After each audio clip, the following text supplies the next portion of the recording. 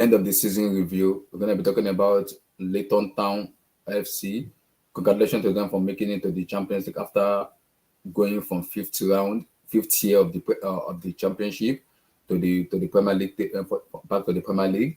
We're also going to be talking about the Sonny Spalletti after winning the Scudetto. It's going to take a sabbatical for football. We don't know we're going to have a discussion about it. We're going to talk about Bayern Tuchel in terms of winning the Bundesliga. We're also going to do about a UEFA Champions League debate, which I want us to have a discussion about. We're going to talk about Christopher Nkuku, because I want us to have a discussion about Nkuku. What a phenomenal season he had, because I don't know, people doesn't rate him highly, but Nkuku has showed enough that yes, it can be relied upon, and he showed that yes, if you give him the chances, he will ball. And I think last season it was the player of the season in the Bundesliga last season, and this season again he's shown it enough that it can be relied upon. So we're going to talk about Christopher Nkuku. We're also going to talk about I want us to talk about Brighton, because it is important to have a discussion about Brighton. Very, very important, because the season the Zebby is having, that's a fantastic season. Very, very. We're going to talk about the Zebby. We're going to touch a little bit if we have the time. We're going to touch a little bit on Poch towards the end, though. But make sure you like the subscribe, smash the like button, get that freaking likes up, get that freaking likes up, get that likes up, get the likes up, guys. Like that vid, guys. Like the vid. Let's go, my people. Let's go.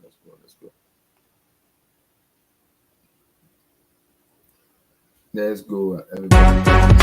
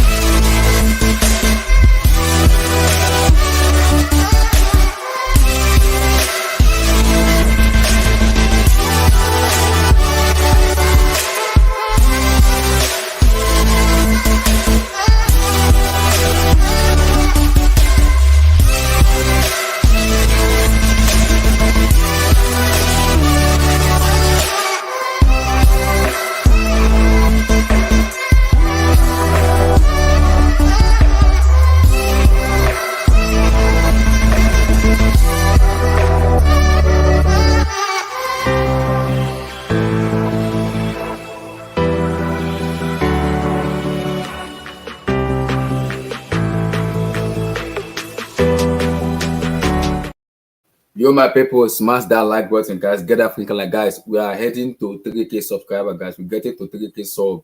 Make sure you like that vid. Smash that like button, guys. It's a Sunday hangout. We're gonna do end of the season review.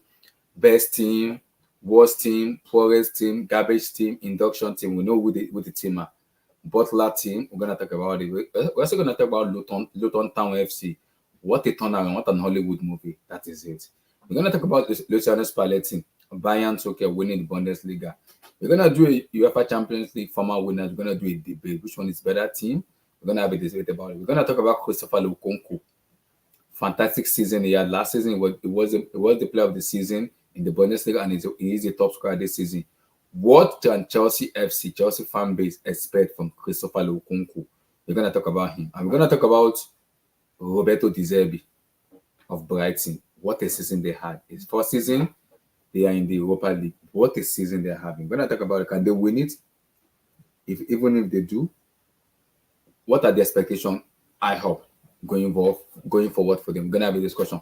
But firstly, what a season it has been. Congratulations to Man City winning the league, Arsenal coming second, United coming third, and Newcastle coming fourth, and then Liverpool fifth, and Brighton over Albion coming sixth, and Una Emery coming seventh. Fantastic season it has been in Premier League title. What a season. But firstly, End of season. Let me come to Brighton. Brighton, overall, give me your overall take on the end of the season review.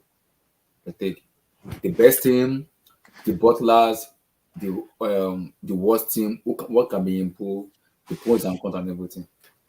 I mean, obviously the best team is obviously Manchester City. They won the Premier League, right?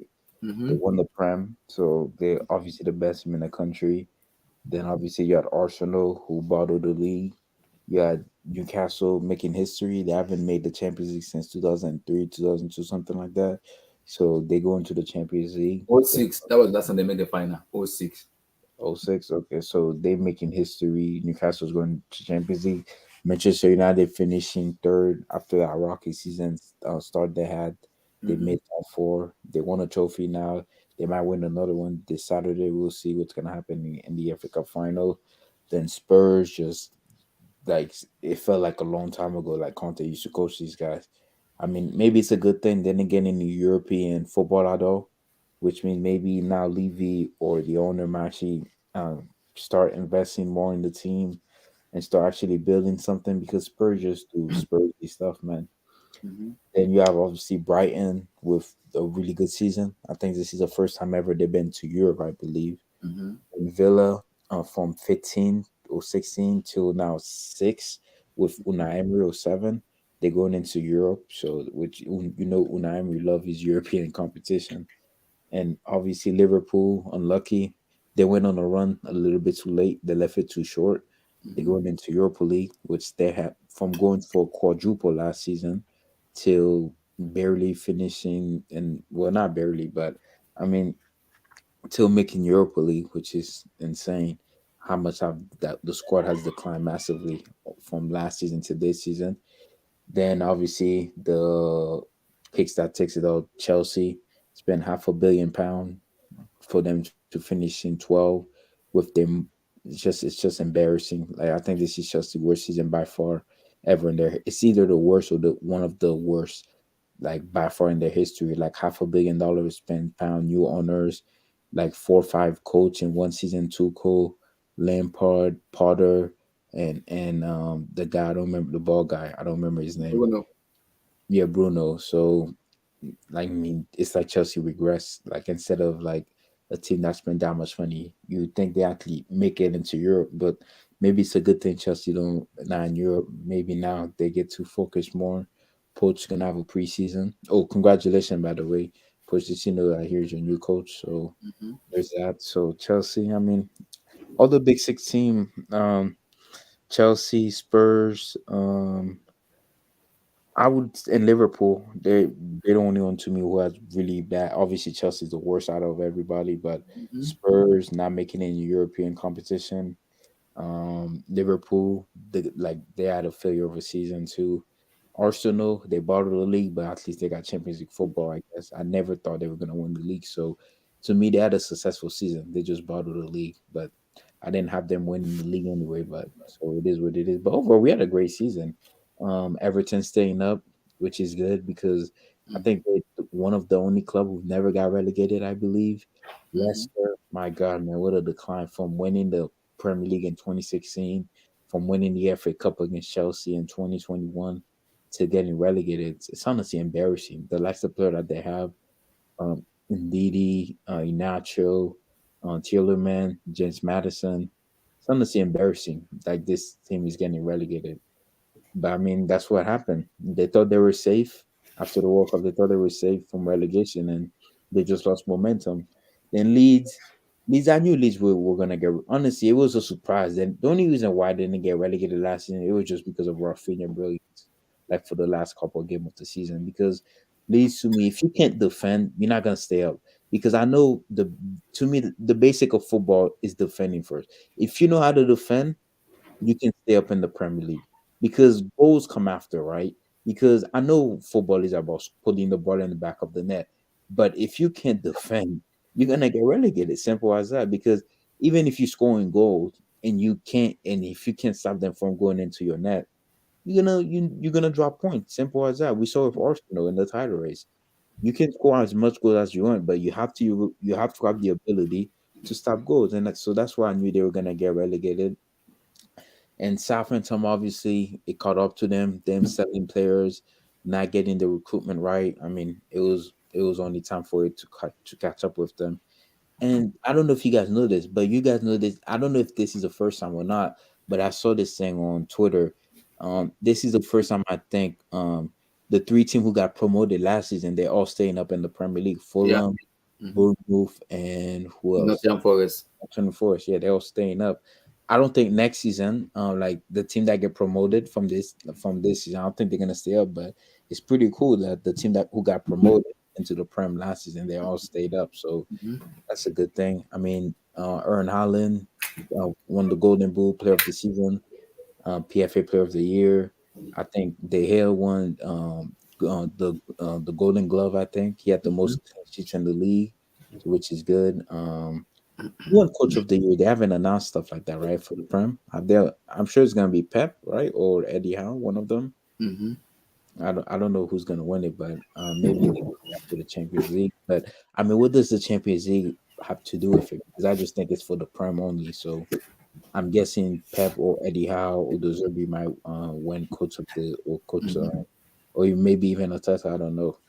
But yeah, we'll see. I mean, it's been a good season. We had a World Cup in the this season felt long, honestly. I don't know, is it because we had the World Cup in the middle of the season? Maybe that's why. But overall, we had a good season in the Premier League. We did. I thoroughly enjoy Arsenal bottling the league and Liverpool not making it. So So let yeah, me ask you, Tom, before I go to Tom.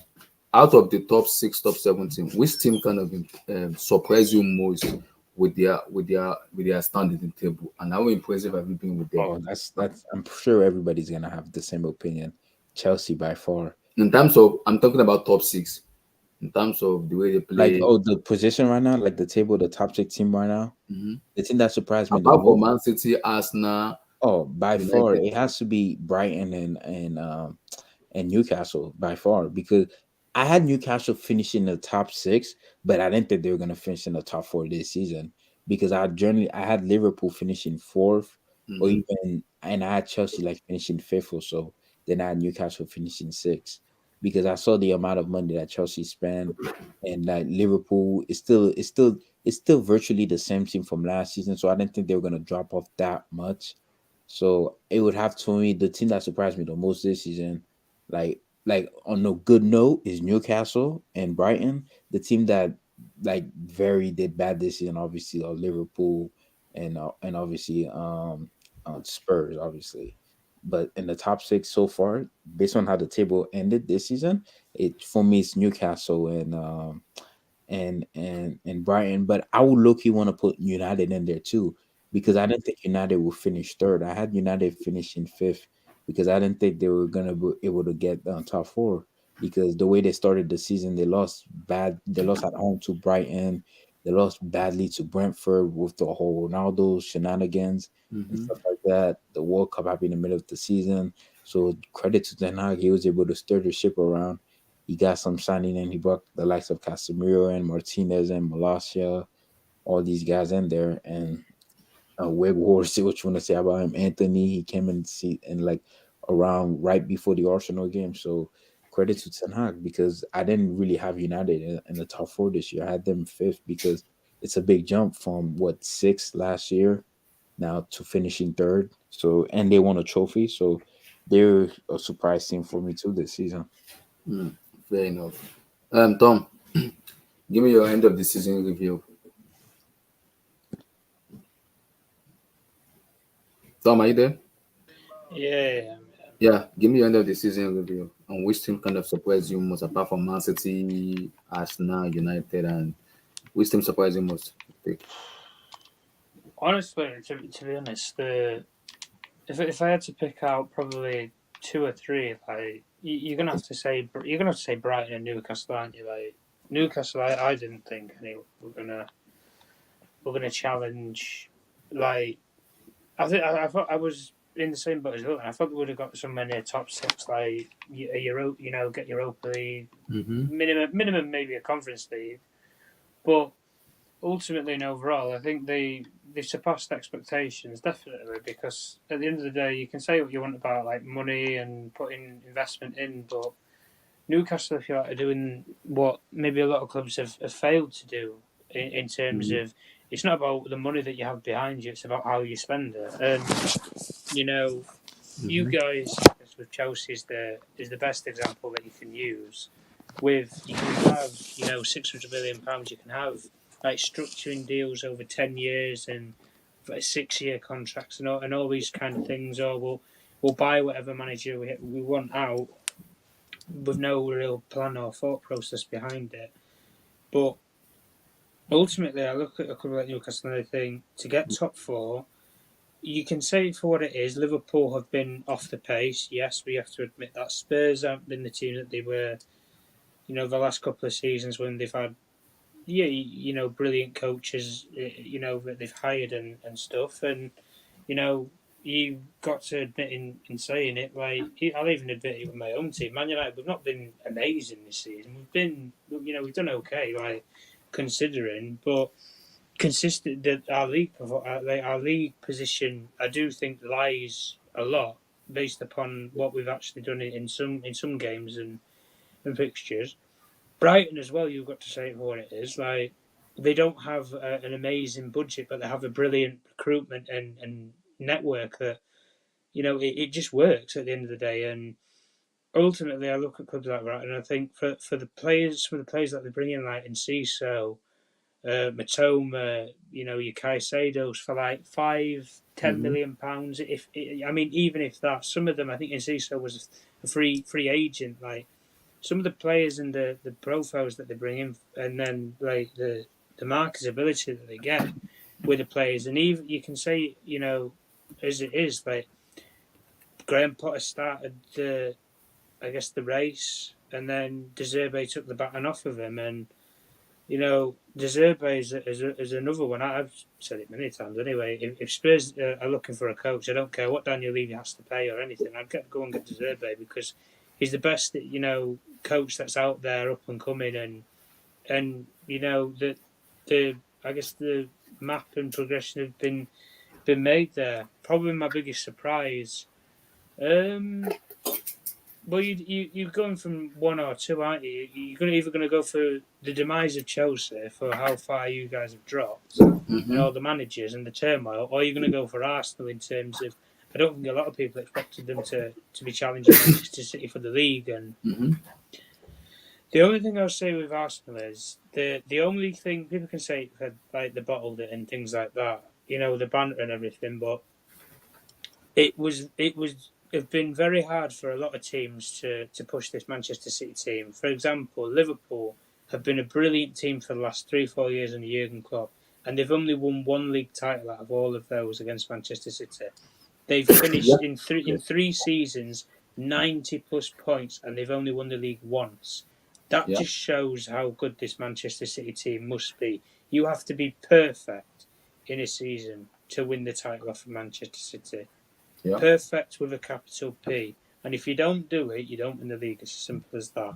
Yeah. And, Arsenal, they haven't got, if you like, a backbone to fall on. They're back in the Champions League. So you can say that. But, a lot of the clubs at the end of the day, with you guys, like with Chelsea, it's been absolutely shocking, hasn't it? Let's be honest.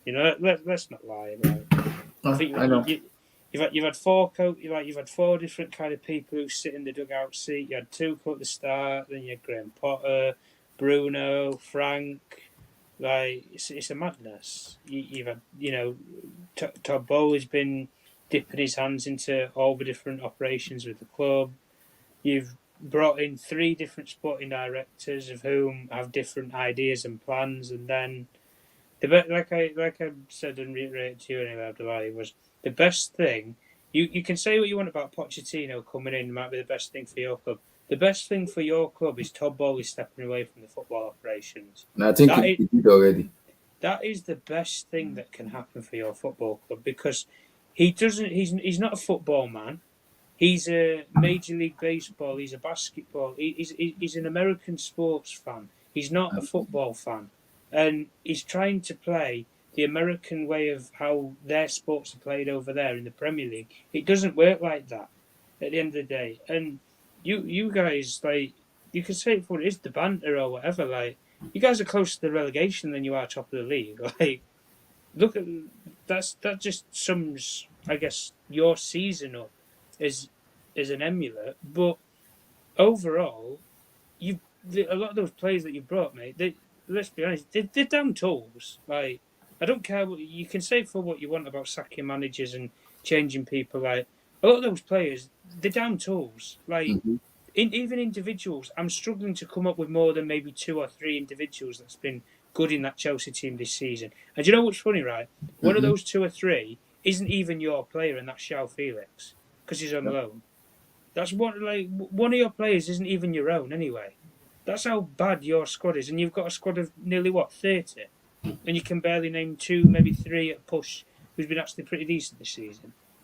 And I don't want to hear this about managers or anything because you can down tools. It doesn't mean that you can't run 5 yards to block a pass or 5 yards where you in line with the goalkeeper for a free kick or something ridiculous like that. Like, it doesn't matter at the end of the day. So, love it or hate, I think surprise has definitely got to be Newcastle and Brighton. The shocks, I guess. Arsenal, I didn't expect to be challenging for the league title at all. And I'd probably say the same thing with you guys with sitting mid-table, but no, you've got to say it for what it is. Clubs like Brighton and stuff like they don't have £600 million to splash in the market, but they've got a better football operation than you at this moment in time, and we can say it for what it is. They have probably, I think anyway, with Brighton for me, outside of probably no, we can include them in the top 6, so they finished there. Like, inside the top 6, I think they've probably got the best, if not the second best, sort of recruitment policy in the Premier League. If I'm being honest, the age profile, the actual analysis of some of the players that they bring in, it's players that suit a lot of different styles, and it's not just you buy a player in and you know they can only play one way. You buy a player and they can play 3, 4, 5 different ways. Possession base, high lines, block, low block, whatever you need to play in a certain game, they can play it. And they work to the letter of the law. But ultimately, the season's a travesty. I mean, relegation as well, like Leeds, Leicester, like shocking, as Luton said, like Leicester were a club where like they beat you guys in the FA Cup final, like not so long ago. They Yeah, they won the beat league. us. Yeah. They won the league like 2 years ago. Yeah, well, they won the league like what? 16, 17. Is it 16, Yeah, 17? like 5, 6 years ago. Like, Mm-hmm. you think about that team that won the league that many years ago that should have probably got top 4 finishes in 1920 and 2021 seasons. Like, they should have got the top 4. They should have done what Newcastle did, really, and got the top 4, over rival teams, because in those seasons they were brilliant with Brendan Rodgers. Mm-hmm. But same again, I don't have sympathy for clubs like Leicester. I don't have sympathy for clubs like Leeds. When you get to that end of a season, you need to make a decision whether you stick with a manager or you already have somebody permanently to line up and bring in. Not a caretaker, a quick fix, like a quick Sam Allardyce 4 games thinking he's going to produce some magic. It's not going to work. Same thing you have with Dean Smith. Dean Smith's an Aston Villa fan. Why are you giving him the Leicester job?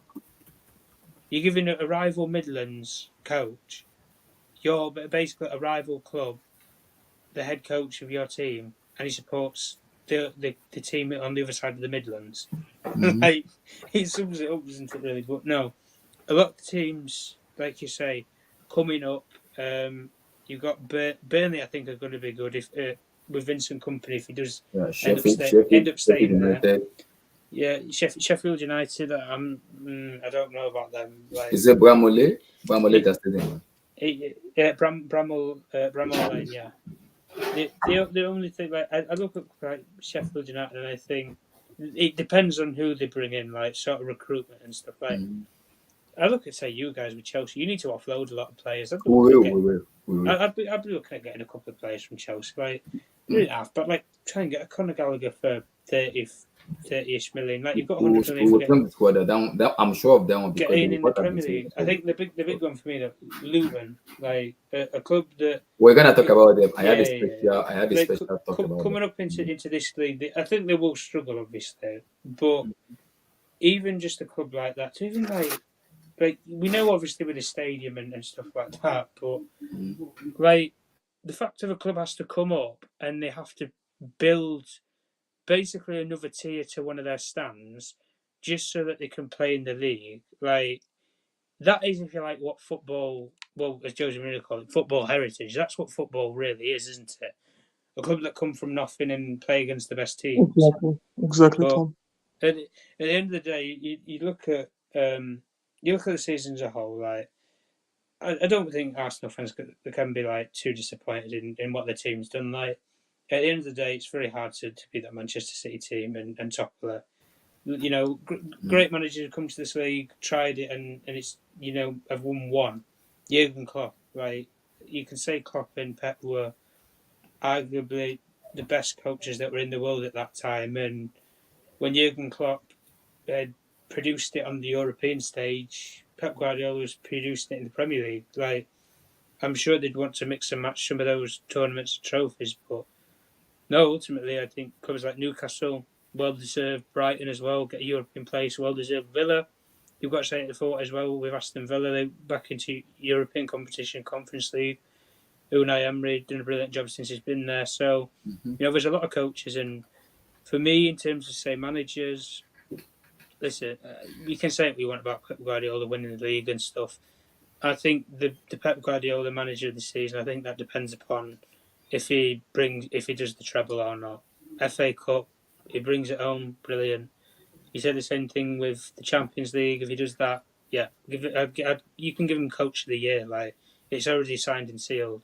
But for me, Eddie Howe, that team last season when he went in were basically a relegation threat, and then in the short space of nearly a year to turn it all around and then get into the top four. And they've not spent wildly. They've not spent £300 million. They've spent like 150, and they've brought the right kind of players to suit him.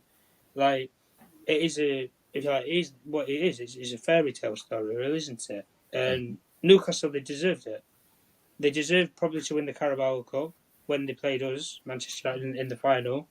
And they probably just, like I say, they didn't get the trophy, but they got, I guess, the bigger aspiration of they're back into a big European competition, the biggest that there is to be in. So, yeah, that's my take on it.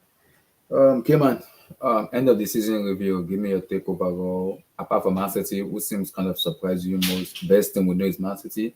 Which team surprised you most? Which team do you want to see more coming to next season? This do I have to speak on Chelsea or I can avoid them? You could talk. No worries. Okay, let me at least start talking about the guys that surprised me. Of course, like Tom said, Brighton have done extremely well. You know, first time in Europe I think it's in their history, right? Yeah, in their history, yeah. And when you consider how we poached their coach and the guy came in halfway in a new league, you know, you have to respect. You have to respect. They did well. I mean, because we're gonna talk about Brighton in a separate topic, but you could talk about that. No, of course. Listen, City have won it. They have done what they needed to do. Arsenal, if you take away their fans being complete clowns, they have done extremely well.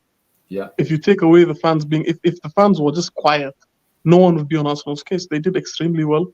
Yeah. They challenged City. Yes, they fell off, but come on, these guys were not meant to challenge. They're not meant to challenge. And if they improve in the summer, if they get the right players, you know, the areas that really disturb them, I mean, they can do something next season. But again, another team is Newcastle. Did extremely well. Today, maybe you can argue that you saw them wobble a bit. I mean, if that is how you're playing against Chelsea, I don't know what you're going to be doing in Europe next season, to be honest with you. Because they didn't play most of their key players. Yeah, okay, you can argue that. But listen, it's going to be an important summer for them as well. If there's kind of wasting there, we're gonna be in trouble with these chances. Yeah. Another team is Aston Villa. I don't know why we're not talking about Unai Emery. Yeah, Unai Emery. We have to respect this guy, man. We have to. You don't say about it before you came in. Unai Emery, man. Shout out to you. The guy has done extremely well. I mean, he took Arsenal to their second European final and got sacked because they lost. And now look at him again. Look at him taking Aston Villa and doing what he. Because listen, Aston Villa and Everton were in roughly the same situation, being managed by clowns. One of the clubs. Okay, Everton got Daesh and Aston Villa got Unai. And look at where are they now? Are they seventh or what? Where are they? Yeah, Where Aston Villa? they They're finished what? They They're in Conference League. That is excellent. Mm-hmm. That is excellent. They've done extremely well. How many points are they behind? They're 1 point behind Brighton. Mm-hmm. Wow! Shout out to Unai. Shout out to Unai. Man United, they did what they needed to do. To be honest, I didn't expect them to be in top 4. They got a Carabao Cup next week. They're going to be facing. I think is it next week, right? Yeah, next week. Yeah, Next week they're going to be facing. They're going to face. Huh? If I'm not mistaken, is Huh? it Sunday or Saturday? I don't know, Tom. When is your final? June Yeah, 3rd. it's on Sunday. Yeah. Sunday. It's on Sunday. Huh? So like I saw a clip of Ten Hag talking to the home fans today. I mean, yeah, I can see the vibe. I can see they're really fighting. They're showing that they can do something. You never know. And if they get Kane and they get Mason Mount and a few other key players, I think they can do something next season. The Chelsea. Can you scroll down, please? I got this thing just hurts. You just clowns, utter clowns. The fact Lampard. you didn't even know where your own team had finished, like that just. No. I know that we had to scroll. I know we had to scroll. We were just scroll down FC. But you know, I'm really happy for Everton today. I'm really happy we both survived Lampard. I'm very, very happy for them. Leicester City, Amate, you deserve this. So I'm so sorry, Vadi, but Amate, you deserve this. Leeds, goodbye. Southampton, I'm sorry. If you guys could beat Liverpool today, it would have been better. But hey, it is what it is. Listen, so far, to be honest with you, like the teams that surprised me the most this season was Brighton and Aston Villa. You can argue also Newcastle. Newcastle actually has stuff. Yeah, Brighton, Newcastle, and Aston Villa. The most disappointing team is hands down Chelsea. Hands down, no question about it. Absolutely no question about it. Fair enough. So, I want to talk. Vuitton, I'm gonna come to you on this. Vuitton, for the very first time in the since 5 years, like is it 5 years? In the five, they were in 5 tier of Premier League when it comes to football. Oh yeah, Luton. Wow, Luton. Okay. Last in the 5 tier of football, and since then, this is the very first time coming to the Premier League. And if you look at their stadium is like 10,000, but they're trying to rebuild to kind of make some changes to it to live up to the Premier League standard. But I think it's 17K, right? It's going to be Town. 17K. Vuitton, give me your take on Luton Town. What a story it is! Like the story of Wrexham, Ryan Reynolds buying that by like the football club.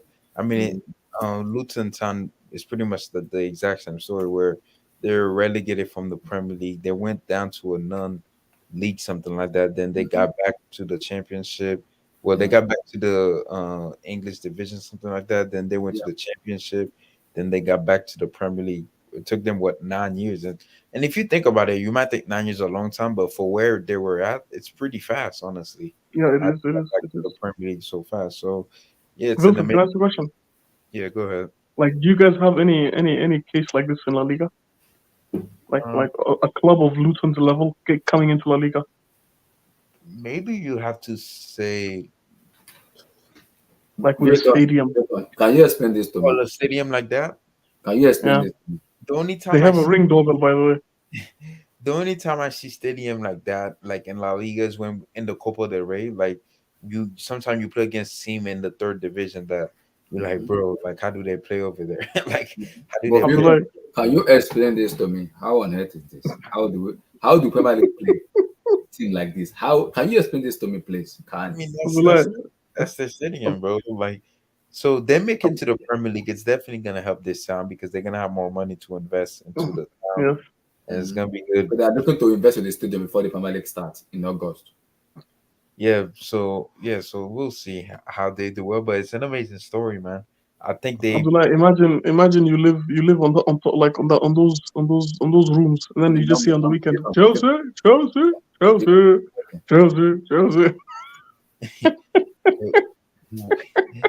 They won on penalties. They're trying to sleep. It's definitely story. It's definitely an amazing story. Like 10,000, like I'm pretty sure people live in those houses and they able to watch their football team play. Yeah. So now they're in the Premier League. So we'll see how Because they do. according to the report, if players are gonna come in, they have to go through the inside. People living there to come into the stadium. They can't go outside. They have to go through the inside of the door. You see this gate here? There's an inside at the back where you have to go through the inside, come out from the inside, make a right turn, and go into the stadium. Guys, imagine the match day cameras inside someone's living room seeing the players walk through. I do remember, like, I don't know if it was this season where was it United or Chelsea where they were like they hit a ball, but the ball went inside of one of the Yeah, people it house. was one thing. Was it Luton? I think it was Luton too. We played them in the FA Cup. Okay, Yeah, we did. like We played them. Yeah, you're right. Yeah, it was Mason Luton. Mount skied the ball to the roof. yeah, Yeah, something like Luton. that. I do remember Real Madrid. We did go against like a team like that too. It was against Real Vallecano because this stadium is kind of like that. Valverde took a shot, then it one of the balls went into the houses of the people around the area. I mean, But which how is can I mean, but we on 10,000 people in this stadium? How is it possible? I don't think the but stadium is a Premier League standard. How? I mean, doesn't Bournemouth Stadium is like 11,000 something like that? I don't know. Bournemouth Stadium is more than that though. Because I don't think it's a lot of people. I mean, that's just how they can afford it. I mean, don't forget the club was very poor, man. So Mhm. that's But who they able them to coming to the APL also help them too because now they'll have more investment. yeah, so they can invest into the city and get better players and stuff like Mhm. that. I mean, Yeah. it's a fantastic story, man. Like it's a story that really helped the team in Division Two or any team that's got relegated even beyond where they're not even in the National League anymore. So Hmm. they can know they can always come back. So it's a beautiful story. It's like the Hudson Phil. I think they used to be in the Premier League back then. Hmm. So yeah, man, it's a really good story, man. I'm excited to see those games, man. Like especially against Hold the on, big. you excuse me. You are to see this. Hold on. What? I Stop. want to see like the likes of Liverpool, United, City, Yeah. Abdullah, Chelsea. I don't know why you hate this, man. This is football heritage. This reminds me of when I used to play as a kid. Just smash the ball, it enters the neighbor's house. Mom, can I get the ball? Let me get the ball. Auntie, let me get the ball. I was hitting the ball, it lands on the roof. Oh, so You so go get a stick, and you go get a stick and try to knock out the roof. Damn. yeah, This so is I'm bad. excited, man, to see how this is gonna be, man. Fair enough. Tom, Luton Town FC back in the Premier League after 9 years in the non-league. Fantastic and great achievements for them.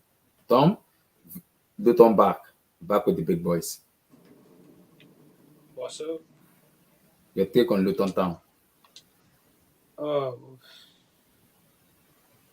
look. Well, you look at a club like Luton. Like at the end of the day, they're okay. They're a community club, aren't they? Like that's what they are. Like you can see for what it is. They're like basically a council estate club. And I'm not saying that to be disrespectful or anything, but like you've had teams like this that have come into the league before. The ones I've already mentioned. Huddersfield and certain teams who they don't have the biggest budget. They don't have the biggest stadium and stuff. And at the end of the day, when a club like Luton gets promoted, and you think about some clubs as well, even Coventry, if they would have, won, like I think Coventry has Coventry has more weren't so space, more fans. weren't so long ago. They were in what's it called, administration, weren't they, Mm-hmm. at the time? Oh And wow. you look at some of the clubs like Luton. I think 3 years ago, the original owner, I think he loaded the club, like I think he was in loads of debt, and he ended up loading it on the club. Like Mm-hmm. it was upwards of like 20-30 million pounds or something like that. And for a club of that size and scale at that time, you think 30 million pounds on something that's like a community project, like a community club and stuff. And it was then put to the supporters trust, and then they got a new owner in, and then 3 years later, I think they went up from League One to the Championship, and then from obviously there now to today, then they've obviously moved up even more, and now they're in the Premier League. But Mm-hmm.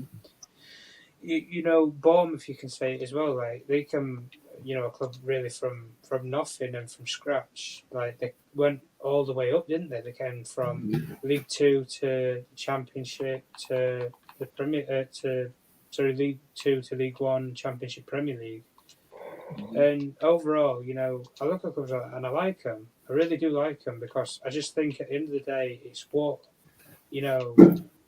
it's something different, is what I always look at it. And I think clubs like City and stuff like, going to a place like Luton where it's not so much about the quality of the team you're playing against, but the atmosphere, like, it is going to be hard and you're playing, in a condensed area. Like, you're literally playing in somebody's backyard, Their capacity is 10,356. Lord have mercy. I don't even know whatever the lowest capacity has ever been in the Premier League. 10,356. Lord That's have the mercy. lowest ever? Or... That's the lowest ever. I think that's the lowest ever, yeah. Wow. Well, like I say, you look at stuff like that and you think, well, clubs like that, like, they deserve this. They deserve to be in the Premier League. It's not just based upon, But Tom, is their stadium up to Premier League standard? Because that's what the problem. Because come on, you don't need to look out to the outside of it to say it's not. Let's be honest. Like, you've got the top. When Luton go to Tottenham, for example, like, let's be honest, like, you'd be thinking you were on a different planet. At the end of the day, I think a lot of those supporters will be thinking when they go about, what a stadium this is in comparison to ours. Like, but it's pretty much. But I like what you said, because that is the fear, because the reporter are saying they're gonna do their best to make sure that before the Premier League starts in August, the stadium they have to. It's regulation, isn't it, to do so? Yeah, because it has to meet the Premier League standard.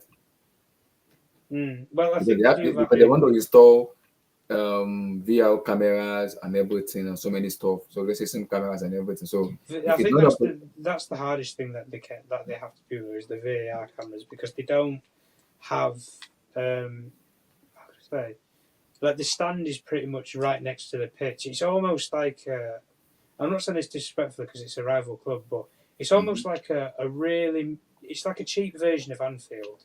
If I had to like compare it to a ground, it's a really cheap and it's a poor man's Anfield, really, with the way how the stadium's set up and everything, and it's that close to the pitch. And when you have a pitch that's like, when the stadium and the pitch are so intertwined and close together, it's pretty much a cauldron stadium. That's the best way you can say about it. But at the end of the day, when you look at teams like Luton, and what I said about the financial situation that they was in, to get to the Premier League, I don't like spending £12 million on improving a stand when you've just won £100 million from winning the playoff final to actually get there. It's a big achievement, and I think in the actual championship table, I think they finished third as well. So how do you play Premier League matches in this stadium? How? Oh, it's easy. Come on, we said. I bet when Bournemouth came up into the league, but Bournemouth Stadium is different because it's more than 10,000 though. But Bournemouth Stadium when they got promoted from the Championship to the Premier League. Shall I tell you what it was? It was 7,000. What, 7,000? It was 7,000 at the time, and at that time you needed to have 10,000 seats, and then I think they built it to 10,000, and then they built an extra 1,000 after that. So that's where you're at when you just searched it up now. They got to like 11,000, haven't they, or something like that? Okay. So teams will do that, but even since getting to the Premier League, like, none of us. I'm not going to sit here and like dismay it. Like, I don't even know one player that plays for Luton Town. I'll be honest with you. I really don't know any of the players that play for them. And that's probably how bad, like, we talk about this now. And even before, like, I heard about the cup final, I was thinking, I don't even know what the stadium's called. Kenny what? Yeah, Kenny West Stadium. Yeah. Kenny West Road or something like that. Yeah, Kenny West Stadium. I had to search it up to actually look at it for myself, and I thought, oh, blimey.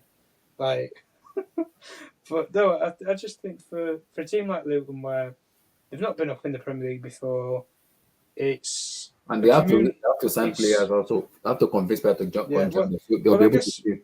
I guess one of the things that we could look at as maybe a more recent comparison, Brentford, for example, when they came up into the league, a lot of people didn't give them that much hope in terms of the playoffs and stuff. And they surprised a lot of people. Thomas Frank as a coach, brilliant coach. Some of the players that he's developed and stuff. Like, turning Championship players into, not average Premier League players, but decent Premier League players where they could easily go to another Premier League club is what I'm trying to get at. Mm-hmm. And I look at a club like that and I just think the model has been set for a team that comes up, and the most important thing for teams like Luton is come up and in your first season stay up. Because you don't come up to go straight back down. That's the one thing that I always say with a lot of these clubs. And then after that, you've got past the hard stage. Mm-hmm. And when you get past that stage, then you don't have that worry. You've been in the Premier League 1 year. You know what it's like. You know the level, the intensity. And like I say, providing that they utilise the £100 million effectively. Oh, AFC Bournemouth is 11,307 capacity. Yeah. Well, like when they first came into the Premier League, as I said, I think it was about 8,000. So okay. The Premier League, right? I think they'd accommodate a club like Luton anyway. Because maybe if they can make it like 20, 25, that would be better.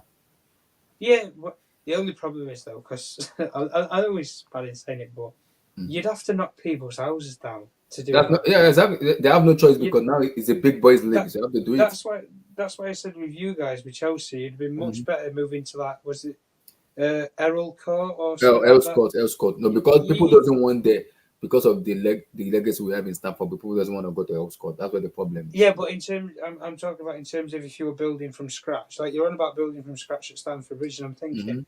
We haven't even made that decision yet. We are thinking about two decisions: building from scratch. But even by doing that, you're going to have to knock down some of the buildings to do so anyway. We have no choice. People living there, we have to pay them the money. We're gonna choice.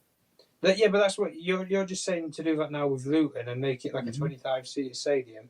The only problem is, do I think they'd probably fill out 25,000 seats? Probably not straight away, but you could build it up to say, how can I say, instead of building around the stadium, just build up. Build like build a tier upon your stand that you've got already. Just connect the. If you do what Liverpool have done at Anfield, like they've just built like 1,000 seats year after year, or they've built, an extra stand, or they've moved the stand back to then fill more from the front, like things like that. Excuse me. Is somebody dozing off? Lord, I don't think anyone's dozing off. Why?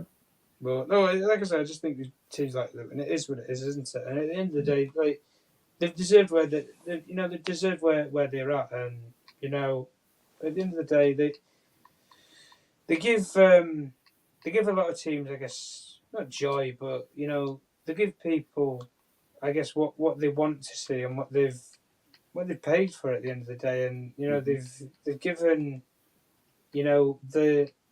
the community now something to shout about. Like they've given the local team something to. And I think them back into the Premier League now, people like the people living there also want to support them in terms of building the stadium because they'll be watching. Oh yeah. Well, but building a new stadium and things like that. Honestly, I don't. Because I heard Brentford, the stadium was built by the fans. No, they didn't build it. They paid for it. They paid for it, okay. Yeah. But it's a community like Brentford. You can say the same thing. It's a community club. Like it's a club from literally nothing at all. So it doesn't shock me when teams like that, get the opportunity that they do and come to the stage that they do. But the only thing that I see with it is when you go to Luton away, it's not about the team that you're going to play against. It's the atmosphere. It's the fans. It's the, it's the enclosing stadium. It's not a Wembley where, the pitch and the stadium is far away from each other. It's not that. Yeah. And this one is very close. Yeah, I just look at that and I just think I don't think they'll panic, but I think it'll be a bit of a shock and a surprise because Man City going there, Liverpool going there, Arsenal going there, Chelsea going there, Newcastle. That's what I mean. Like teams with I'm not sounding bad in saying it, but like heritage, like history, like teams. It's not a norm for them to go to places like that. Yeah, you just have to play that. But for me, for them to meet up to the level of EPL, they have to kind of do something with the stadium, which I believe they will do something about. It's a matter of we'll see. But I'm so happy for them because if you look at their history, their stories and everything, you have to just be happy and be proud of them because the way they've gone through it, you should be very, very happy how they're going to. And now, this is where the question is now. Tom, can they stay in the Premier League? That's what the problem is. Personally, I think it's down to the recruitment strategy for me. I think if you get a couple of for teams like Luton, I don't think they can buy or do a lot in terms of purchasing players, but the loans that you can make, as I said, like Chelsea, you guys are looking at offloading so many players. Like you can get some decent Chelsea players on loan for the rest of the season. Exactly. No, that's true. You'll know a couple of names better than Yeah, me anyway. Who would go to a club like that just because they'd be playing in the Premier League week in week out. So there is a space there for teams like Luton to make the most of maybe clubs' downfalls or problems. And you guys are like they got big problems in terms of the teams, but at the end of the day, that I just see it as take advantage of the loan market, get some decent players through, and go from there. Really, go figure. But we'll see. Yeah, we can also sell for like 10 million, see. 5 million. We'll see. Yeah. Well, there's a couple of players that you guys could loan off. I don't know. You want Conor Gallagher gone? Playing a couple of games this season, like something to Luton, like he'd be playing week in week out, and he'll be the best player that's there. So at the end of the day, the map's there for a lot of players. And I'm sure there's a couple of boys that's in your academy, like what's the fullback? His name Hall. Ian Matson and everything. Yeah. Well, like I said, there's a couple of them that's there that you could say deserve probably to go somewhere and get some first team minutes, whether it be Premier League level, Championship, or whatever. So, like I say, there is now the option to go to that kind of club, and Luton would be that club really that's in the Premier League right now that could give a lot of teams, young players, that opportunity to experience that. So that's the reason why I'd say that in regards to them.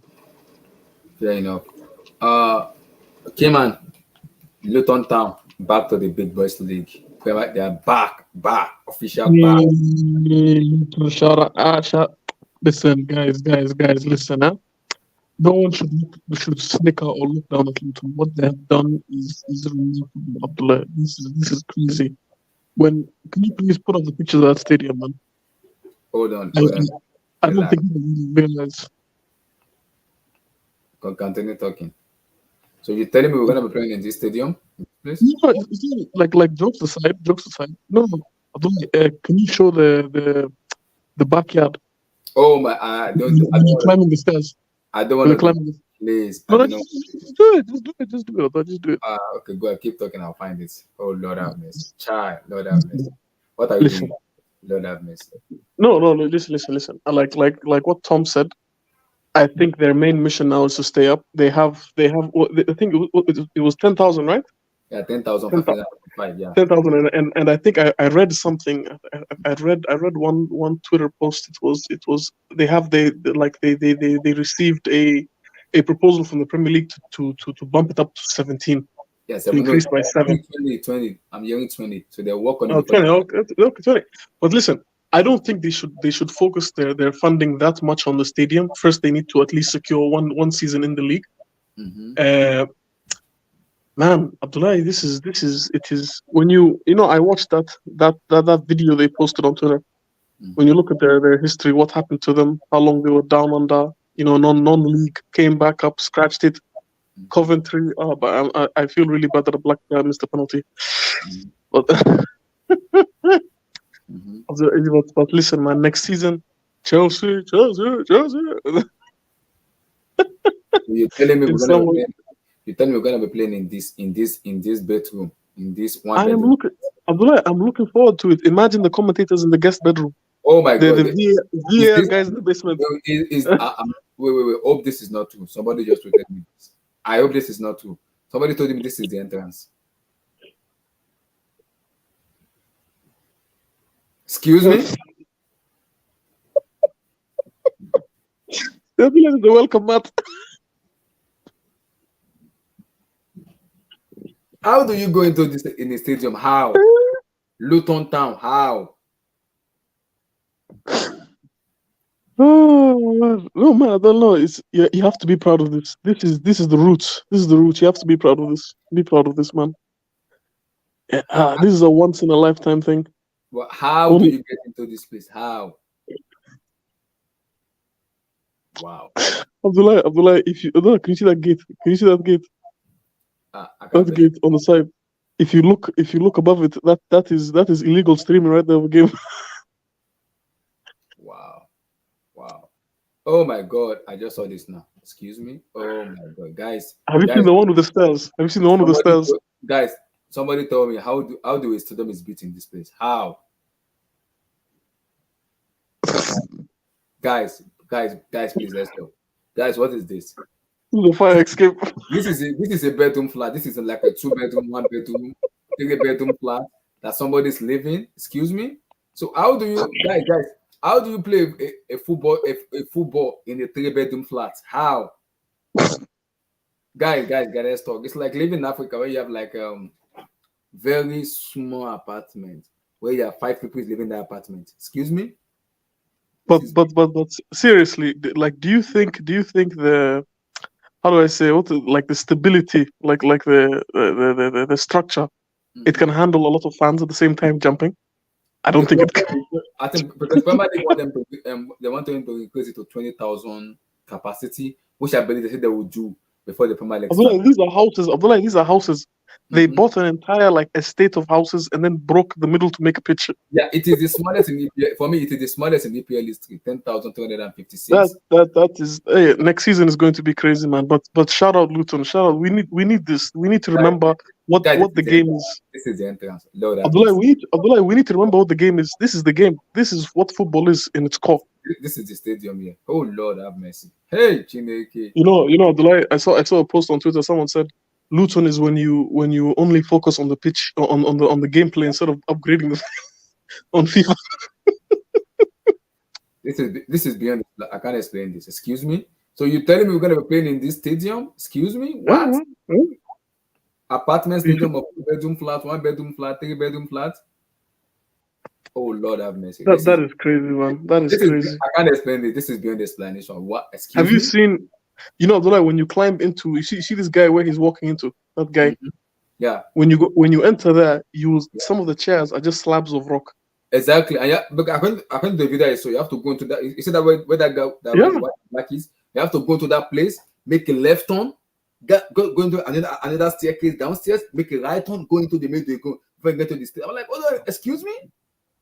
How do players go into this situation where you have to go in, make a left turn, go again, make a right turn, go again, go into the middle, then go to the stadium? What? Excuse me. I fear that they beautify this thing too much. I want this rawness. This is raw. I like it. I like it. How? This is what this is culture. They will get injured in this place. Lord have mercy.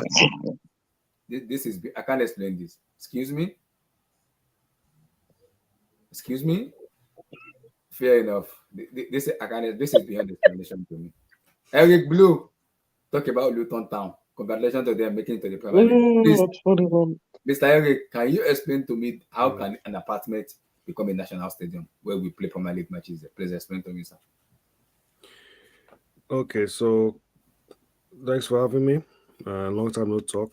Welcome back from sabbatical.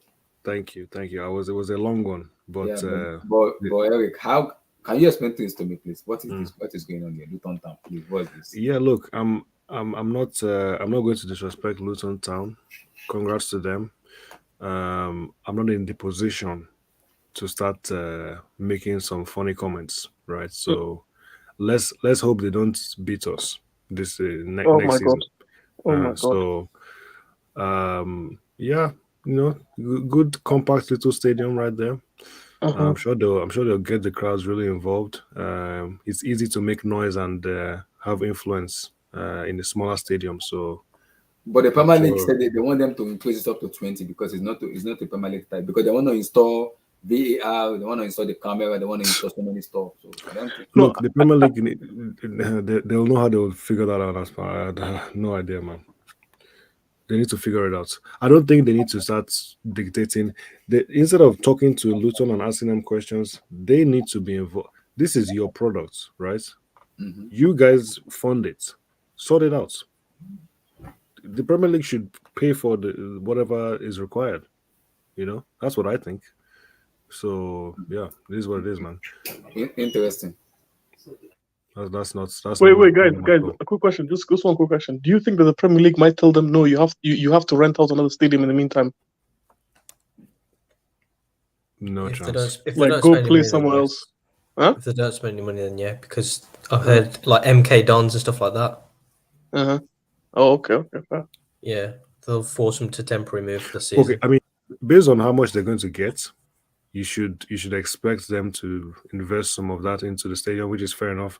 But I also think that the Premier League have a responsibility to maintain a certain stand. Like it's in their best interest to ensure that the product isn't diminished. So they need to do their job as well. I think they have to be involved. So anyway, that's not that's not nothing. I couldn't care less, to be honest. That's their problem. But in terms of the stadium, in terms of the team, congrats to them. Well done. They're probably not going to stay up, but I was actually thinking about that. If they don't even stay up, what's the point? They'll be here for one season, go straight back down. Okay. I mean, there are many clubs who have been here for ages. Look at Burnley. Burnley were in the Premier League for years and years, and now they're back in the Championship. I know they're coming back up again, Well, but shout out company, by the way. yeah. Look, company. Let's see what he can do in the Premier League, but I don't know if at least they can. I mean, for a championship, but to be fair, for a championship club, I would have expected a better, because I'm pretty sure the championship have a lot of good teams and they spend a lot of money. So I don't really know why. No, these guys were non-league 9 years ago. Ever. They were non-league. Yeah, but I mean, come on, for a team that was, I mean, how long have they been in the championship? Right, it's not I been. think was it 4 years? Yeah, because yeah, look, they got relegated into the Yeah. non-league in 2009, so it's been 13 years. Uh-huh. They gradually come back. Look, more than the stadium and everything to do with that, they need to just find a way to stay up. Eric, you're telling me we're gonna have a playing Man City, Chelsea, Liverpool, Arsenal, Newcastle, Brighton, Burnley, Crystal Palace. They're gonna make it fun for us. They'll grow grow the grass. They'll make the. So you tell me we're gonna be playing in this stadium here. This stadium. You see this staircase here. You see this guy. You have to go into that stadium. You have to make a left turn. Go and make another right turn. Go to the middle. Go outside. Abdullah, show him the door. Show him the door. Show him the door. It's gonna be fun for people going to that. I cannot. When I saw the video, I was just laughing. It's like a comedy. They're gonna use some tactics, man. If I was Luton, I'll make it as difficult as possible. Just have one corner where you change. Cold shower. No mentality for you. Yeah, honestly, people are living in that. People are living there. Yeah. So you're telling me football players are gonna be changing in the Luton Town thing, and you expect the people living there not to be knocking? In the backyard, Abdullah. In the backyard, that's in the locker room. Or people celebrating their win, and you see them knocking their door. Excuse me, sir, can you lower your music? That is stopping this game. I'm not joking. This is an apartment. Somebody knocked. Excuse me, I am living there. Can you please lower your music? Police are called. I'm confused.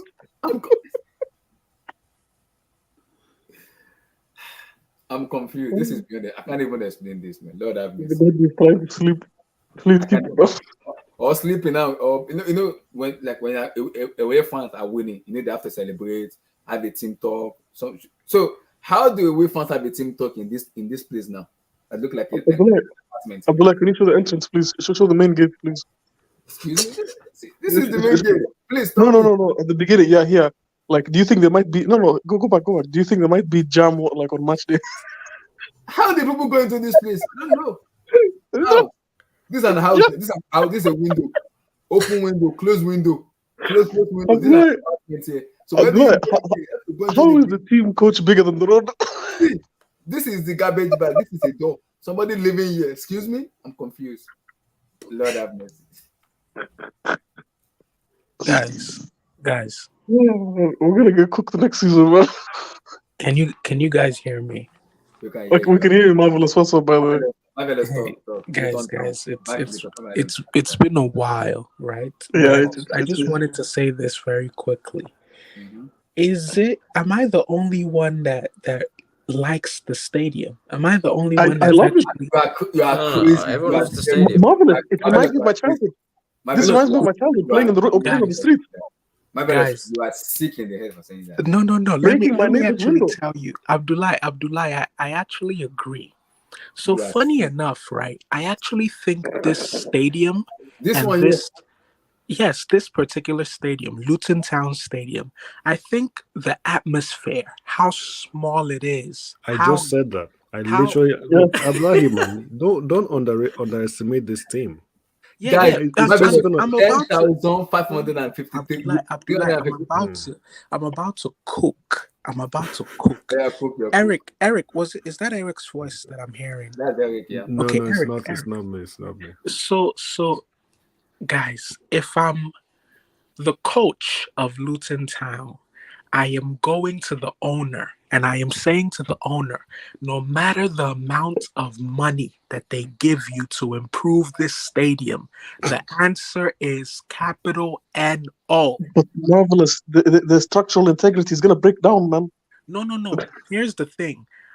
If I was the coach, I would say to the owner of Luton Town, let us try to negotiate with the Premier League so that they can allow us to just have our home games to our capacity. So if we can only fill 9,000 seats, or if we can only fill 10,000 seats, that's it.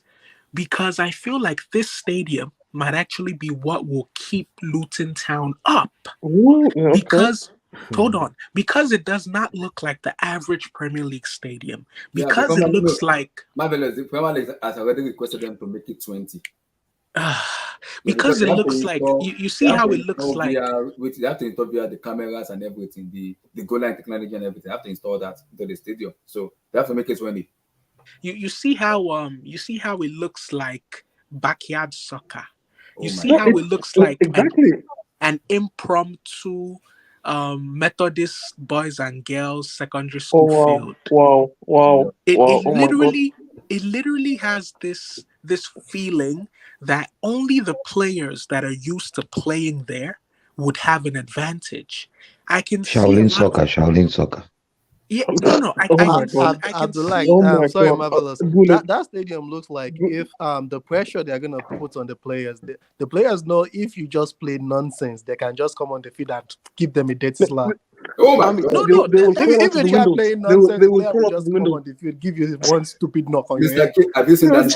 Especially if you sell them someone like Kolomos Sidodoy, they will slap. Okay. The thing is, imagine players, these Premier League heavyweights that are used to playing in these 4-star, 5-star stadiums. Yeah. I don't know if you guys remember. There was this season. We went to this stadium that looked like we went to this stadium that looked like an untarred road. If you guys remember, Oscar and Fernando Torres scored. It was 2-2. I can actually look it up while I'm talking. But that particular team, their stadium was so bad that it was part of their tactics. Oh my God. I don't know if you guys get what I'm trying to say. Like this Luton Town starting 11, they're used to this stadium. They're used to the abnormalities. They're used to the part of the pitch that's crooked. They're used to the part of the pitch that's bumpy. Okay. They're used to the part of the pitch that, they know, okay, if the ball gets to this part of the pitch, passing it, you might have to go long ball because the turf is a bit rough on this side. They know these things. So they will have to spend $10 million on the stadium upgrade. If I'm the management, I'm saying no, we're not improving anything. Because that's what the Premier League requested from them. They have to spend close to $10 million to improve. No, Abdullah, Marvel has a very good point because they know exactly if I kick the ball this way, it's That going guys, to bounce that fans way. have to walk through the houses to get it to the stadium. Lord have mercy. Oh Child. wow. Oh wow. See, Yeah, this is if where it, this is where the fans have to go to. You see this place here? shit.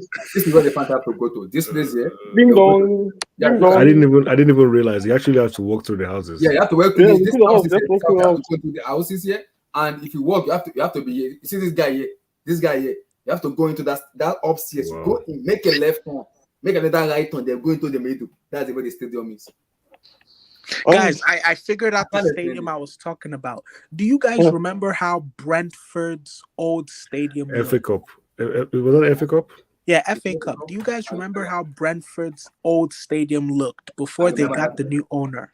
Yeah, I remember. That their pitch, their terrible. turf was so bad, it looked like they spray painted grass on concrete. But guys, Oh, how wow. do players?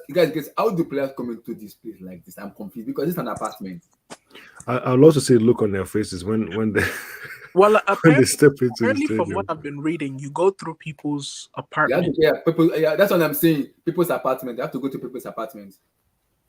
Because I saw Yeah, a video bro. where Crazy. the video because I wanted to talk about it today. So So I why saw the are video. houses just Abdullah, built do you have that around? video, by the way? Do you have that Yeah, I video? don't know. That It's TikTok. it's probably it's I don't know if probably YouTube allows you, but I similar have the to video with me. Abdullah, you have to guys. play that video. That Play that video, video. that video. According to the video I watched, the player has to go. This place, the player have to go into that place. They have to get to the staircase. When you go to the staircase, you have to go up to this place here. Yeah. Up here, where this guy is. You have to go to that hall. And you make a left turn. And after making a left turn, you're gonna make another right turn. You go to the next one. Guys, you know, my theory is that it's very similar to Stamford Bridge. I don't I'm think. pretty sure that those homeowners were given the option. Do you want to lose your house and we expand the stadium? Or do you want your stadium, your house to be a part of the stadium? And some people actually like it. I think that's probably the thing. You know how there's also houses close to Stamford Bridge. Yeah. So I reckon it was a I mean, similar not that situation. close, but Not that close, but Yeah, no. In the sense that the people Marvelous. that Marvelous. own Can you these see homes. people doing laundry at the Stamford Bridge? These guys do No. laundry, That's man. that's what I'm saying. Like you see, obviously, with Stamford Bridge, there's a possibility that certain houses were destroyed to make yeah, Stamford Bridge as big as it is. But there's a possibility that for Luton Town, homeowners said no. They said just build it with our houses. That's a But the possibility. problem is, but the problem. Eric Blue. Because Marvelous, this is the problem now. The player, the away from the player that are coming in, they have to change. When they have to celebrate. People living there knocking at that door. Excuse me, please. Can you turn off your music? You're disturbing me. I need to sleep. Guys, today is actually Marvelous. How do you explain that to a football player? Telling the football player, No. you are disturbing me. I want to sleep. Guys, did you guys see when Ruben Loftus-Cheek came off? I felt bad. I actually feel bad for the guy. I think the guy really likes Chelsea. I don't care. He can never. If he gets 150K a week, of course, I'd love Chelsea as well. Look at the entrance of that door. It looks like a Jamaican party, man. Oh wow! Gule, no, don't say that. Gule, don't say that, man, please. Luton Town. Are we gonna be playing Premier League football in this stadium? Man? Please get to us. Explain to me. We will talk about Kovacic as well. Is there a separate entrance for the players? Or There's no separate entrance. Oh, yeah. Abdullah, show them the door. Abdullah, show them the door. Show them the door. See, let me try to find the door. Hold on. Show them the door. Legendary. Legendary door. Don't, please. No, you have to. Okay. Wait, there's a separate entrance for the players. I've seen it. This is the door. Guys, this is the door. I can't believe this. I cannot believe this, guys. This is the door. I cannot believe this. Guys. Keep talking. J2S, keep talking. Yeah. I like the stadium, man. I mean, the rent's gonna go up in the area. J2S, excuse me. Abdullah, yes, we love the stadium, man. It has so. You can't like that. This is football. This is the stadium, guys. This is the stadium. That's the entrance. It looks like you walk out the subway. Abdullah, wait. Abdullah, don't end it. Let me watch. Guys, explain to me. Guys, what is this? I want to watch the whole video. Make a right one. See, You make a right turn. You make a right turn. Then again, go into this. Abdullah, press pause. Abdullah, press pause. Press pause. Abdullah, press pause. Look at that. Look at that. You see people like that's the stadium there. That's the stadium there. You go into the That's somebody's backyard, you know. that's someone's backyard. guys. How do I explain this, guys? How do I... Yeah. Imagine one match day, you just see the cameras tune into someone's barbecue.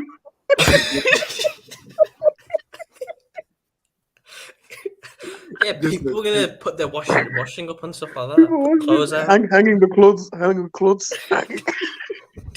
No. So, But Abdullah, the people living in those homes deserve Medal of Honors because So how do you- the level of Marvelous. noise. Oh no! marvelous. You see the VAR that they're trying to set up now in the stadium. How are they going to set it up? Are they going to rent people's houses? What are they going to do? They'll run extension cords through people's living rooms. They'll be able to install the VR. So the new VAR room is going to be some students' like living room. No, it's going to be the baby room. It's going to be the baby room. Imagine students in that. It has to have a big window. It has to have a big. Guys. Abdullah, behind the China cabinet is the VAR altar. Imagine this scenario where they awarded a team a penalty, and they told us that we not agree, and they went to the stadium room and off the VR and disconnected the channel, disconnected everything. You guys, They'll have to go and knock at the door. You guys know we played. You guys know that's guys. You guys know we played these guys last season, right? We played them in the FA Cup. Yeah, we played them. I played them as well. Speaking of which, Abdullah, imagine you're getting your beauty sleep, and then you receive a knock on your door, and it's Mike Mariner, and he's like, "Do you have any outlets? We want to connect the goal line technology." What, they can ask you for your internet speed? What's the passage? What's your broadband? Do you have any? What's the passcode of your Wi-Fi, please? The scary part about this is, see, the players celebrating, knocking on the door. Excuse me, sir, I am sleeping. Can you turn off the music? Abdullah, police come, they say, "Hey, we've been hearing complaints from the neighbor. Can you please keep it up? Hey, I know you just survived relegation. Please keep it up."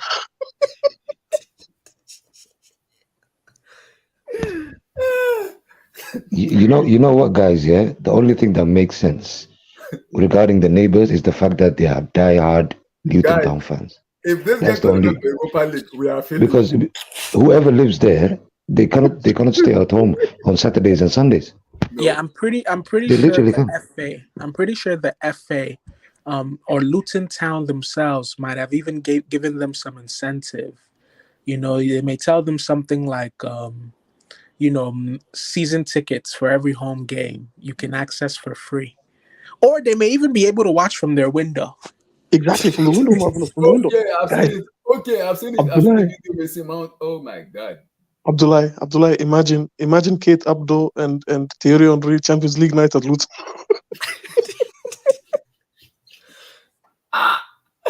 Wait, can you imagine we're now doing the Sue at Luton Town?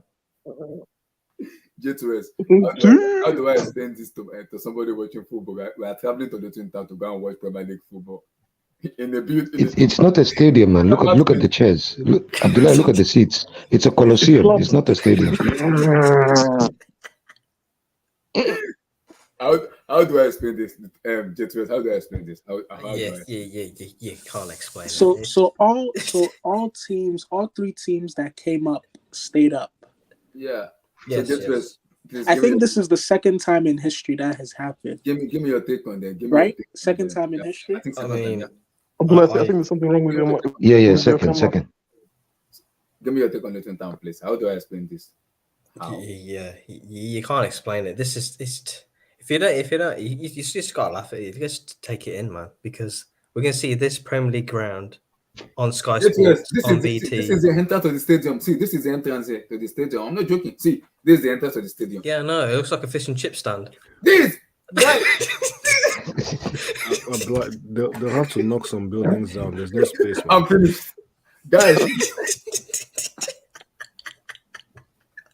Guys, just imagine Champions League football. Messi, Ronaldo knock on your door, telling you, "Hey, the ball's in the backyard. Can you please give it?" If this was actually a film, I don't even know how to categorize it. Which category? But Sorry. guys, imagine getting free Premier League balls. Is this like the special entrance? What That's entrance is it? that is the stadium. You just turn off the lights. No one's gonna think you're home. Entrance to the stadium.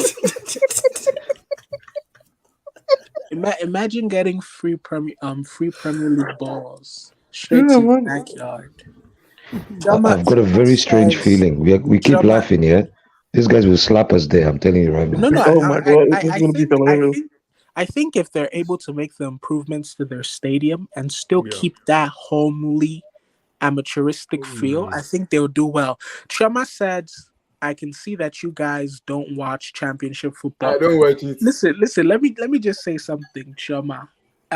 Halfway through the season, I was already getting mentally prepared because I thought we were gonna get relegated. So I was already getting mentally prepared to have to be watching Championship. Vote for it. Relax. Relax.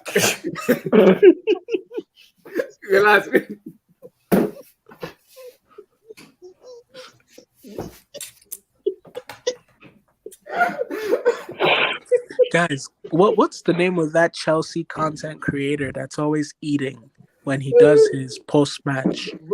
They might actually be a Nigerian restaurant nearby. Isn't he? His name is Asnalysis Asni. Oh, Asni, yeah. He's like always 16-year-old. He's a kid, man. eating. He's a kid. He's always He's always eating when he does his analysis. It's wild. Oh, hilarious kid, man. He's a hilarious kid. Go ahead, please explain this to me, sir. Explain. What is there to explain? Go ahead. Are you telling me I'm gonna be sitting and watching Premier League football in Luton Town? Guys, Abdullah, guys, good. Imagine match day. Kids are playing ding dong ditch at the door. And you know what's funny? You know the area where the stadium is actually? It's a very I wouldn't say dangerous, but there's a lot of gangs around there. Yeah, it's a rough So neighborhood. if the footballers are not careful, they'll get robbed on the way to the stadium. I'm telling you, it's not a joke thing. Oh, Ask Robbie from AFTV. He's from Luton. He knows the area very well. Yeah, isn't the other one from there as well? One that got banned. What's his name? DT. Yeah. Yeah. He's from Luton as well. Speaking of which, what's the update with DT? He's just Google it. We're not talking about it. We can't look we're not about gonna it. talk about that guy. We're not gonna talk about that guy. Are you telling? it's like he vanished off the surface of the earth. Okay, somebody. No, he's still on Twitter. He's still on Twitter, making putting posts and stuff. Hold on, please. Hold on. Don't you dare tell me this is the stadium. I'm not bringing this up. Excuse me. Then I don't know why it's happening. Accept it. We're going to be beaten there. What's this? One thing I know for sure, I'm not going to that stadium. This is the entrance. This is why you're going to this is the stadium. Who's going? I'm not going. Unless Abdul comes with me, I'm not going. Wait, guys! You mean to tell me that the team bus is going to stop at the bus stop and let the team?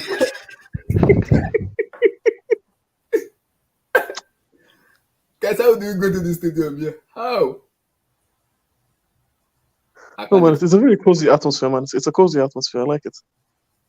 Wow. Yeah, it's like a community atmosphere. Yeah, man. Wow. Fresh baked scones from the windows. Yeah. You know. Wow. No, I got. You see, Abdullah. People are surprised with this stadium. I'm surprised. But you know, in the Europa League, when teams in the group stages used to go to like Baku and all those weird places, bro, the atmosphere used to be worse. So I don't think it's going to be even that bad, even if they stick to it. Some stadiums got railway lines on them. Yeah, Yeah. By the way, yeah. But I can understand the Europa League, but this is Premier League is every weekend, though. Every weekend. This is Abdullah. You know what's going to happen? And you know how Sky Sports and this Premier League so-called media is going to work. I guarantee you they won't show that game, any game of Luton Town. They won't show. They won't show the entrance. It will only be. No, they won't. You know how usually when the game starts, they show you the players coming off the when bus. they show the players coming out of the tunnel. Thank you. They will never do it. They will show you this the kickoff. straight away. By the way, J2S, like Well, Blue Eyes will it's kill you if he sees that. twofold. It's twofold. They may actually do it. You know, like some of the color commentators. They may actually do it just to make jokes. You know, they may Yes. actually do it to say, "Oh, if you look in the back behind Aspilicueta's head, you can see a man watching TV in his living." You know, they may just He's play watching the off. game. He's watching the game. I think the best advice you can give the Premier League is to actually make a documentary about Luton Town before the Premier League kicks off. Just watch what's gonna happen. They're gonna twist this, man. But They're gonna every say, guys, let's even have a discussion, guys. I'm confused because the last time, see, in this kind of stadium, this game is played in Africa where we play. You know when we play monkey post. "Oh, Abdullahi, please, I'm begging you." You know when we play monkey post, where like 5 aside, 3 aside, 2 aside. Yes, Abdullah, Yeah, the rock, and the shoes. Yeah, you choose each other. Oh, you just reminded me. That- There's a movie I watched. I can't remember if it's a movie or like a documentary. These players, they were playing with football boots and everything, and they were uncomfortable.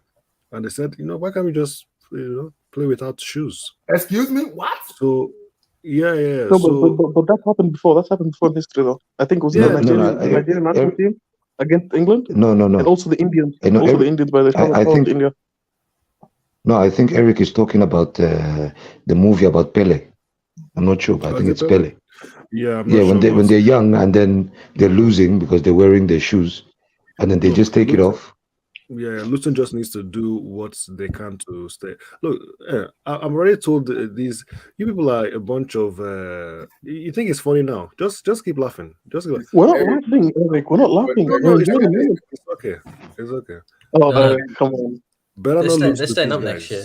Guys, this is Oh, one of no, the we're losing. Just we're losing. We're losing because to Luton. one of the guys that played in Wembley and that qualified said this is what he said when he came in 2013. He said the training ground was a dog field with 2 portable chains stuck together. Oh, I saw it. wow. I saw the stadium. I thought, oh man, this is different. Wow. Yeah, I think he's the first non-league player to go Yeah, from he is. non-league away to By the Premier way, League. He is. I came Yeah. and I saw the stadium and thought, oh man, this is different. Wow. Man. Luton, man. Shout out Luton.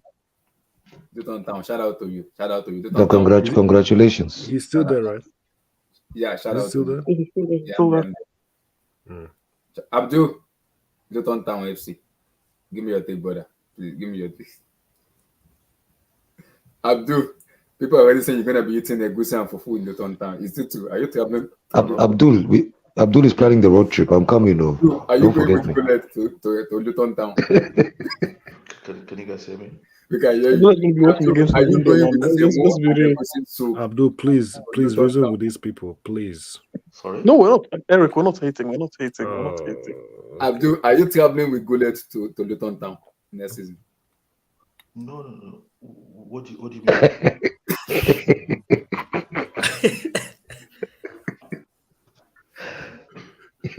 Why did you reject the offer?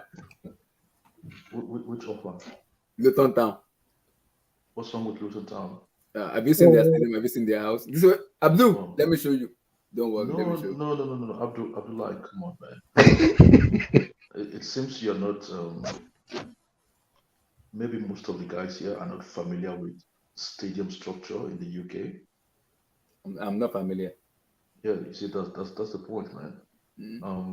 Abdul, the last time I saw this was in Africa, so I'm not familiar. So what? Guys, I noticed Abdul, the last on time I saw this Chelsea- stadium, the last time I saw this stadium, I was in Africa then. I Excuse me. noticed Have you on seen- Chelsea match days, Abdul always sounds just fatigued. Any day Chelsea plays, Yeah. Abdul just sounds tired. He sound drained. I am. We're tired, man. A long season of Lampard. We're tired. Abdul, Luton Town into the Premier League title.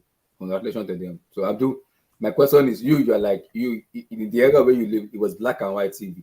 So we're like those black and white TV that is scuff. You know those TV when you black that is scuff like this. Hold on. Abdullah, you guys should stop making a fool of yourselves, man. What happened? Thank you. Are you listening? Are you listening, guys? Most stadiums in the UK, they have a street next to them, or maybe a street not too far from them. This is what they call What, proper Abdul, a football window? heritage. A window? Put up Anfield, the picture on Anfield, and see maybe you can zoom into it. There's street next to it. Yeah, we don't see people doing the washing up. Sorry. Yeah, exactly, Jatus, exactly. You don't smell detergent at halftime. No. St. James's Park, one side of the stadium, there's a street. Actually, but Abdul, this is an entrance of the stadium. How do I explain this? How do I explain this? If you don't understand, then allow people to explain. Oh yeah, explain to me. Explain. That's not the entrance. Entrance to where? To the stadium. How do you know that's an entrance to the stadium? That's the entrance. It's one of the houses. How do you know that's an entrance to the stadium? Let me show you. Abdul, you thought I'm playing. Hold on. No. Hold on, Abdullah. Stop cooking stuff here. You said this is an entrance to the stadium.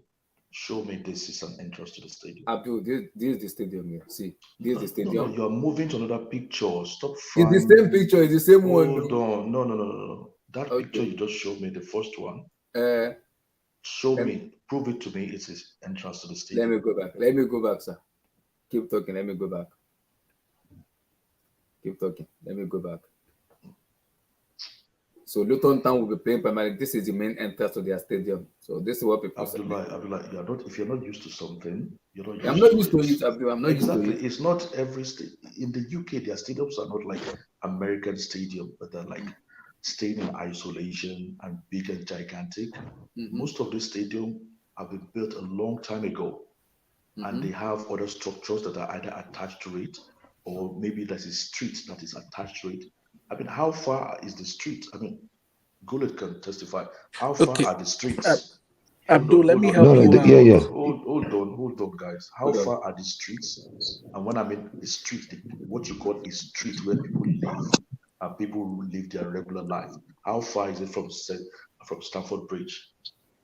It's not that far. It's very, very close. It's all the same. It's all. I mean, that's what. Abdul, the difference is.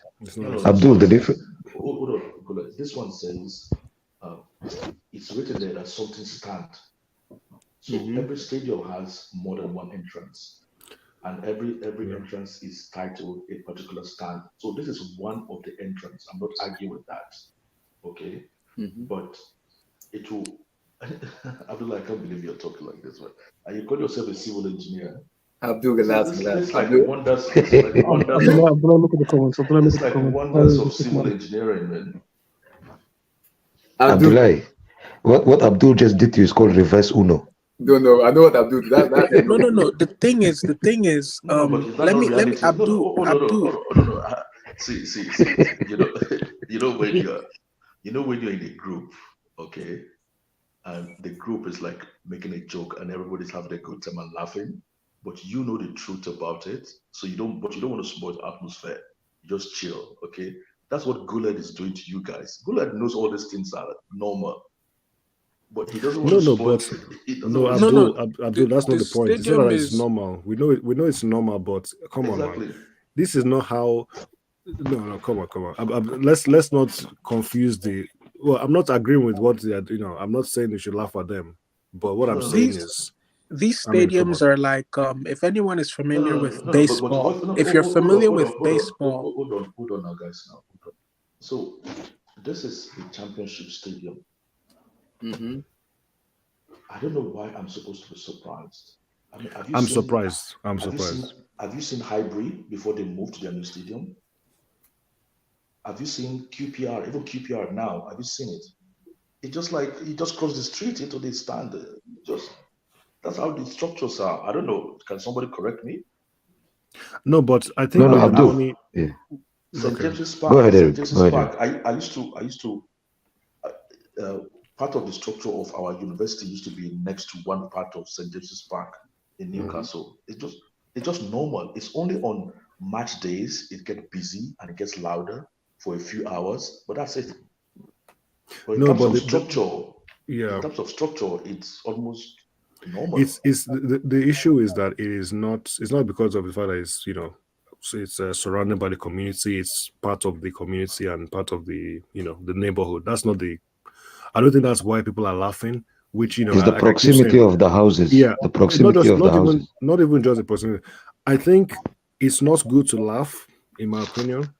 but I'm a little bit surprised with the just the facilities, right? It doesn't look. No, It no, doesn't even look that is because championship level to me. no, that's It's not. because It's not. It's that is not. Players. because It's not. that's because it's a poor small team that have practically dragged themselves Not. to the It's Premier League. not. Okay, they practically dragged themselves to the Premier. It's like I know what you're saying, Eric. You're talking like it's Bradford, isn't it? Like people did not expect Bradford Yeah. to make it. Abdul, this is the away stadium where the Hold players on, are hold going to on. come in and the fans. And they see. Africa. I mean, okay. Abdullah, you're talking as if you're obviously not used to the football culture here. No, but Abdul, no, okay, this is me. Okay. The reason I'm surprised about this stadium is, yes, as an engineer, because for you to kind of build a standard Premier League stadium, it's going to take time. You have to maybe want to start from scratch and everything, but also you have to think about people living there. That's why I was like, Stamford Bridge is two things. Either will be from the scratch or you build it. No, so why do you think we are finding it difficult to reconstruct our stadium? That's what I'm saying, that because they don't want to leave the place. They exactly. will not leave. So if as structure is getting more and more advanced, they are finding ways to put things together because some people will not leave. They don't care. I know. They will not give them all the money in the world. They will tell you their great grandfather used to live here. They have no reason to leave. Some people want to hold on to that heritage. They will just they will not leave. It's either you don't have the stadium or you go and build your stadium somewhere else. They're not going to leave. But something like Luton here, I'm actually surprised because what happened is they practically, as a poor team, dragged themselves to the Premier League. That's a big, huge credit. Yeah. This is not the first time. I mean, you are who, as they say sometimes, they say you are who you are. So if you grow up poor, what are you going to do? So it's just a poor club that is like dragged themselves to the Premier League. So what are they going to do? Now, that's the whole point of them sacrificing all these years to get to this point. Now they can start having the money. Yeah. Okay. But according to the Premier League rule, they said the Premier League has given them the authority to have to move the capacity to 20 stadiums because they want to. It's not going to work. It's not going to work. There's no space. What's the current capacity? It's 10,353. I tell you, they might unless they build another stand on top of the current stand, but I don't see how they can do that architecturally. Yeah, they can't. There's no unless they way. try to do something like, if you guys are familiar with Goodison Park, unless they try to do something like that. But really quickly, Abdul, the point that you're making is actually excellent. If you guys are familiar with baseball, a lot of the baseball stadiums in America. They're building a new stadium LC in 2024. Okay. A lot of the baseball stadiums in America were built ages ago, right? And if you go look at where they're placed geographically, you will notice that there is, homes, streets, shops, malls. They're just in the center of urban environments.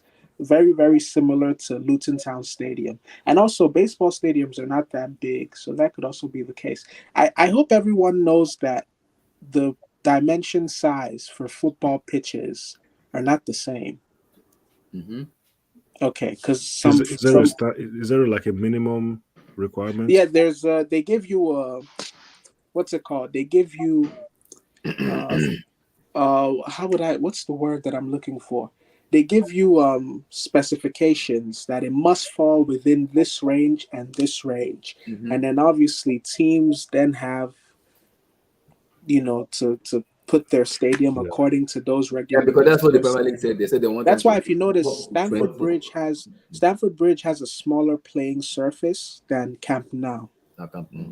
Yeah. So that when the Todd Bowley back there start building the stadium, they want to increase the level of the playing field a little bit bigger. I mean, so look, it's a headache for me. I think just moving away from the whole, I think we haven't given Luton enough credit, in my opinion.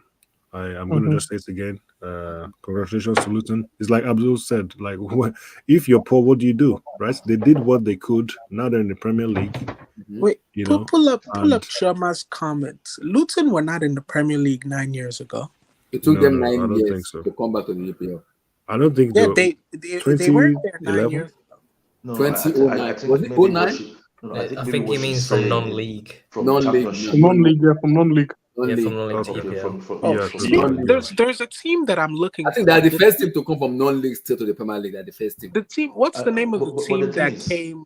The team that came from 4-0 down in one of the playoff games.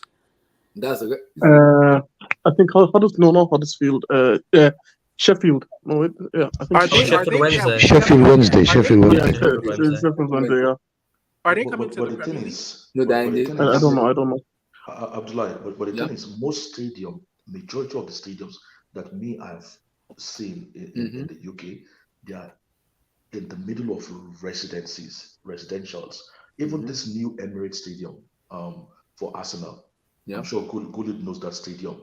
There's like just buildings. There's the one part of the stadium where it's just a road, not even a street. It's just a road. So a walking path But Abdul, between hold on. It's just a walking path between the stadium and where people are living. And actually, one of the conditions they gave Arsenal to build that stadium was they would develop that area, and they've developed it with flats and residential areas. You know, so Abdul, it's normal. I get The only difference between this Emirates Stadium and this Luton Town is because this Luton one is very old. Yeah. But in terms of the view, the perception, okay, and structure, most of them are like that.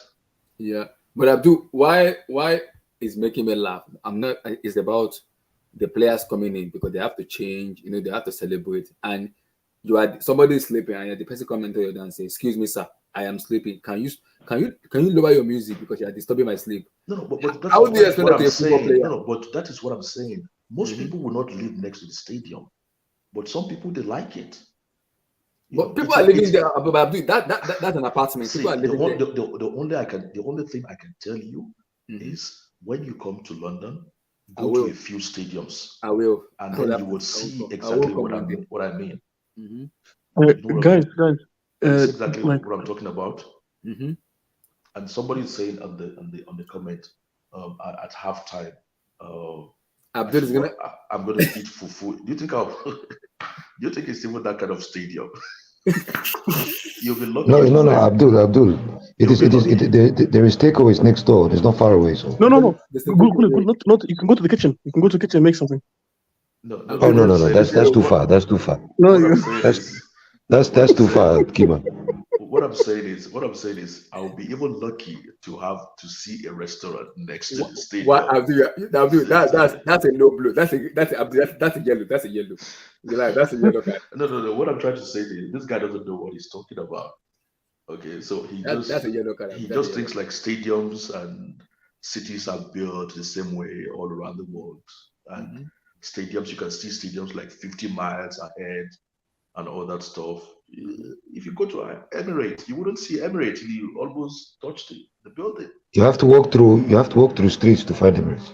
Yeah, you have to walk through streets to find Emirates. Oh, You know, and you can actually go past if you're new to the area, you can maybe go past Emirates without realizing that's the so-called, almighty Emirates. So are you saying the Tottenham Hotspur Stadium is more even like you can easily see that one than Emirates? Yeah, that's because there's a main road, a very main road next to the Tottenham one, and because the Tottenham one, it's quite huge. It's almost touching the main road. The main road. Okay. So you will see this is a significant structure. Okay. Okay, but there's still streets around it, and there's a really main road next to it. So you can see, but that's how these sports structures are like. I mean, if you go to Twickenham, where they play that rugby. Yeah, Twickenham. Yeah, one of the stadiums. You heard people mentioning that's a very, proper, significant pitch for rugby. But if you see the train station, people drop off when they go. I'm standing. There's once I went there and I'm looking at this train station. I'm thinking like, how do thousands of people go through this small station? When I told people, they couldn't believe me. That's the following week, a few weeks later, somebody went past that station and took a picture and sent it to the group I was discussing with. That actually I was saying the truth because it just is, you wouldn't even think that. You'll probably think you're in the wrong train station. But that's the beauty of engineering. What can I say? Yeah, it's a bit of our work, Abdul. And let's be honest. Let's be honest, Abdullah. Sorry, Blue Eyes, before you go. You see, with London, right? Like the way they structured not only the stadiums, even the roads, is very compact. You see how you have spaces in America like no man's land, where you can just take a drive and just get lost somewhere. Yeah. You don't have that in London. Everything is congested. You guys live in an island, so it is, I think, island tax. Yeah, because they're made of 36 islands. London is like a first world Ikorodu, first world Lagos. It's quite compact and there's no space anywhere. Lord have mercy. Mr. Blue Eyes, congratulations to Blue Eyes. They are back in the Premier League. But Blue Eyes, I know you've been listening to, and that's what I'm trying to tell you, Abdul. How can I explain to someone that I'm going to Luton Town to go and play football? Blue Eyes, how can I explain to someone that I am going? Okay, let's say for example now, Chelsea fans, Enzo Fernandez, Felix, let's go to Luton and play football. Excuse me. Make left turn, make right turn, go up the stairs, go down the stairs, walk through the left cage. Put in the passcode, like turn the lock. Yeah, we can hear you, Blue Eyes. Okay, yeah. Listen, one of my, it's funny when I saw that Luton won, right? Because one of my very good friends from uni back home left us in uni and went to Bedfordshire. How do you pronounce that university in Luton? Bedfordshire. Yeah, Bedfordshire. Thank you. Yeah, he went to finish his masters there, and I will never forget how he rubbed it in our faces almost every day that Luton would rise, the Phoenix would rise, and Luton would beat Arsenal. And we used to laugh at him. We used to call it Luton in Nigeria. Luton. Now, waiting be Luton, man. Which one be Luton, man? And coming out here, seeing him hanging out with him and his Luton folks. You come to find out that there's something very traditional, and these guys are very, and like I've met at least 10 of them. They have they have Fred Flintstone seats. Yabba dabba doo. These guys are very I think they're very proud of. I don't know much. I've never been out there, but I've met at least 10 of them through my friend. And yo, man, these guys are very, very proud of their little town. And to see them transition to EPL, is like I was shocked. Yeah. I was shocked because when my boy was rubbing it in our faces a couple of years back in regards to that Luton would definitely beat Arsenal in the EPL. It's funny. Whoever beats him lose to this team. Oh my! They will ban. Look. I don't know again. Let me just finish, man. Let me finish. Oh my! Let me just finish, guys. This is the beauty of the EPL, ladies and gentlemen. Yes, this is the beauty of the EPL. There's elitist football, and then there's decentralized football. You understand? And when I mean decentralized football, is that the football will reach the community. Yes, Blue Eyes Cook. And this is exactly the manifestation that we're seeing today. This was like when my friend was advocating for Luton. This is when he was in first year's grad school.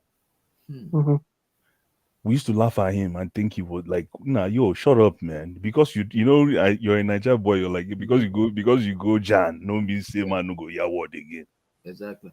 That type of thing. But to see it come to manifestation today is exactly what we're talking about. That's why when you say Super League, are you ready for the Super League? Because there's tradition. No, we're not. Exactly. We're not. This is what we want. There's tradition behind an already existing parastatal. You understand? So I'm really, really happy for Luton. This is exactly why when I say I advocate for the EPL as a product, this is exactly the reason why I say that. You no, because Blue Eyes. When you see the roofs, right? When you see the roofs and the windows, For me, it reminds me of playing football, but back when I was a kid. You know, it reminds me playing football on the pavement. Guess how much of a check they get to pick up now by getting. I think 100 mil or 200 mil. It's more than that. It's more than that. Exactly. So if it comes to infrastructural development, this is now more and more like we see on the street. Because EPL want them to move the capacity to 20, so they'll be able to install VAR. That's too much. That's too much, man. That's too much in one shot. I don't think they'll be able to do it come August this year. I don't think they'll be able to do that. Come August. Because EPL said they have to make it to a Premier League standard. It's not up to a Premier League standard yet. They wanted to make that. And I think they're gonna need like 10,000, I think is it 10 million US dollars, something like that, to move that stadium. Because they said they can't play football there. They have to up to like 20 for them to be able to play, other guys to come in and play, because they have to put VR, the cameras, there's so many stuff, the technology and everything. So like it's difficult. It's not difficult. The money they want, no, it's not difficult. The money they're going to run into is going to cover all those. It's going to cover all that. But they can't finish that within 2 months. What do you mean within 2 months? The EPL starts in August, and this is already May. So what do you say? They shouldn't go into EPL? No, they will go to. What I'm saying is they will be able to play in EPL, but to meet the EPL standard, it's going to be difficult because now it's not going to be difficult. Not going to be difficult if teams like what do you call it? What's his name? The one that Ampadu played for. No, when Ampadu played for that, what's the name of that guy? Sheffield United. Exactly. Bramole. Yeah, if all those teams were able to survive. I know it's only a season, but I mean, listen, I just think it comes down to a lot of these teams, right, in the Division 1 and Division 2 leagues. They're just looking for that chance to get EPL money. It's what you do with it, right? It's what you do with it. If you're able to churn it into profit, infrastructural development, and talent is going to be another key, because if you look at what Nottingham Forest did, they kind of snuck into a second stint in the EPL. I don't know what you guys think about this, but I feel as if the Premier League need to be involved. They need to make sure that the standards are maintained. I don't think they should tell Luton, oh, you have to do this, you have to do that. I think it's their responsibility to make sure that, you have the space for the cameras. You like this should be under them. This isn't a big deal, guys. This isn't a big deal. No, it's not exactly, Nana. It's not a big deal. All these things are already. Listen, I'm not in the UK, so you UK guys should jump in. I can tell you right now, with the little that I know, that if you're stepping into the EPL horizon for the first time, like Nana said, it's the least of all these little criteria that you guys have in place. They will all be in place before September, before kickoff in August. Is it in August? Yeah, in August. Before kickoff in August, all this will be. Listen, this is the reason why the EPL is sweet, so that when you come from obscurity onto the main stage, you look good like your peers. They're moving stadium anyway. I have a very important question. No, it's 2026. It's 2026. Okay, so just to digress a little bit, we can go back to Luton, but it's about Luton. My question is about Luton. So there's a certain team that have a badge. You can see the badge on my AV. Are this team going to beat Luton next season? Which badge? I don't want to answer. We'll find out. We'll find out. With this thing that you have all your with this thing that you have all your if we lose to Luton away, like tired camp. Eric, let me say it now on Blue Studio. Live and direct. Blue Eyes, Lana, K, Abdul, Guled. If Chelsea Football Club lose to Luton Town FC, hi Chineke. Don't expect anything from me. I am not doing anything. Listen, you lost. We almost lost to them under Tuchel. What are you talking about? No steal from you. If you look, hold on. Abdullah, like what? Listen, you lost to Sheffield. You lost to Minnesota. Relax. No. Yeah, Charlton was bad. Charlton was bad. Minnesota. You know my team, Charlton was bad. Charlton was bad. Yeah. The team that I played Meanwhile, for. she can't say that. The team that I played for. Yes. When I was in my, we would tear Minnesota a new one, but we lost to Minnesota. Yo, We lost to blue eyes. Minnesota, bro. Yo, blue eyes. Vilton, don't talk, man. Vilton, you need to go and stay in the corner right now. The EPL has put Real Madrid exactly where she belongs. Vilton, welcome back.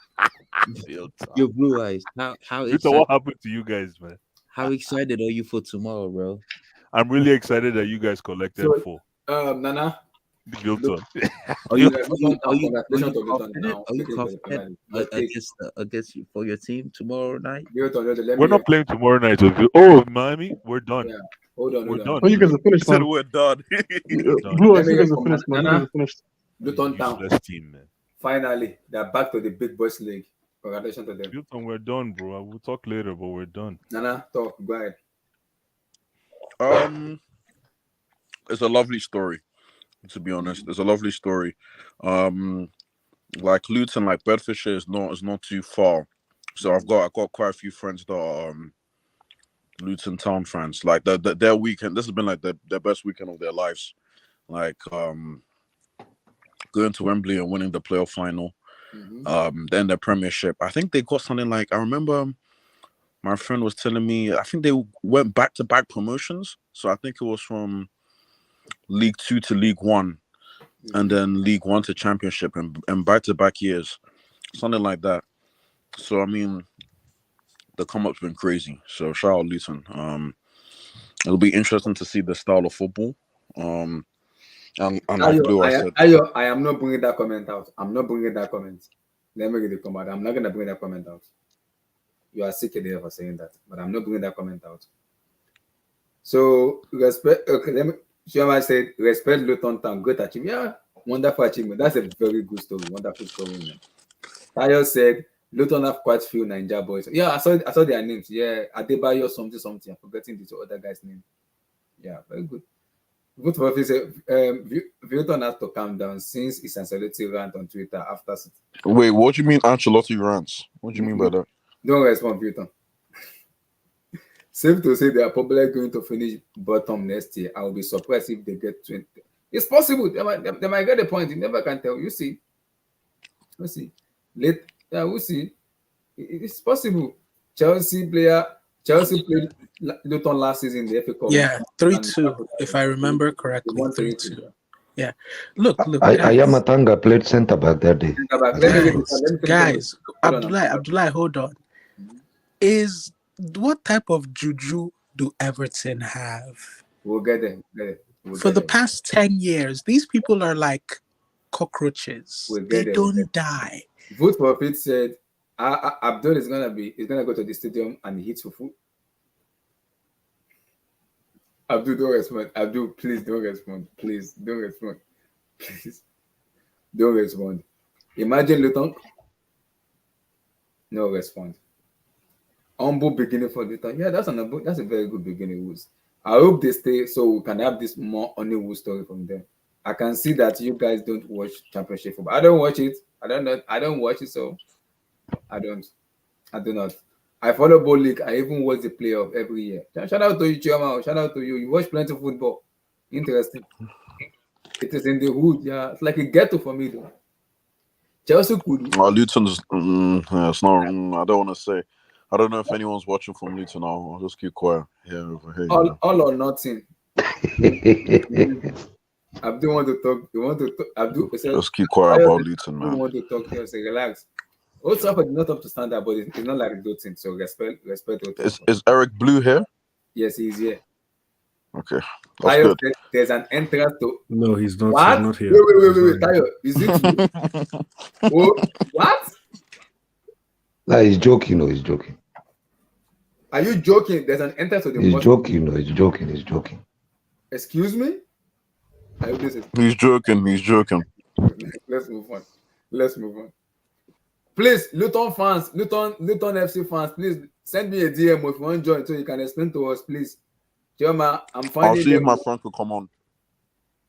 You can send them the link. Luton Town fans, you can join. Welcome to the Big Boys League. Abdullah, man. Yeah, I'm in Chicago, Tayo. Abdullah, are you going to stay in the Big Boys League next season? I'm gonna what? Are you going to stay in the Big Boys League next season?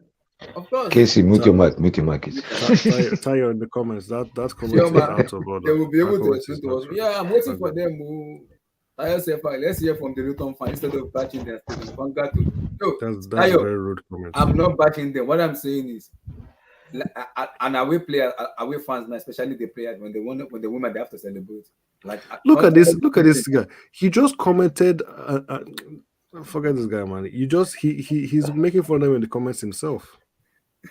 And he's saying, "Vote with your feet. Stop the fake news."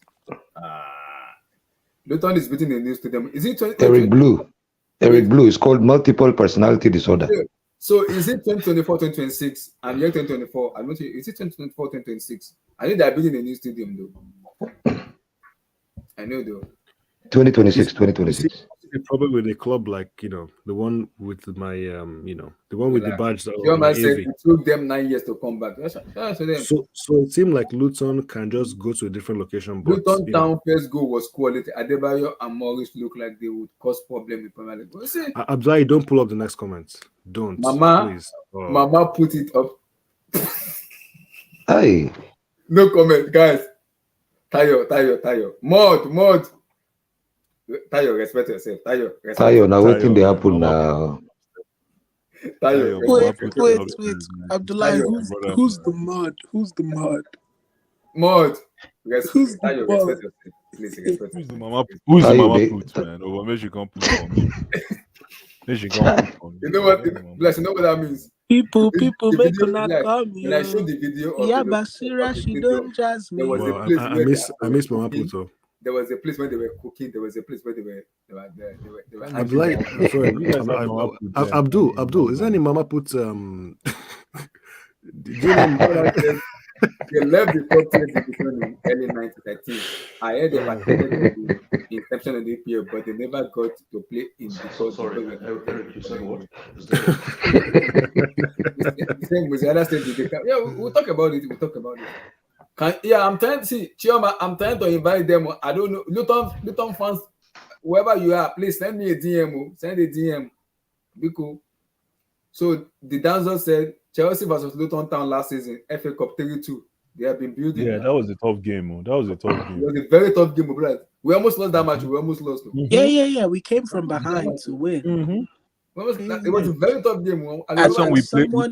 We played with that purple jersey, man. That jersey. Someone that will be leaving us played centre back. Tuchel played Robert Ayamatanga. We've had some horrible. I will never forget. I will never forget. We had some horrible starting 11s. I don't know if you guys remember against the team that we lost 3-2 in the Champions League. We had Malangsa and Marcus Alonso. Why was Malangsa ever allowed to play? Hold on. Abdullah, hold on. Eric Blue, that's sad. Marcus Alonso just won the La Liga, so calm down. No. I love Marcus Alonso. But what was the team that beat us 3-2 in the Champions League? Nkuku played Alonso, who's already a defensive liability. He played him on the same side of the pitch with Malangsa. No comment. I'm not responding to that. No comment. Yeah, but the same Alonso scored a goal that was robbed by VAR against. Yeah, I remember that. Luton Zone a legend, man. Tayo, you are sick for saying this. Luton play progressive football. They have strong players. Chelsea, no comment. I'm not responding to that. I prefer not to talk. We lost to Charlotte. You know that Charlotte's game was when I knew Gallagher was an Ashawo. Wasn't that the game where he tried to do a Panenka? It was a game, yeah. Yeah, he did. Bro, Cobham has to be the worst academy in the world. Tayo said, Miami Cap. Relax. Please, let's move on. Yo, man, Tayo, we'll talk. We'll talk about Miami. So, that's a good point. Guys, let's talk. I'm depressed too. I'm depressed. Luton, I want to bring you on this. The report is coming out that Luciano Spalletti is stepping down as the manager of Napoli after winning the Scudetto. And according to the report, he had a conversation with the ADL and he said he wanted to take a sabbatical. after winning the Scudetto. Me reading it and hearing some news, I don't believe that, because I think there's a problem between Spalletti and EDL in terms of wages of the players, contract situation. Some big players wants to go. Spalletti want them to stay. So there was a little bit of conflict between that where it's not been said out. But Everton, Spalletti leaving after winning the Scudetto, I'm feeling somehow. Your take? I mean, I really don't know the details that much, but I'm guessing he just had a fallout with the he had a fallout with his with the ADL, the president, the chairman, whatever his name is. So I mean, maybe Conte might take over, man. Conte needs a job right now, so maybe Conte might take over Napoli or something. I don't know. I mean, good luck to Spalletti. I saw on Fabrizio, he says he's gonna take a sabbatical. Like, taking a sabbatical, yeah. Yeah, so I mean, hey, fair play to him. He just won the Scudetto, so I guess he gets to do what he wants. So him and the board didn't see eye to eye next season. So good luck to Spalletti. Let's see where he goes. What's the next project he's gonna attempt to do, and I'm curious to see who's gonna be Napoli next coach. According to Di Marzio, I trust Di Marzio because he's tier one for me when it comes to the pattern in Italia. He said Marcelo Gallardo is taking over from Spalletti. Okay, so we'll see what Napoli do next season. So yeah, man, Spalletti, I guess he's available on the market now. I mean, you have Conte, Zidane, Spalletti now available on the market. Nagelsmann still available on the market. So you have like quality coaches available on the football market for any team that's trying to get a coach. So yeah, man, congrats to Spalletti on winning the Scudetto with Napoli and Osimhen and Cavacciello, all these men. So let's see what he does with his next team whenever he comes back to coach. Would you take Spalletti at Real Madrid? Relax. Eric, Luciano Spalletti stepping down. Hold on. Before Eric goes there, I have a question for Abdullah. So if Spalletti leaves, does it mean Osimhen's progress is in jeopardy? It depends on the manager that's coming in, and according to the manager, you see, Gallardo, this is a problem, and this is why when Abdul yesterday was talking about customizing training, Abdul, correct me if I'm wrong. I know you brought this up yesterday. Customizing training for certain players. I think we were talking about Chukwuemeka. Was that correct me if I'm wrong, Abdul? He was talking about Chukwuemeka, and Abdul was suggesting that if you customize training packages for young and upcoming players, they have a chance to flourish and to develop. But you can only customize if the coach makes you his favorite. So and I know we were talking about what's his name at Man City. What's the name of the young kid at Man City? Foden. Fode is because Pep say, you know what, I'm keeping Fode under my wing. If not, Fode would have been gone. Let's be fair. Yeah, I agree. So you can customize the training as much as you want. If the coach doesn't have you as a favorite, he not go reach you. That's true. He would have been gone. He would have been gone. Absolutely. I'm not. Maybe. I'm not too sure because he would have been gone, man. Listen, it's like Mason Mount. It's like Mason Mount. If Frank Lampard didn't do what he did when he first came in, Mason Mount would have been gone from Chelsea a long time ago. Before now, they will not even remember him. They won't remember Mason Mount. Frank Lampard made it a duty to make sure that Mason Mount plays in most of his starting 11s. Okay. So Eric, sorry, Blue Eyes. Did you Mason who? Sorry. Don't respond, Blue Eyes. Medge. In case you want clarification, his name is Medge. Luciano Spalletti stepping down after winning. So sorry, Eric. Before you just comment. So Blue Eyes. I think what we forgot to mention yesterday was the condition that is necessary is for there to be like stability in the management.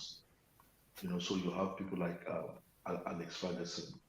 Yeah, I remember you mentioned that thing about creating clarity for the young ones. But again, you can only create clarity if the young one is under your wing. Because if you're being thrown to the wayside, for example, Tuchel, if Tuchel really wanted to help Odoi, he would have helped him. But if Tushu put Odoi under his wing, Odoi would have been with us today. If Tushu said, remember when Tushu was coming in, he said, NK is awake. Remember when Tushu was coming? Tushu said, I want Odoi. Remember? I don't know if you guys remember. People got excited that Tuchel is coming to save Odoi, but the contrary was the case. So there has to be stability in the management for you to be able to customize. But then that actually takes me to Victor Osimhen and what people have been saying about him in terms of his situation, where people were saying, "Oh, he should stay one more season at Napoli." The thing is, if this manager goes or the manager comes in, they might not favor him the way this manager favors him. So that's why I'm of the opinion that if he gets an opportunity to move, let him take the opportunity and let him move ahead with his career. You cannot just say, you cannot just be too lackadaisical or to be too relaxed and say, "Oh, stay one more season." You don't even know what conditions you're going to be in the following season. Now, Spalletti goes, another manager can come in and say, "You know what? I want you to be the striker from the left side or from the right side." And then they start, pushing him around where he cannot really maximize his qualities. So I just said I should mention that. But I'm quite shocked that this guy's going to leave, really, because I thought he had like a special relationship with the owner. Abdul, remember, just like Ferguson that you were mentioning, there's something about leaving when the ovation is high. That thing gives you at least another 10 years in your career. Leaving when the ovation is high. So as much as Spalletti might have had some back end problems, leaving on a winning stint, trust me, it gives you at least 5 years in your career. Remember when Alex Ferguson left? Yeah. The reason why we're talking about him today is because he left after he won with AVP. Exactly. So timing is key as well. Exactly, timing. That's the word, timing. I agree. So, sorry, Eric, go ahead. Eric, are you shocked? Are you surprised? Because me, I'm a little bit surprised because I saw some news before this one, before it was official, that they had a problem with ATL in terms of Osimhen, Kim Min-jae, they want to leave. So ADL want to sell them. Spalletti want to keep them. He said he wants to keep them for one more season. ADL want to make money. He want to balance the book. So Spalletti was like, no, the new of contracts, wages and everything. So it was like, now, if you cannot listen to what I'm saying, I have to step down. I want to go. So I'm hearing that kind of report recently, and now Fabricio have already said sufficient. I'm like, okay, now I know where the problem is now. Because I saw it. So I'm like, what is going on here? Yeah, I know Osimhen wants to leave. Osimhen wants to leave. Kim Min-jae wants to go to United. Osimhen rumbling around Bayern, Chelsea, United, and co. So like, it's a complicated situation for Spalletti after winning this career. So I feel for him though. Maybe you don't need to feel for him. Maybe he just thought, I love the way he play football. I'm very impressed with the way he play. Yeah. I think he's just come to the end of the end of a how do you call it? A cycle, maybe the end of an era. I mean, what they would have wanted more than anything would have been to win this trophy, right? So I think you get to a point where it's like with some other players, they win a champion, like Rudiger with us, maybe he wins the Champions League, and he just decides, I'm gonna do something else. I'm gonna go for a new target, with a different club. So yeah, I think it's a combination of things. Maybe they didn't see eye to eye, and also he just got a little bit, because it's a very tough. It's been a long season. Obviously, it ended in a fantastic way, but imagine all the planning, all the work that goes in. It's not a joke. Managers who don't take breaks have to be commended, because it's not a joke. So yeah, I mean, look, I wonder how many of these kind of chances he's had to take a break in his career. So he can afford it. He's on a high. It makes sense. Why not? Take a sabbatical. In terms of Osimhen, I think he's leaving. I think he will go for sure, especially with this whole situation now. Yeah. You need stability. Because it's been rumbling before the season finished that Osimhen and Is Osimhen making a career move or a pocket move? Hold on. Abdullah, calm down. Hold on. Let me ask the question. Is Osimhen making a career move or a pocket move now? Why does it have to be one or the other? Because it's the reality. It's well, the reality, okay, and but there's nothing wrong with it. Listen, there's nothing wrong with it because when I say is he making a career move, is he going to a team There's where he's only going to one flourish? right answer. Blue What is eyes, the there's answer? only one right answer. The Marvelous, what is answer the answer? is you always make the money move, and if you trust in your ability as a player, it should never matter. Hold on. Oh, this guy is trying to be poetic. Don't worry. No, Slow down. but Slow that's down. the Slow down. truth. That's the truth because you're as an athlete, you're always one injury away. So you always make the money move. Okay, now you're clear. Okay, I was going to ask you: are you saying chase the bag or chase the art? Okay, so hold on. So why can't you? Okay, so chase the bag is which call what PSG, and then No, career chase the move bag. is Just chase the bag. Like who gives you the best cash, especially at this age? Who So gives you the best? I Go think, for ahead, sorry. example, Enzo made a move for cash though. Like Benfica were one of the best teams in the world when he left. But yeah, I agree, bro. If you're a player, you're just one injury away from like losing it all. So it's better for me. to I make think you can. It's possible to do both. So for someone like Holland, I think he did both of those things. He went to Man City. Maybe the But he didn't second. get the cash. No. Holland took a hit on the cash. Yeah, he took a hit. He didn't get the cash. Let's be fair. Right, but Somebody correct me okay, if I'm wrong. okay, Where's Cal, yeah? okay. No, Holland took a hit on the cash. No. Yeah. No, he didn't. No. Let's not pretend that under the table money was not He's used. getting he's getting Look, you have let's image not rights and How much is how much is he collecting a week? I need education. See, How it's not much? clear yet. It's not even clear, but because Cal we don't even know. Cal said no. Yeah, Cal the add-ons he with said he's the making. contract. Where's Cal, man? I sent him the link already, but Cal already told me that. No, I mean, listen. the goal bonus by itself. I mean, come on. This is what I'm assuming. Is that Halland already is like, if you get on a billboard, if you get on the Man City billboard, it doesn't matter how much you earn anymore because the Man City billboard is already in motion. Is the way I'm looking at it. So that's why I say Halland. I don't think he made a money move going to Man City. He might have made a springboard move to end up at Real Madrid to make that money because he's how old now? 21? 22. Exactly. So again, listen, sometimes you make in the corporate world for all of you guys probably know, you either make when you move up, is that horizontal or vertical? Vertical. Okay, vertical. Exactly. When you move up, right? In the corporate world, there's moving up, and then sometimes if you can't move vertical, you have to move horizontal to move vertical. I don't know if you understand what I mean.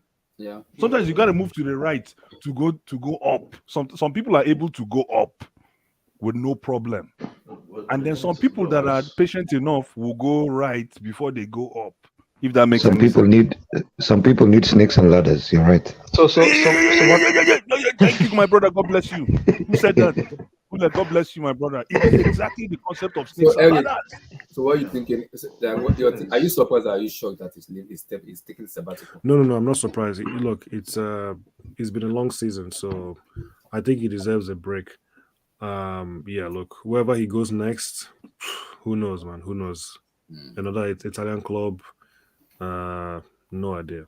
But the football, I think a lot of teams will want to play that kind of football. So I don't think he's not coming back to Napoli. I don't believe he's coming back. Yeah, he's not coming back. Not for me. So yeah. Go ahead. Luciano Spalletti taking a sabbatical. Like I said, before the season finished, there's been a talk between him and Spalletti about Osimhen and Kim Min-jae leaving. Kim Min-jae wants to go to United. Osimhen wants to leave. So Spalletti was like, these people want me to Scudetto. Can they stay one more season? I need to play them. Even if I want to sell them, I'm on board with that. But can you need to be there, make them stay one more season? But the United want to sell.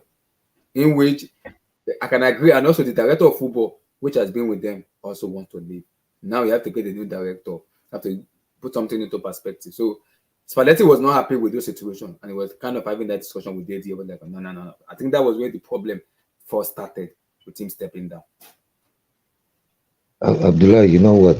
Actually, Blue Eyes brought up a great point when he asked that question. Because this is not even about Spalletti. This is a war between money and art. So which one is bigger in today's game? It's definitely the money. It's not the art. Spalletti is a great coach. We know that. Like look away. He took Napoli. I think in that season when he came, which position did they finish? Do anybody know? Fourth. I finished third or fourth, if I'm not mistaken. Third or fourth, if I'm not mistaken. Fourth, yeah. Yeah, third or fourth. Yeah, yeah. So he took them on an unbelievable run to the point that they could have won the league with 8 games remaining. That year, Victor Osimhen was injured. It was out of the season that year. He was out of the season.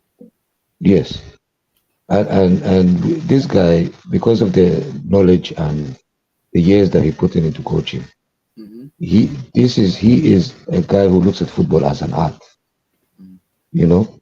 But as you said, De Laurentiis, he cares about the money. He don't. Yeah, De Laurentiis is the kind of guy. I think this is why he wouldn't have an issue with even Kim Min-jae leaving. Kim Min-jae and Osimhen is the real problem here because Osimhen wants to leave, big money, and the deal that said 150, and Kim Min-jae wants to go to United. He has a release clause. While Spalletti was like, these people want me to the Scudetto. Can they stay one more season before you can even sell them? And I was like, and now there's a problem with the transfer wages contract, and that the director of football that has been with the board. I'll be honest with you guys, and the biggest hindrance to Napoli having long-term success, it's ADL. He's the biggest that guy. I think his name is Laurentiis, right? Who's ADL? ADL. De Laurentiis. Oh, he's their biggest. He's their biggest hindrance when it comes to them having. Even if it's 3 years of sustained success, he's going to be their biggest hindrance. I personally label him as the Italian Daniel Levy. He doesn't see football. He sees walking dollar signs. That's what he sees. There's nothing wrong with that. Yes. I don't mind somebody who only sees the dollar sign. But again, it's how you incorporate that greed into your quest to win, right? And that's why when people talk about Daniel Levy, I can you see, this is why I love. This is why I'm so sorry. This is why I love interacting with Blue Eyes. He always reminds me of something or like a gem. You see how he emphasized the word greed. Now I'm gonna make an effort to go watch. I don't know if you guys know American Greed. You just brought it into my head. There's a show called American Greed. It's actually a fantastic show. I'll go watch it all night. Because of what you just said. My brother, listen, you see the thing about greed. Greed. The thing is, when money no day, let me speak pidgin because I know you understand. When money no day, greed is a bad thing. But when money day, you understand greed. You understand greed, though. That's so. That's so. You know, like that's so. Yo, listen. What happened last night? Yo, no comment. No, Amy, respect yourself. Finish up. Nobody should talk to me today about the heat is done. I agree. We'll talk about it. Sure.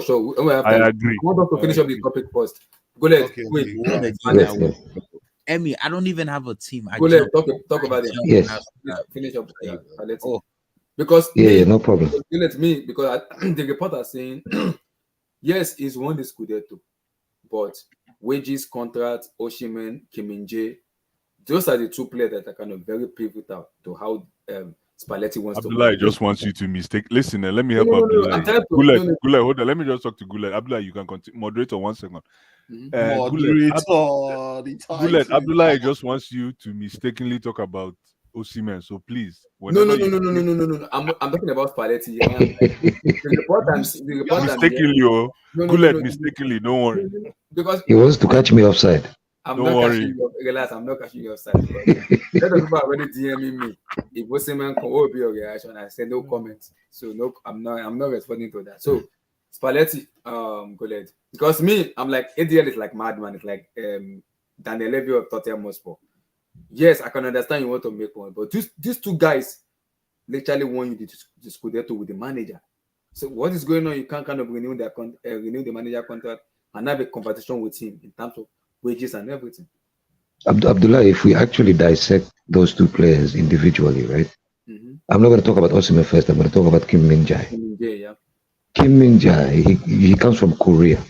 Yeah. And we know the legends that played football for Korea was Park Jae-sung, and now another legend is Son Heung-min. Son Heung-min, yeah. He's trying to take the same footsteps, because if you don't play in the UK and you don't play the Premier League, in Korea, you're not going to make it as a legend.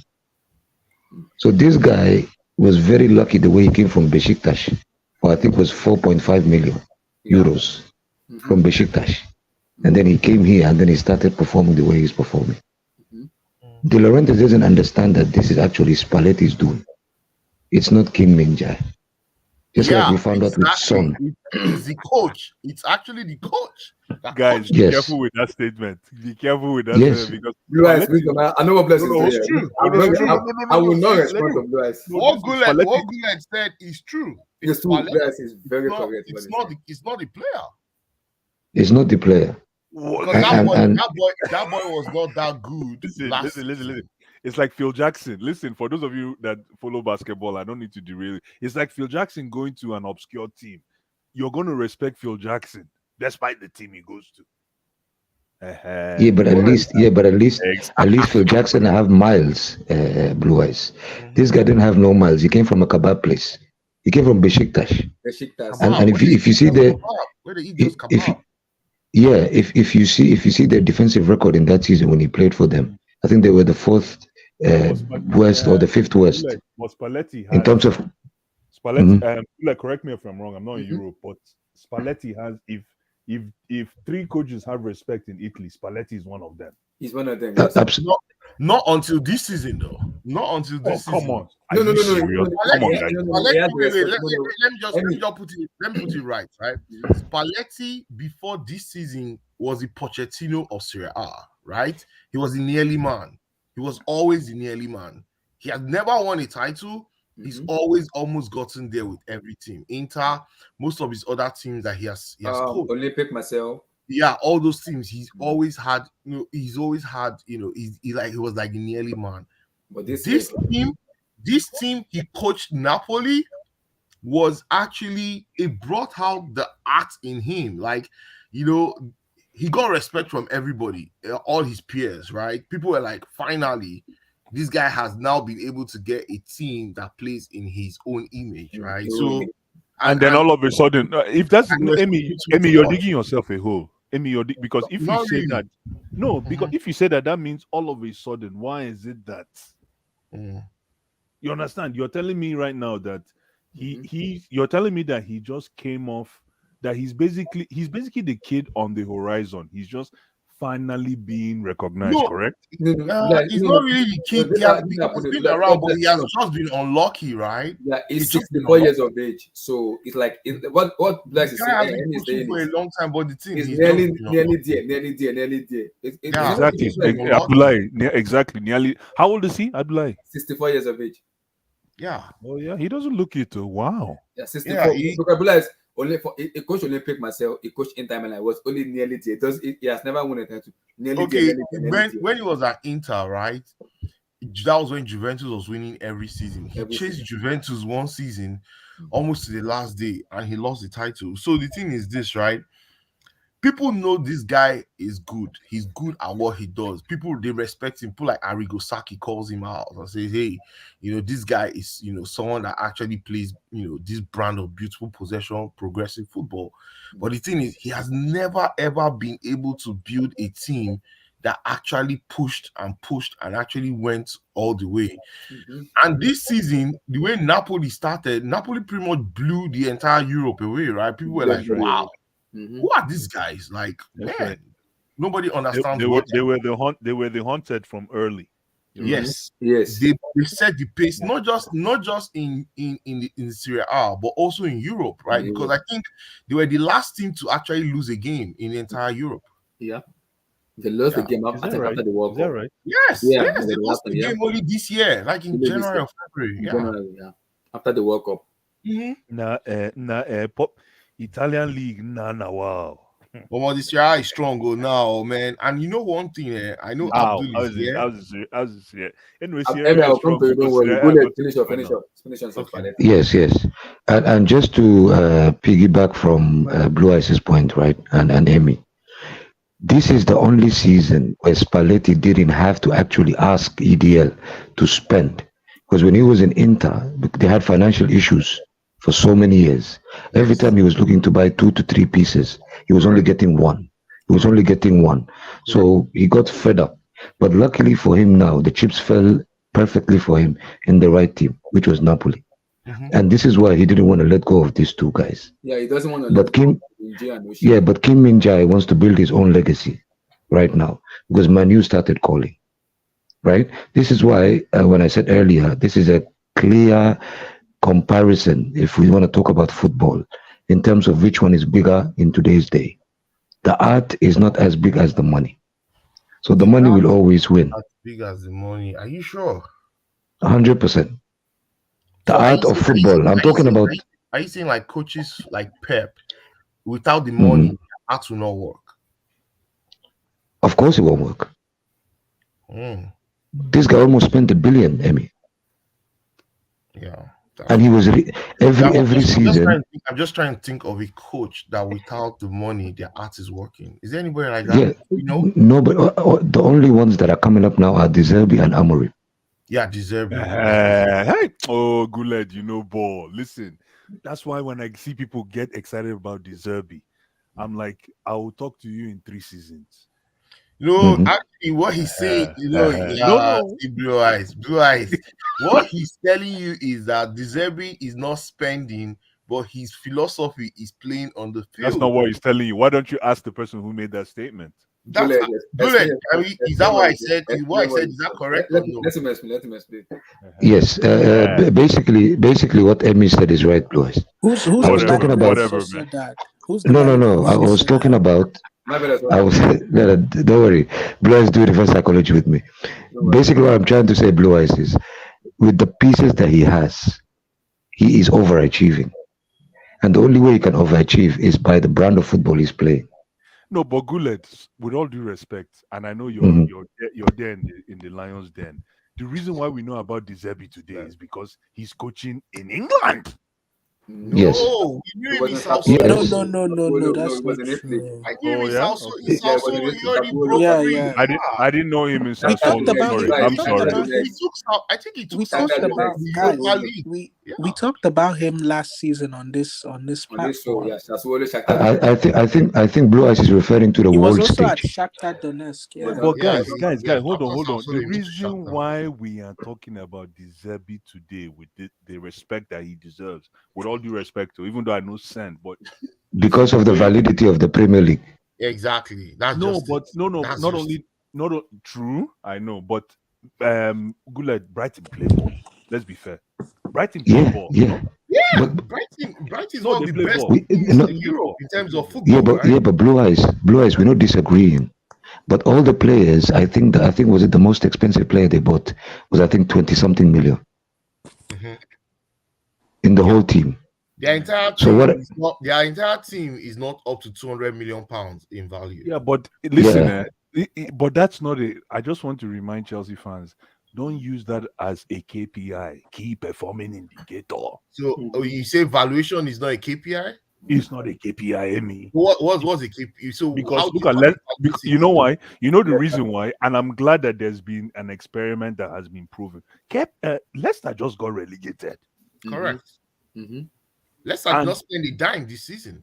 No, but if you look at Leicester's trajectory since they won the EPL, when was that? 2016, 2014? 2016. Just look at that trajectory between 2016 and 2023, 7 years. Do you know why? That's why I love the EPL. Amy, hold on. Amy, before you talk, that's why I love the EPL. Yeah, he's the best league. He's the Super League, right? That's why when people talking about Newcastle, I'm like, calm down, no. See, we listen. We never even grind beans. We are smelling my mind. Why more don't they smell? We never had this. Finish up. I want to other guys. Yes. Sorry, guys. Sorry. Yeah. Caicedo is not world class. Please. Mute your mic. Tayo, you are sick in here, but good. Let's finish up. So, Yeah. In conclusion, Spalletti, if he gets time and he gets backed, this guy could actually do something special in the Premier League. Over Pochettino? 150%. Price 1 billion percent. 150%. This was my number one guy. I didn't even know he would be available this summer. 1 million percent. I will take him. This guy. Why? I need you guys to educate me. Why? For me, he has a philosophy where I know for fact when it comes to drilling players, this man will drill you. Your head he trains people in he the will out. train you personally because you take him to the out. The Chelsea boys they are lazy. They don't want to do stuff. They are babysitting. This man will come in and he will drill them and make them understand you are playing for Chelsea Football Club. See, where he will take them to the mountains. Lock, no helicopter. Do you know what he did? Lloyd, do you know what he did to Osimhen? Osimhen lost. Wait. Osimhen was last season when Osimhen get injured and he came back. Lloyd, Osimhen was being stubborn. You know what Spalletti told him? Get the fuck out. Get out. He took him out of the training and telling him, you are not coming to the training pitch until you fix your stubbornness. He took him out of the team.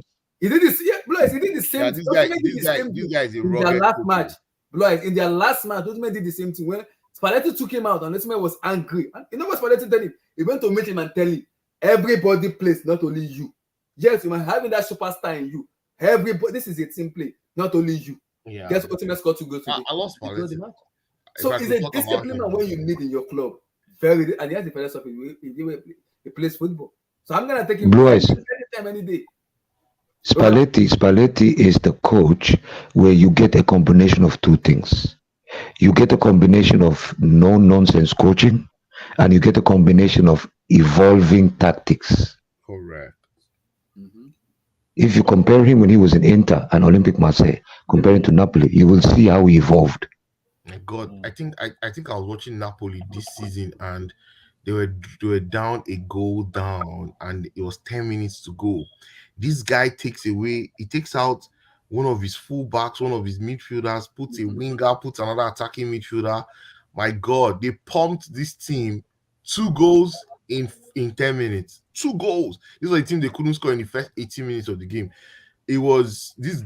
I tip my. It's not as if some people say, "Oh, it's just an easy decision to make." But the thing is, do you have the boldness and the bravery to make such a decision? You think, and if I say Frank Lampard now, blue eyes will come for me, but Lampard has everything in front of him. Can he make those decisions? Like that's what separates elite from regular people that just pass. Emmy, let me just conclude with just what you said.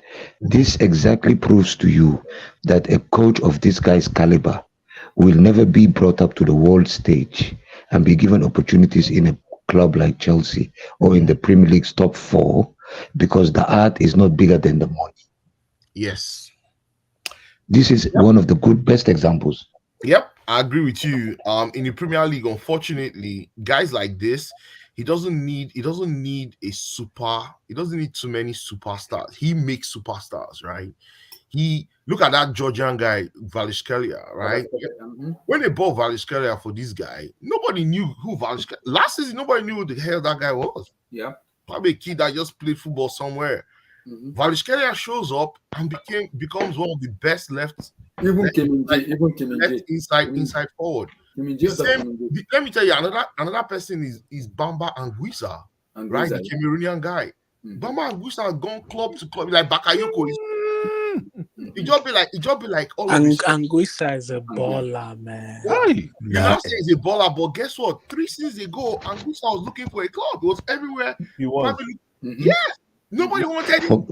Emmy, forget about 3 seasons. And somebody again, Emmy, you forget somebody again who, when he was playing, I always abuse him because he does not stay fit. Guess who? Tanguy Ndombele. Yeah, Ndombele. No, but you know what? I gotta give Ndombele is good, but guess what? It does not stay fit. Tottenham, it does not stay fit. I gotta give. He could not Listen, stay I want to fit, say but guess something. what? I want to say This guy something. kept I want to say Ndombele. something. Go ahead. I want to say something really quick. I want to say something about Blue Studio. Blue Studio has always given Anguissa love since African Cup, right? African Cup, yeah. Yeah, the Cup of Nations. Yeah. Yeah, Yo, he that played guy good. can play ball. Hi.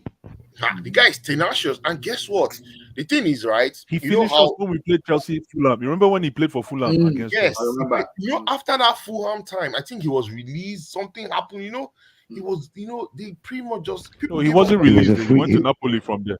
No, he was a free agent. He was a free He was a agent. free No, he went agent. He was a free agent. After that time he played against us that season. When that season was done, he went to Napoli right after. I don't know, Yeah. but No, but as a free agent, boys, as a free agent. yeah, maybe he went as a free agent. But the thing is this, right? Most of the players are playing in that Napoli team under this guy. Most of them were unknown players. People like that Korean guy that played defense. MJ, The Ivan Lozano, Politano. Lozano was okay because he came from Lobotka. PSV. Then Lobotka, we knew him from Celta Vigo, right? We Celta already knew that he was a good playmaker. But the thing is this, right? The way this guy fused those guys. Diego Simeone's son. I'm not mentioning his name. Oh yeah, Diego Simeone's son. yeah, Simeone. Fantastic player. Fantastic very good, player. very good. And this guy, is it Rapsodoni? Raspadori. Rapsod, yeah, that guy too. All those players are now kind of they've elevated in terms of their status. Let me Because you know what makes me like this, man, when it comes to coaching, because sometimes we talk about money. I understand money, but when you see a coach that can actually sit a player like one-on-one coaching and tell him, this is what I want you to do. Yeah, this is what you're doing. I'm gonna respect you as a coach. You don't need money to tell the players. That is basic in football. But that is that guy. See, I always mention the Osimhen because I watch Napoli, and Osimhen sometimes has this score in his head. Spalletti will tell him, everybody play football, not be only you be superstar. If you are misbehaving, I'm throwing you out to go and play for Division 2. Spalletti will do it. It's only twice for Osimhen this season. Twice. I like this. He took him out in 60th minute. Took Osimhen out in 60th minute. The next match, he did not play Osimhen. You know why he took him out, Abdullah, a couple of times. Osimhen's endurance, because this guy he defends from the front, right? His style of pressing actually involves the striker pressing the ball. So Osimhen's endurance is not able to do that consistently in that intensity for 90 minutes. So 60 minutes, Osimhen is tired, man. So this guy built Osimhen to actually start to do that 90 minutes of complete press. Chase the ball. Osimhen get pissed off, and he was like, "Hold on a minute, too. Nobody only they play football. Get out." Yeah, because I think there was a time Osimhen said he doesn't want to do it as hard as this guy demanded, and this guy subbed him and put he subbed him off. He subbed him twice, 2 times. He took him out. Like, but anyway, this guy, I'll definitely take him at Chelsea for sure. The only problem with DBC, Chelsea has already signed the lines with Pochettino.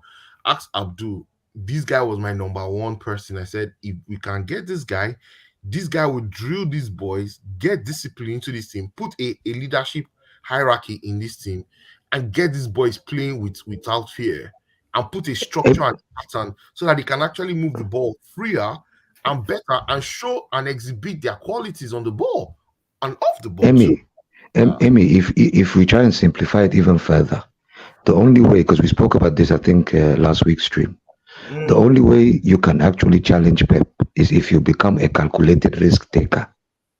And Spalletti is a calculated risk taker.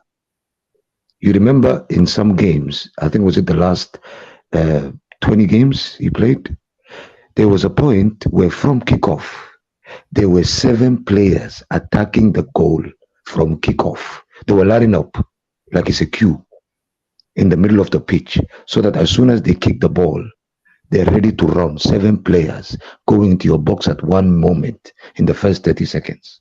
This is why Napoli scored, I think, most of their first goals came in, I think, in between the 10th minute and the 15th minute. Constant pressure, constant pressing from the front. And this is what you need to beat Pep. But unfortunately, we have Poch, so may God help us. No comments. Abdul, Luciano Spalletti stepping down as Napoli. I know, Abdul. You created this 2-2-2-2-5 formation. I remember that formation. So your guy is stepping down. He's taking a sabbatical. Go ahead, brother. Sorry. Could it be that Poch signing his contract was due to this kind of situation? All these top managers becoming available suddenly. Interesting. Because he's taking a bit too much time on that contract.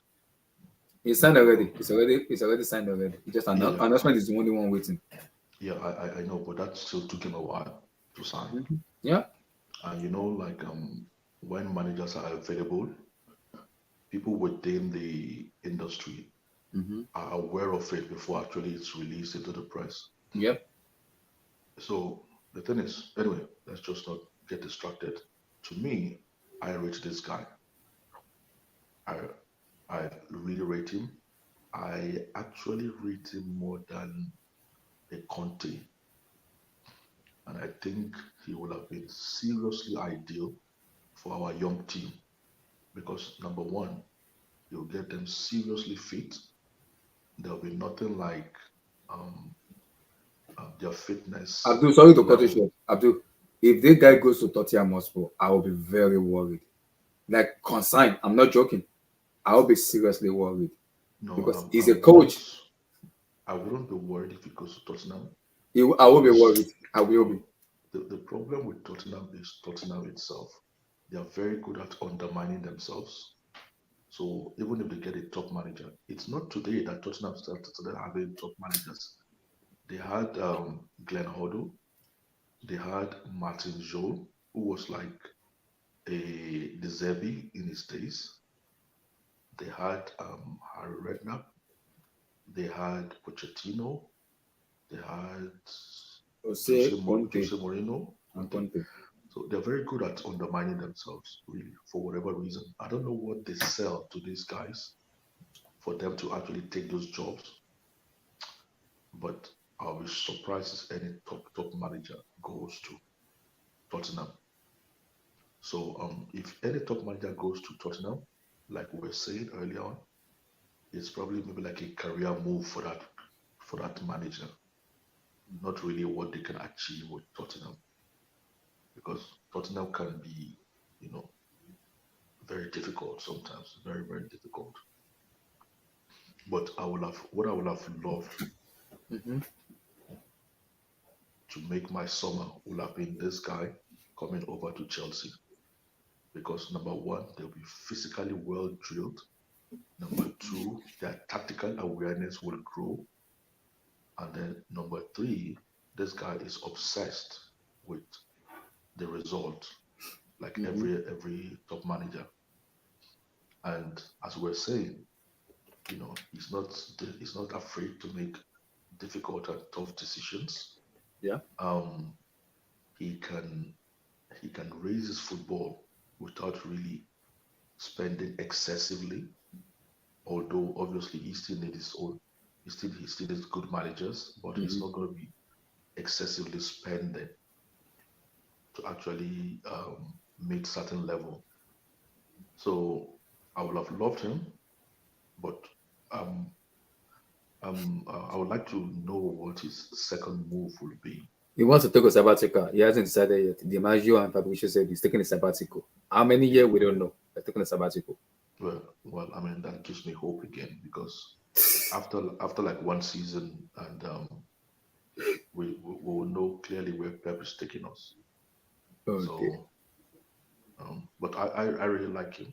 The only thing is like some of the guys in that team will start thinking about their options as well. No, before the problem is before Spalletti announced his departure, there was a problem with him and De Laurentiis, the ADL, in terms of player go, player stay. And the sporting director that came with them also is also stepping down, he's leaving his position, and another person is coming in. So Spalletti was like, Kim Min-jae needs to stay, Osimhen needs to stay. I'm not selling them. They want me to Scudetto. They are going nowhere. But the United said, no, we need money. We gotta balance the book. We have to sell them. And Spalletti was like, if you're gonna sell two of my player, you gotta replace them with top quality. You're not gonna spend 80 or 90 million on somebody. Nope. But then isn't that kind of conflicting? Because a while back you guys are saying this guy is impossible to deal with. He's not gonna spend, he's not gonna sell any of his managers or any of his players. Now he's saying he has to sell. And that brings me to the point No, because that I was trying he to. wants to sell in terms of, because United want to buy Kim Min-jae, Osimhen, Bayern, Chelsea, United are looking at Osimhen. That is what I was making you guys to realize, that ultimately he's a businessman. He needs to look after his business. You get it? And there's even the manager, there's nothing the manager can do. He has to look after, this guy needs to look after his business. You know, so I would not really blame him if he wants to sell somebody like Osimhen, because he took risk on Osimhen when nobody was paying attention. He bought Osimhen for like 70 million euros then. Yeah.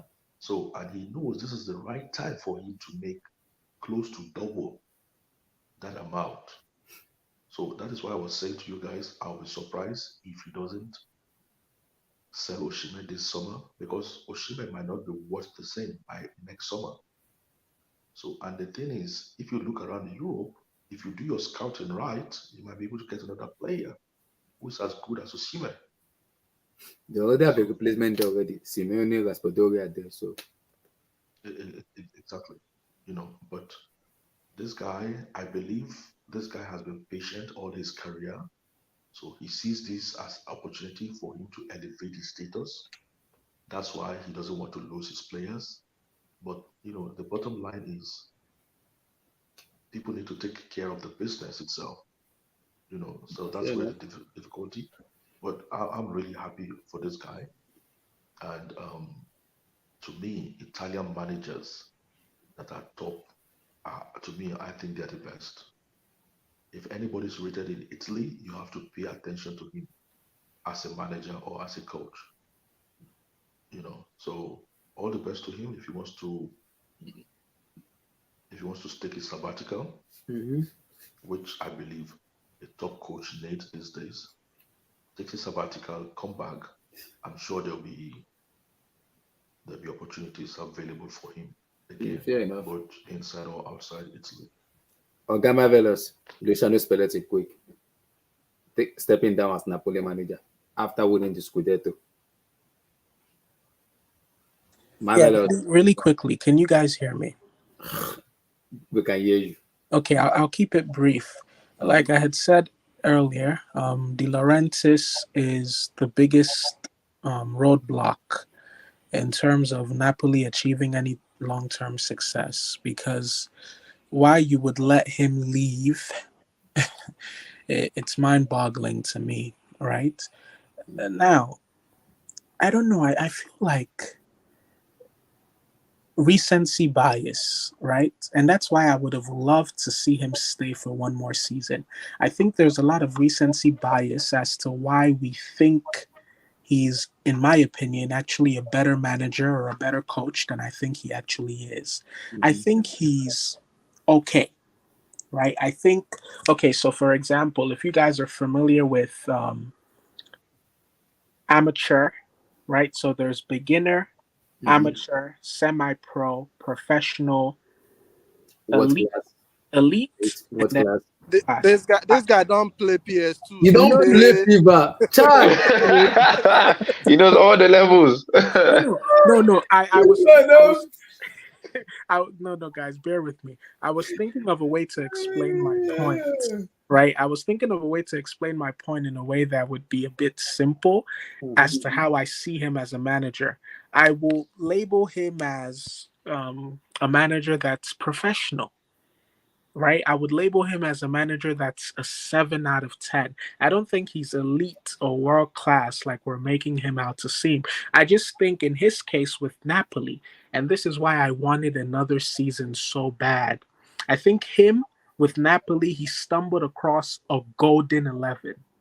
He stumbled across players who were able to execute his ideology and his philosophy to the T. And I think it helped him.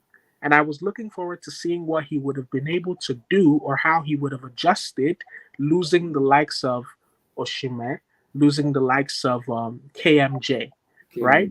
Because when he was at Inter, I'll be honest with you, I was not impressed, right? I believe we also played, Chelsea actually played him while he was at Inter.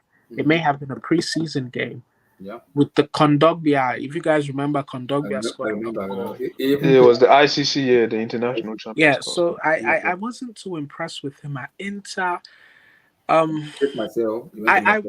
look at him as a manager in the Conte mode. He's like a Conte with offensive IQ.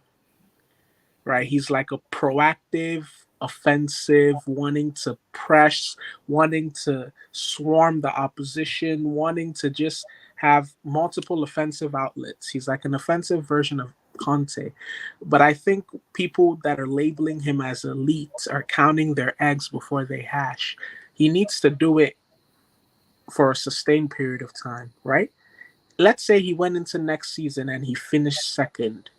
I would actually look at that and say, there's something there, right? Because I would have given him the benefit of doubt. I would have said, okay, he lost Osimhen, he lost Cravella, I hope that's how you pronounce his name, and he finished second.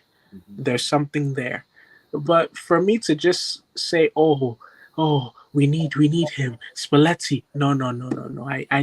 I don't even know why he would take a sabbatical. I think he needs to go while the iron is hot. He should be trying to get to a Tottenham. I don't know. If you go to Tottenham, I'll be worried as a fan. I know what I'm saying. This man is why? Because I agree with Marvelous 100%. Hold on. You guys are overhyping this guy like this. Hold on. Like I said before, see, Kenny, Luciano Spalletti. See, you don't need to spend too much money to be that good, because Spalletti is the coach where, see, a team like Tottenham. Abdullah, I'm so sorry. I forgot this. Before it leaves my mind, because I just read Tayo's comments. Basically, Marvelous is saying Spalletti fluked and won the Scudetto. Okay, let me put it like this also. AC Milan, right? You could tell that their focus was on the Champions League. Inter Milan, to a large extent, you could tell they had won the Scudetto. Their focus was on the Champions League, right? Lazio were the only team domestically that was consistent. Juve, they had the 10-point deduction, and they're going through, they had quite the hellstorm of injuries. What other team was there in Italy? Roma with Nkuku. I don't really expect much from them domestically. I expect them to do well in cup competitions. So, for lack of a better word, this Scudetto was Napoli's to lose. Anything other than them winning it would have been a failure. So that's really the truth, Ayo. I don't think there was much of a challenge, Abdullah, I'm sorry for interrupting. Go ahead. Because what I wanted to take on is, because Marvelous was comparing to Conte, I was like, I kind of disagree a little bit, because Spalletti is like a man who has an ideology the way he wants to play football. You don't need to spend too much money, because he can actually coach you and if you're like an average player, he can make you a top player where you can go to a top tier club and excel in the way you do things. In terms of leaving Napoli, go to a different club, still gonna be playing very well without no problem. Conte is someone that he needs to play. He wants old player, back three, 73 years of age, 80 years, 90 years of age player. That's what he wants in his squad, to play the way he wants to play. That's Antonio Conte. When it comes to league, Conte is the chairman. When it comes to league title, he's the chief orga. You can't drag down with Conte. He's the baba. But Spalletti is someone where he has an ideology where he wants to play football. It's a philosophy where this man, he knows how to cudgel his team together to make it look better. And if you go to Tottenham Hotspur, that team needs discipline, because it's been up and down. It's been catastrophic. You need discipline. That's what I want him. If you come to Chelsea, I'll be happy, because our player needs to get a dirty slap and some knock on their head. I won't mention it. I will not mention it. This guy is not good enough for Chelsea. I'm seeing people in the No, comments. I'm seeing someone said he should go to Real Madrid. Maybe let's stop. This guy is a decent coach, yeah. I don't think But this guy, decent is the big one. No. Decent? no, he's a decent to a good coach. Let's not act. This guy has been managing for 30 years now. Yeah. This is his first league title in a big league. Yeah. But can he won the league in Russia. Yeah. Let's not act as if Mauricio Sarri has been coaching for so many years and he won the Europa League with Chelsea. So yeah, no, but it's Europa League, and you see what he went to Juventus. You see what he did at Juventus. He won the league. So yeah, he won the league, but he got sacked and they flopped in the Champions League. But what I'm saying is, I get what you say when it comes to that aspect, but I won't call him a decent coach because Spalletti can actually coach. He can actually coach. No, yeah, there's a lot of guys that can coach, but obviously coaching is not be all end all. He has his philosophy, yes. Yeah, he has a philosophy too. I know. But he has his philosophy, yes. But for me, this was like Marvelous said, I would have liked him to stay a second season to actually see able to judge him. Yeah, I agree. Yeah, to judge him then, because right now, obviously, Azim as always, he's living on the high because I think he saw it coming. He saw that they were losing their best player, and he was like, "Let me leave before my because this." Yeah. Like right now, his how do you call it? His name or whatever his status right now is the highest he has probably been in his managerial career right now. Yeah. So honestly, might as well leave now. So if he comes back maybe later, it's the last thing we remember of him is that he won this. Exactly. He won Napoli their first title. Exactly. So yeah, but he's a good coach, but I don't think I'm not seeing him manage like a top club like that and to be 100% successful. I agree. Ogake, Luciano Spalletti stepping down as Napoli manager. Thank you, Jerry, my guy. Spalletti. This guy was one of those guys that I wanted at Chelsea before I made that transition. I wanted Enrique or Spalletti. And the reason why I wanted this guy was the way he coaches his team. As soon as everything gels for him, that's it, man. This guy, and him stepping down was just a tactical move, in my opinion. He saw that he's probably going to lose his best defender. He came out and actually said he's going to lose Kim, or what's his name? Kim Min-jae, yeah. Kim Min-jae. Then he's going to lose, probably he's going to lose Osimhen too. It's like, no, I don't really need this. And what this guy said, Marvelous said, is absolutely spot on. ADL and guys like Daniel Levy are the reasons why those teams are not going to have a consistent what's it called, success over time. And the same thing is going to happen to Brighton. They are going to lose most of their best players. Brighton should be building on top of what they already achieved this season. Next season, they should be trying to go into that top 4 spot or something like that. But no, they are probably going to lose all of their best players, and they are probably going to go back to the mid-table team they have. So if you have a businessman running a football club, this is what's going to happen, and this is what Chelsea is looking like. Still run by a businessman, and they are just they won't be able to sustain that success over a long period of time. No comment. You need to be able to keep your best players if you want to achieve, that success. I mean, I was hoping to see more of Spalletti next season, but let's see. I mean, his next move has to be spot on. Yeah, otherwise, how many years we don't know. We don't know the years. His next move has to be spot on. Otherwise, it's just. It is what it is. But I think he's a good coach. I agree with the guys. I don't think he's an elite yet. To get to that elite level, you have to be like Pep. Winning 5 league titles back to back. Stuff like that. Not easy, but he's not elite yet. And you have to be lucky, though. You also have to be lucky. Yeah, I mean, you have to have the right tool. the right management behind you. But I mean, I wish him success, wherever he decides to go. But I was hoping he stays for next season. But obviously it's not. But let's see. I mean, I wanted him at Chelsea, to be fair. I wanted Spalletti or Enrique. Blue Eyes, let's honest Spalletti stepping down. Are you surprised or you shocked because his two best players are already potentially gonna leave? So we're like, okay, ADL. Both of them cannot leave, and if both of them leave, it's time for me to just bounce. Adios. I'm not surprised. Like I told you earlier, if you're able to get away when the ovation is high, do it. In anything you're doing in life, ladies and gentlemen, if you're able to do it, if you get a chance. Thing is, and if you listen to what I just said, if you get a chance, do it. The problem is the chances come few and far between. Leaving when the ovation is high. It's a very murky situation. Because you can leave when the ovation is high, like Alex Ferguson. He was already retiring. Yeah.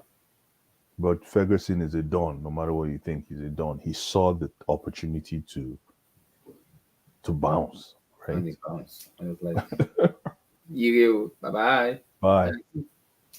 I agree. Right now, Manchester, for the past how many years, have been trying to maintain Ferguson's standard.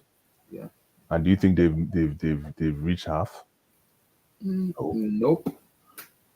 Exactly. So again, and then in the case of this man right now, I think that's what he did. Leave when the ovation is so high. you think it's like Add more value to your his name and yeah, exactly. Add more value to your name, your evaluation, everything. Because I'm so thinking about and they get the best deal you can because he's basically walking into the sunset now. Yeah.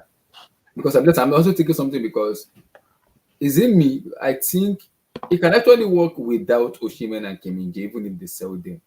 But there must also be something that is going on that we don't know yet. That's the only thing I know because I saw the report. Apart from those two, you can also work without them and still be successful for me, though. How many goals did Osimhen score last season?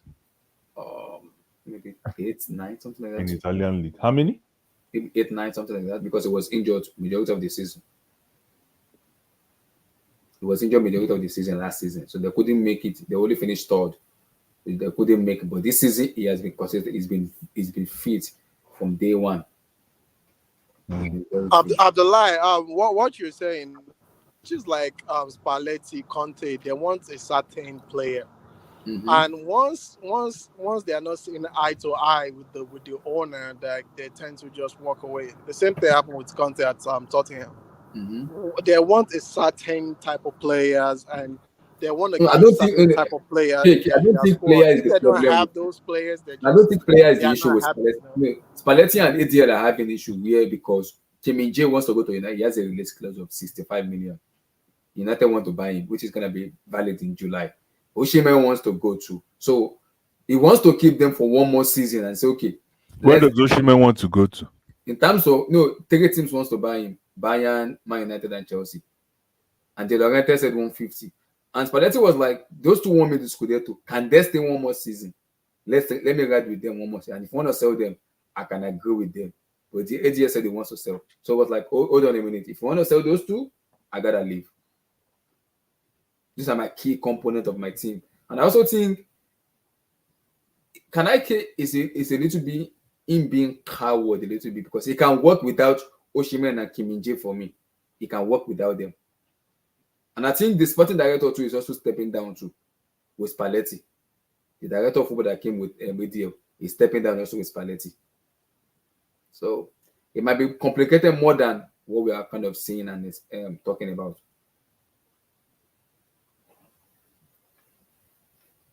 So we'll see. Abdullah, if you lose 2 or 3 of your best players in the squad, it's not always easy. Once you have something cooking or you have like the spine of the team already built, someone can't just come and rip it away and you say, oh, he's a coward. No, he's not. He already has the spine of the team with Kim, Osimhen, and this guy. Lobotka. Lobotka in midfield. You can't just sell those three and be like, oh, let him just start again from the beginning. Yeah, because you know the level and time it took him to develop these players, right? Most of these players were too raw. They had to. It's just like Pep now, right? I'm using Pep as an example. Pep takes time. He develops a player, from scratch. Look at Rodri. When Rodri came to Man City, he was all over the place, right? He was very raw. He wasn't athletic enough to cover ground. He couldn't even drive the ball. Most times he had to pass the ball to either what's his name? To Gundogan or KDB to help him bring the ball up. But now, guess what? The guy has perfect, I'm not saying perfected his craft, but he's a lot better at his craft now. That's Rodri I'm talking about. The same thing this guy has done. He's currently the best midfielder in the world. The best DM in the world. I don't know about that. He's currently the best DM in the world. I don't know. Watch him closely. The next two finals. Watch him closely, my man. I think I'll still give it to Casemiro. The Casemiro is nowhere near him. Well, watch closely next week. No, it's near him. No, let's not. No, Casemiro to me, that's a debate I want to have. But that's a very good debate to have. It's a good debate. Not Rodri, because a lot of people will tell you that Casemiro has been a champion, a world champion, right? And he's still playing at that high level today. So he has been more consistent. So his body of work over the last 5 to 7 years. What year did Casemiro join Madrid? What year? 20. No, it was this. 20. No, it was young. Madrid, it was young. Yeah. It was this guy that brought him. Remember? Yeah, it was from Porto. Yeah. Was he OC? Actually, it was what's his name? OC, right? Mourinho. Yeah, I think it was Mourinho. Mourinho loaned him to Porto, right? And then Benitez brought him back. When Benitez. What year was that? I think it was 13, 14. When he came back here, I think it was like 15, 16 or 20, because he wasn't there when they won when Ancelotti won the Decima. He wasn't there. Yeah, he wasn't there. I think it was that 14, 15 he came. The next season. I think it was after that season. Yeah, he brought him back from Porto. It's been consistent for like 6-7 years now. Yeah. Or more. 8 years. 8 years. Yeah, 8 years. 8 seasons, right? 8 seasons? Yeah, 8 seasons. Yeah. Oh, that one, a body of work. We gotta give him to him. Yeah, and he's still there. Like, let me tell you one thing. Go ahead, brother. So, I'm a Casemiro hater just because of Real Madrid and where they start. Just I've always thought Casemiro, Cruz, Modric. I've always thought that Chelsea has a better midfield. So anytime I hear Casemiro playing, I'm like, yeah, whatever. Then this last game against Chelsea, he get one pass. Yeah, I saw the pass. Oh my goodness. No look pass. I saw the pass. It's not about the pass, Abdullahi. It's finesse. No, it's about finding the pass. That's why I like to, when I talk to young kids, the young ones coming up, I'm like, find that pass. Find it, not only the pass, find the path. Mm-hmm. Because if you look at how it came from Bruno Fernandes. Bruno Fernandes, I think, caught the ball back into traffic and put it in he put what's his name on. You see, when they put you on as a midfielder, it's up to you to find it, to turn it on or to turn it off. And that's what you call keeping a pass on. Mm-hmm. In transition. That was in transition before you could even say bam. So that no look, like Abdullah said, that no look is the end product. It's being in that place, one, and then appreciating the fact that you have Chalobah and what's his name? You've cancelled two. Yeah, Chalobah and the branded Chalobah and that. Who's the other one? I think Fofana. Was it Chalobah and Fofana? Two brain idiots. Continue. Continue. Two brain idiots. Continue. I'm telling you. So again, when I saw that pass, I'm like, okay, for Casemiro. Okay, I hear you. Casemiro is no. I'll take it, and both both of them fit different profiles depending on how you want to progress the ball. Casemiro too can progress the ball, although Rodri was coached how to do that. But Casemiro's own came with his Brazilian instinct, right? I would, yeah, it's yeah. For me, my preference would be but everybody's different. People like Rodri. Fair enough. Yeah. So guys, Bless, I'm gonna come to you on this. Bless, I'm gonna come to you on this. Which one? I know you're gonna be biased on this, but you can be biased. You can have your talk because I want to round it up with it. Which one is the greatest Champions League of all time? Let me bring it out. Oh, those Wow. Wow. Bless. For me, nothing past 2012. I already said it. Just gonna be less. For me, nothing past 2012. Are you sure 2012 is the greatest Champions League of all time? For me, and this is my overall footballing experience, and I've seen quite a few Champions League finals overall, and I've been part of, directly or vicariously, I've been part of a lot of championships. But I tell you one thing about 2012. The first cut is the deepest. The first cut is the deepest. It will never, ever, ever be like 2012 again. Think about it.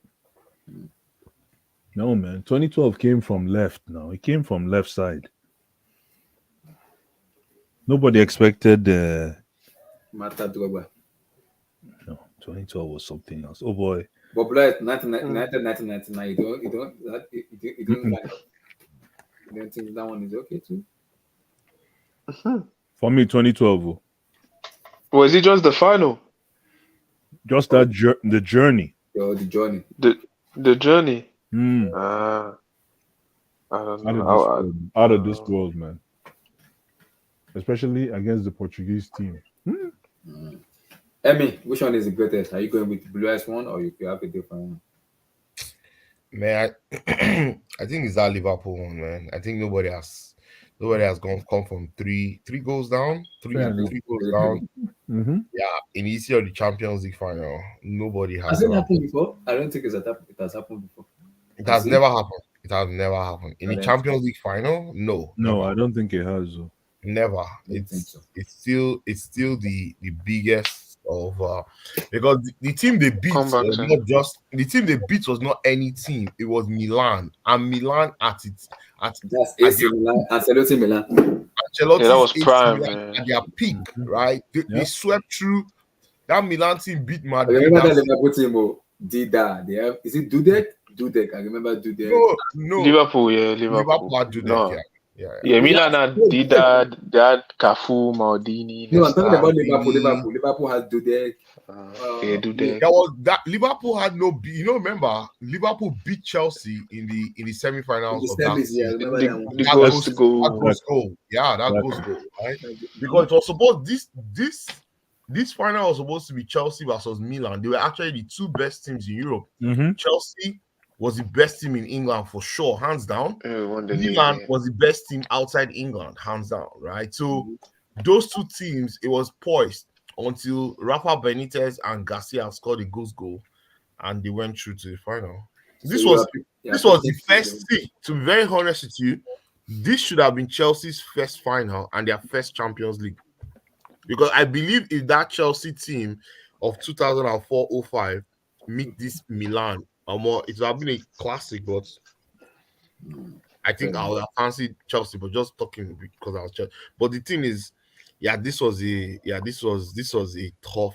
I remember watching this game and I started buying beer for everybody at 3-0. Yeah, I just did buy beer. I say, man, I'm on Milan. I buy beer. I did not believe it. I was very drunk far when this guy scored the first goal, it was 3-1. I say, Madam, hold the pepper soup because this beer will they drink go choke. Madam say, I say, wait. 3-2. Penalty. 3-3. Our bets were off, man. I know when it was 3-3, Shevchenko had the chance to score 4-3. Yeah. Yeah. He hit the bar. Yeah, it was just Liverpool. And they also, I think, was it the one that missed the last penalty taker? Yes, Yeah, it was Shevchenko. Yeah. Because I remember I very think it well. was after that season that Yeah, that basically ended his career. It was never the same. yeah, he was never the same. That 0-4-5, that penalty miss, he was never the same after that. That penalty Shevchenko miss lost. finished Shevchenko there. Shevchenko that time in PS1, if you Shevchenko Milan, damn, Oh my God. he shoots from anywhere is a goal. Yeah. You know those is the net in PS1. I was never a Shevchenko fan, man. I don't like that kind. I don't like that. That guy was one of the most complete strikers. Bad man. Okay, before I go to Marvelous, guys, between Shevchenko and Inzaghi, who do you choose? Inzaghi any day. What are you talking? Respect yourself. What? Nah.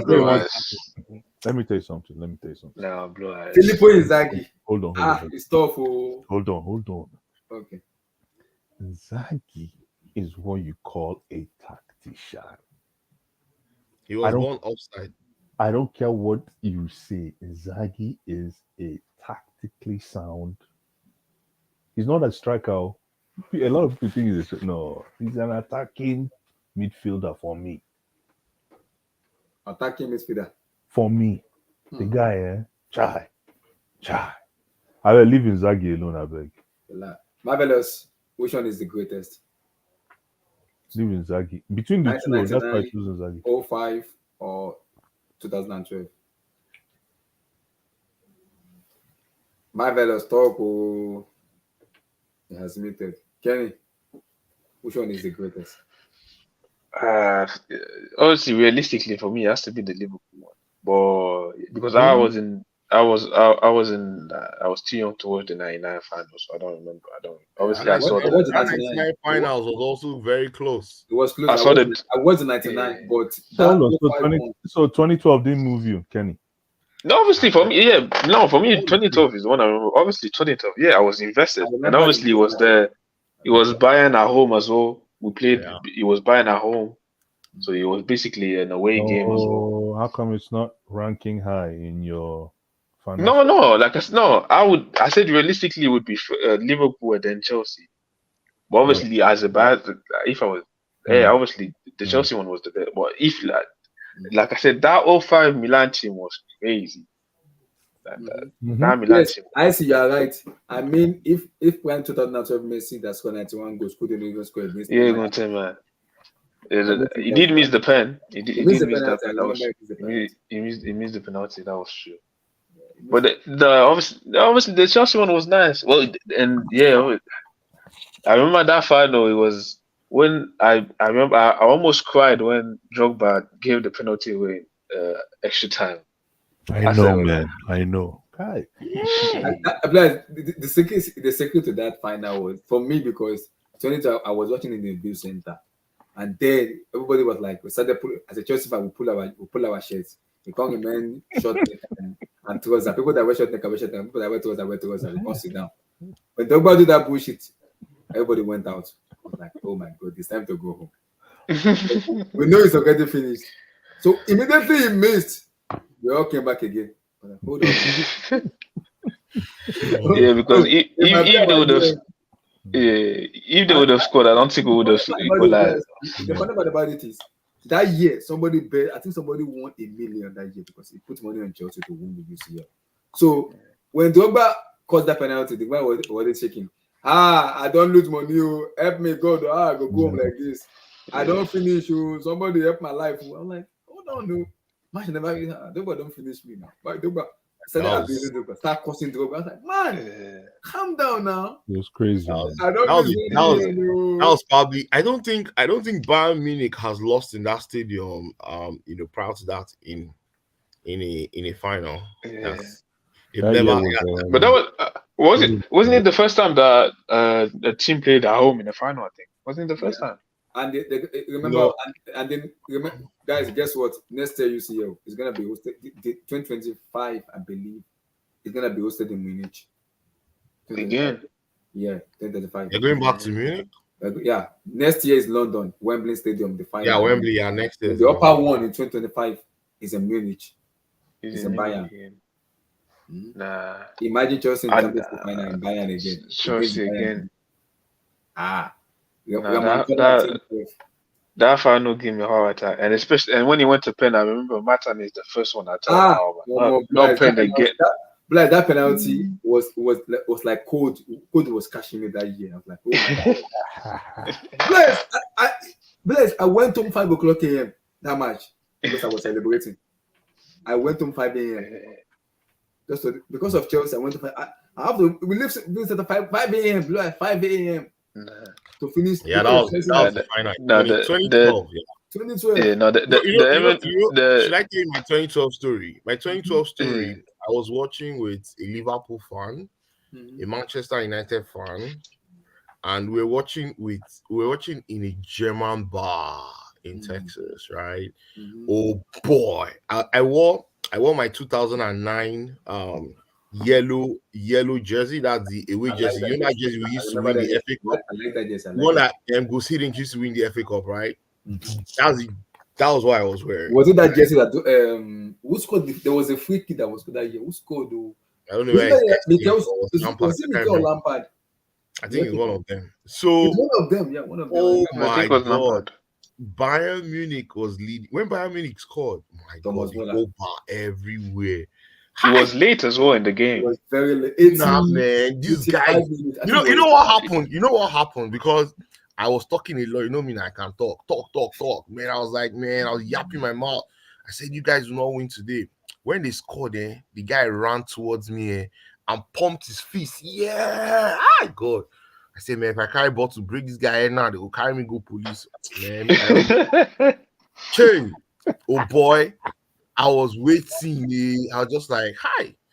I was like, the Liverpool guy was wearing his Liverpool jersey too. It's actually, there was in a picture we took that day. The guy was just saying, man, you guys might never win this champ. If you guys don't win today, you guys will never. And that was like 82nd minutes. Somehow I see Drogba and Mata just talking in the middle of the field because I think before Mata took that corner kick, I think him and Drogba had an exchange. They were just talking. Oh boy, the next thing we got a corner kick from it was Fernando Torres. Yeah. Tried to carry the ball to drive. For some reason, the ball just hit this thing now. It now went to corner. The left back, yeah. Something just told me this is our chance. I say, man, I looked around. Everywhere was red. Everywhere. The Bayern fans were like, all these German, they can drink beer. They don't know that beer. They were all happy. Oh, boy. When that goal went in, oh, no, the crazy Chelsea you fall out. And my jersey is yellow, right? So the thing stand out. It's not blue. Yeah. They scream, yeah. I carry the drink, I shake the drink, yeah. Oh boy, man, those guys won't die. Those guys, these guys. I told them we are winning tonight. We are winning. And the funny part about that 2012, I would say was our year was after the Napoli. I was like, this is our year because a lot of teams fall into our and I also think that 2012 too was the first time they played the finals on Saturday, not on Wednesday. Not on Wednesday, yeah. I think so. I might be wrong. Marvelous. Check it for me because I know 2011 when Barcelona beat Manchester United, I think they played on Wednesday. It was on Wednesday. Yeah, it was Wednesday. Yeah, I remember. That was the first time they were playing the final on a Saturday. So I scored the next day. Oh boy. It was weekend. Everybody just said to because people were ready to laugh at it because they were like this Chelsea generation will only be remembered for that Premier League title they won. The one before the 2012, it was on the Saturday. Oh, the 2011, the one that the David Villa and Sanchez scored. It was a Saturday, but it was in the afternoon though, like 4. Okay. It was at Wembley, no? Yeah, it was at Wembley. Yeah. It was at Wembley. I remember that year. Yeah. But because I'm gonna come to you next, because you see that 2012 was like, because for me I would have go for the Liverpool one, because I watched that Liverpool one, the comeback. But I think that 2012 gave me so much like sadness, tears, joy, so much more, Emotion, yeah. I because no 2012, man. so much. Obviously, What we passed through that year.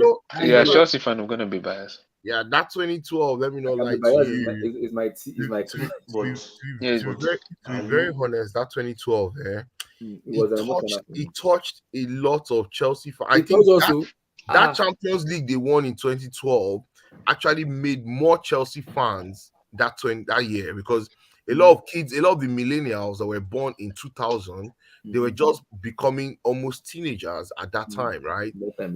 And guess what? Most of them became Chelsea fans because of that period, because Chelsea was winning titles. They were coming, they were getting to finals. It's just like Manchester City now. Because that year, because I was in Africa that year, and that year, that was when I was seeing people sell. You know, those people that sell ram, start painting their ram blue. Blue. Yes. If you go market, if you won't buy anything, you ask, first question they will ask you, Rago, yes, raise up your hand. Free of charge, anything free of charge. Right. Yes, Ram, Chelsea fan. They paint everything, but I'm like, how much? What did happen here? For that week, everything you buy is for free. For that week, that year. Yeah, that final brought a lot of new Chelsea fans. Sorry, Abdul. Sorry, I cut you. You should go ahead, Jerry. Bro. Go ahead, Abdul. Which one is the greatest? You want to? Is it 12, 1999? Abdullah, are we talking about the journey to the final or just the final game? The journey and everything. Oh my God! Okay, go ahead. You can't just restrict the journey of a Champions League season to just 3 games. Seriously, you can't just restrict it to 3 games. But the one that stood out most. So if I have to limit myself to these 3 games, the 99 journey and the 2012 were out of this world, man. I mean, the Liverpool winning, apart from the final game, everything about their journey to that final was flat. Yeah. But even Man United winning in that 99 Champions League, that game they played in the semi-final against Juve. Oh my God. It was unbelievable. I was expecting Juve to slap them to Juve had a strong team that year. They had a strong team. That year, that's solid. Very good. Very strong team that year. Very good. Are you joking with EPL? Are you joking with EPL? No, that 1999 Juventus was coached by Marcelo Lippi, and they had a lot of leg breakers in that Juventus. I think they had Antonio Conte, they had Zidane.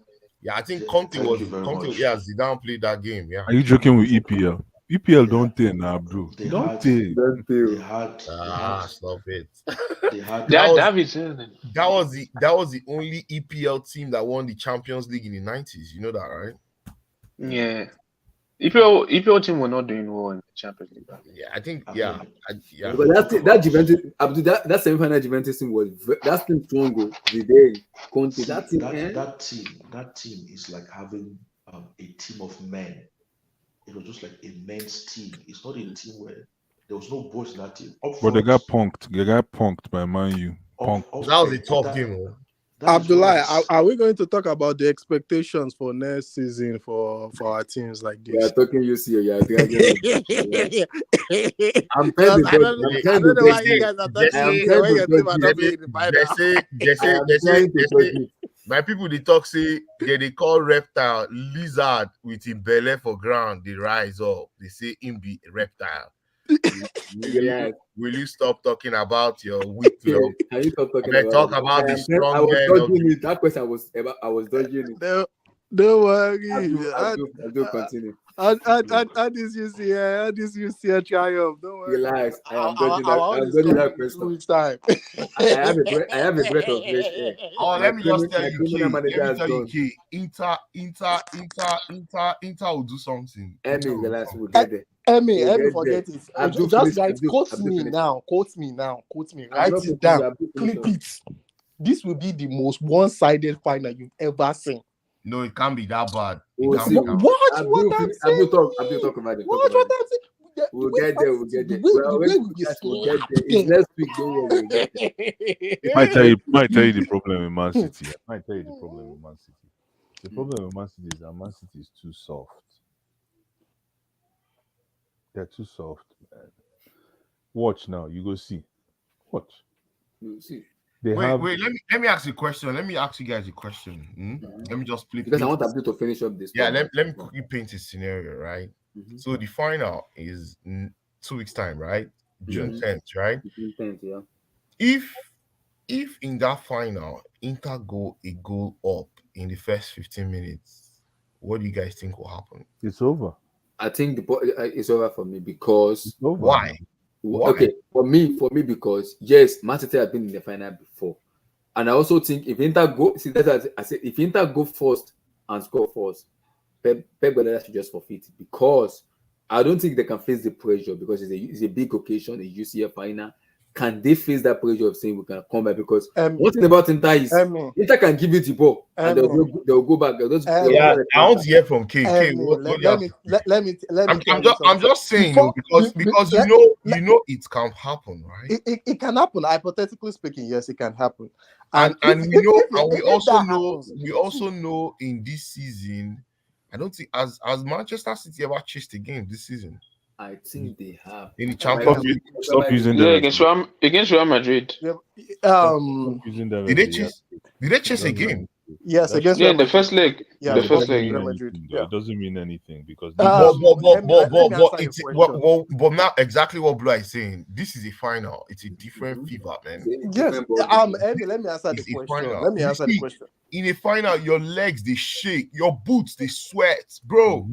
Ha! Let me answer 90,000. See, like I will be very honest. Okay, like if Inter go one goal up in the first 15 minutes, yeah, it might be difficult because they will just literally have every single man defending their box, all of this. But one thing, it's not going to happen. You see what we are doing? We are attacking Dumfries or Dumfries or Dum. Who is we? Sorry, who is we? That is the guy we are going for. I already sat down with Guardiola and we have already analyzed we are going for Dumfries. Okay, hold on. Who is we? Hold on. Okay, explain. Who is we? What is going on here? What is we? Okay, what is we? I beg to explain. He's a Manchester City fan. How many times you have? How many times will I have to explain myself? I've jumped ship to Man City by people. Can I say? The way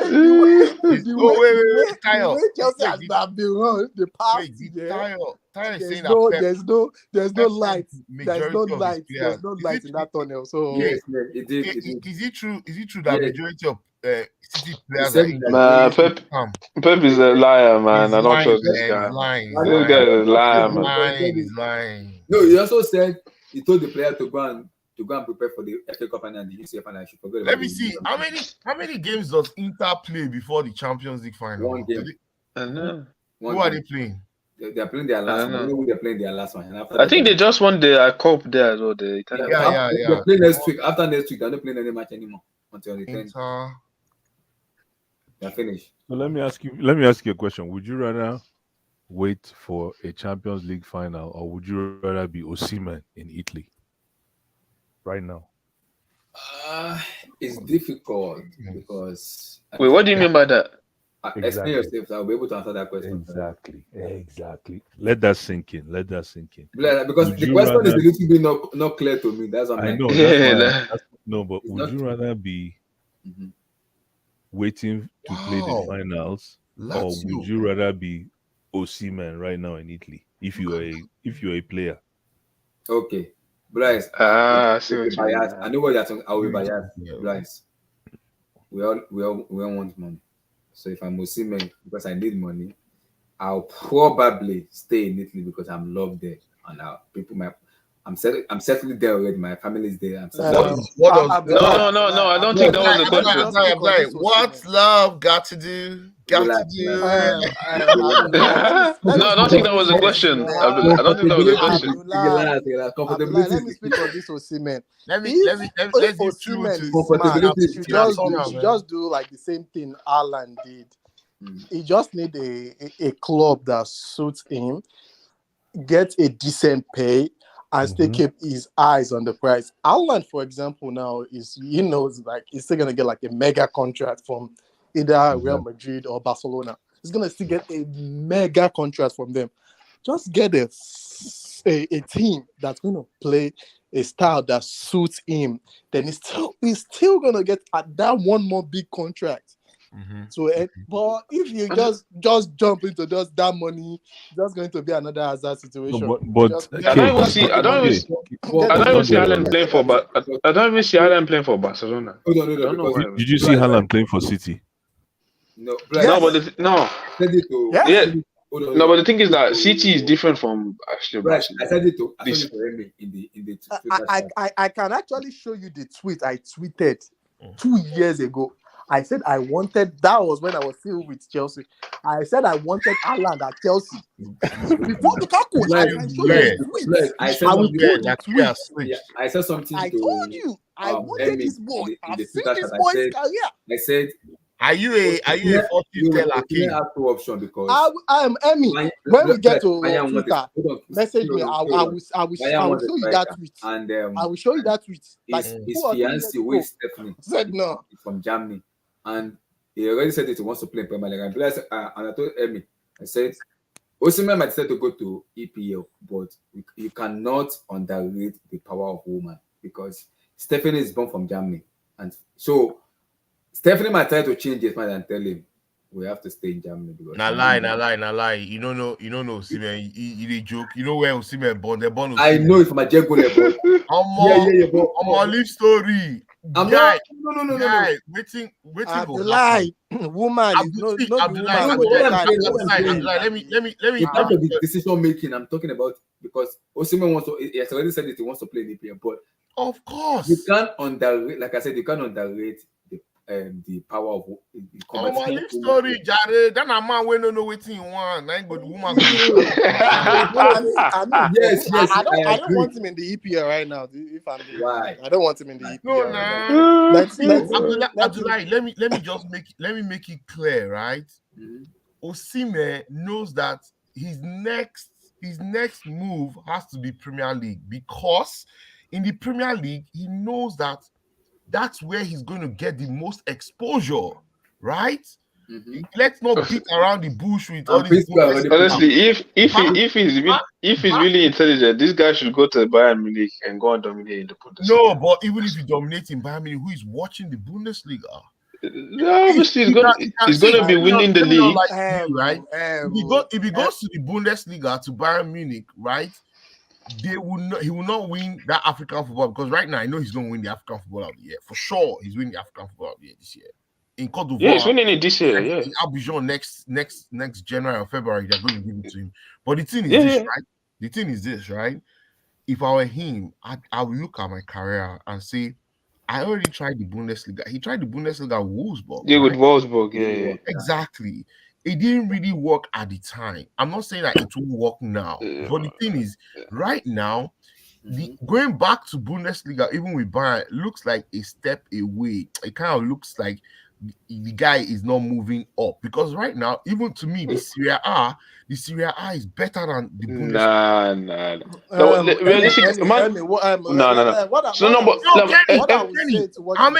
Hold on, guys. How many Bundesliga teams are in any European final right now?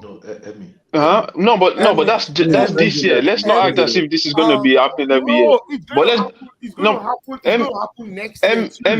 I mean, where does he have the best chance of winning a Champions League, for example? Is he not Bayern Munich? No, the way Bayern Munich have been looking the past Bayern 6 months Munich. now, you can see that they're in trouble. They're Yeah, not well. yeah, They're not well yes. run. They're not Well, well. No, obviously they just sacked their sporting director and Oliver Kahn as well. Yeah, the team, that team is in shambles right now. They're making but stupid Thomas Tuchel decisions. is there. He will fix that team. Tuchel will be exposed in Bayern Munich.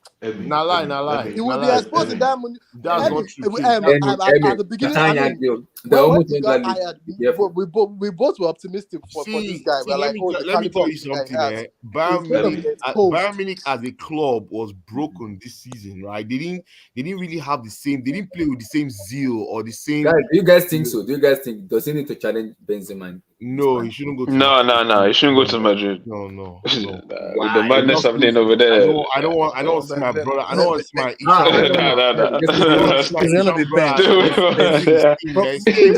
the only person right now is I don't want to Abdul, what Stay away from there. I beg, no go. I beg. Guys, hang on. Let's chill a bit. Emmy, let me make your first argument easy for you. Okay. What saved Yaya Touré's career? Man City. In which league? In the Premier League. Exactly. Where did he come from? He came from Barcelona after winning the Champions League in 2011. Yeah, but he wasn't playing in his preferred position as well. Who told you that? He was playing centre back. No, but he was playing centre back. No, but he didn't. He didn't even start in the final. He didn't start in the final. He was Rafa Marquez and Carles Puyol. Hold on. You are talking about one game where he had to be used as a centre half. Yeah. Yaya Touré was bought. Okay, was bought and essentially used as a midfielder. But a more defensive midfielder. Hold on. But Pep preferred other players to him. That's why he couldn't even stand Pep when Pep came to Man City. What saved up? We're talking about status. What put him up there was him coming to Man City and the Premier League. Automatically, everyone in Africa started watching him. Yeah, but he performed. No, hold on. Yaya Touré was even established before his elder brother. He played in a top team in the Belgian league. He played in Monaco. He played in Olympiacos. He played in Ukraine. And then went to Barcelona. What really established him as an African brand was him going to the Premier League. Yeah. Okay. So what Emmy is saying in that respect is actually true. That if he has the option of going to the Premier League, obviously with a top team or a Bayern, it will only make every sense for him to pick the Premier League team ahead of Bayern Munich. But the only thing he will get in Bayern Munich is trophy after trophy after trophy after trophy, and he might not even win the Champions League. Okay. You guys are joking with the EPL. You guys are joking with. What's he going to do in Bayern? Come on, Tyler. He's better than Black Harry Kane. No. You guys are disrespecting Bayern Munich, man. Don't you dare disrespect my boy. The thing is just this, right? If you play in a weaker league, it reduces. Go ahead. Sorry. What's he going to do? What's he going to do in the German league? That he has not done. He has already conquered Syria. Apart from just win trophy after trophy after trophy. That's just the Bundesliga, right? No. If he comes to the Premier League, he's going to even see money that he's never touched before in his life. Okay, but the money. Which club will he go in the Premier League? Chelsea. And he can go to Manchester United. That's up to him. No, but if he goes to Man United, is he guaranteed that he's going to win the league at Man United? No. What do you mean? Of course you don't. What do you mean? As long as Pep Guardiola is in this league, there's no guarantee that Man U is winning no league for the next 5 years. Don't say that. No. It's true. You don't know that. No, the Manchester That's true. As long as you don't know that. No, we are holding that league. tight. No, that should I like Kenny. Kenny, you In asked a 2 years' question. time, Man City is not winning the league. Man City If win next Pep year. is still They're not winning 2 years. Pep is there. if Pep is still there, forget it. They're not winning. Pep, that his only league that is lost is to Conte. Kenny, This guy and the club. You guys are joking with this guy. Hold on now, Kenny. What the question you're asking is a valid question, but what we are saying is in the Premier League, it's not necessary that you win. We're talking about status. That there's like 5 teams now whose status are actually equivalent to Bayern Munich status. So you don't even have to win the league or the title with those teams. No, yeah, if it's status wise, I agree. It's like status will mean in terms of the brand, the market, and the money. Yeah, I agree. If you play for Man United, even if they don't win the league for the next 50 years, okay, compared to Bayern Munich, you are better off as an African player going to Going to Man United than to Bayern Munich. Even if they're not going to win the league, you're better off going with Liverpool than Bayern Munich. That's what the thing is what do you want for your career? No. Is it just status that you want, or actually like winning stuff and maybe become a better player and stuff? Of course, we don't know because we are not Osimhen and we don't represent him. But what we are saying is, if he had those options of those teams against a Bayern Munich, we're just limiting it to Bayern. Against Bayern, that is better off in everything apart from the only thing Bayern is going to give him is just titles, and that's all. Good. But in every other titles is important. No, of course it's important. Of course, you look at the title you won in Serie A and say, is he developing, winning titles in the Bundesliga? Is he really developing? No, just because you are winning in the Bundesliga doesn't mean that you're not developing as a player. Abdul, coming to the Premier League is easy. If there was an option of him going to like a team like Manchester City, the 2 options he has in the Premier League now. Okay. Oh, let me finish. The 2 options he has. Let finish. God, let me finish now. The 2 options he has in the Premier League right now, Chelsea and Manchester United, is like Port and Ketu. They are both black. No, we don't.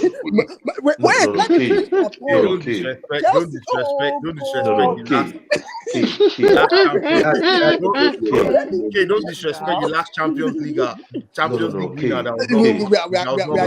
changing that in 2 weeks. No, don't disrespect the last English club to win the Champions League. Don't do that.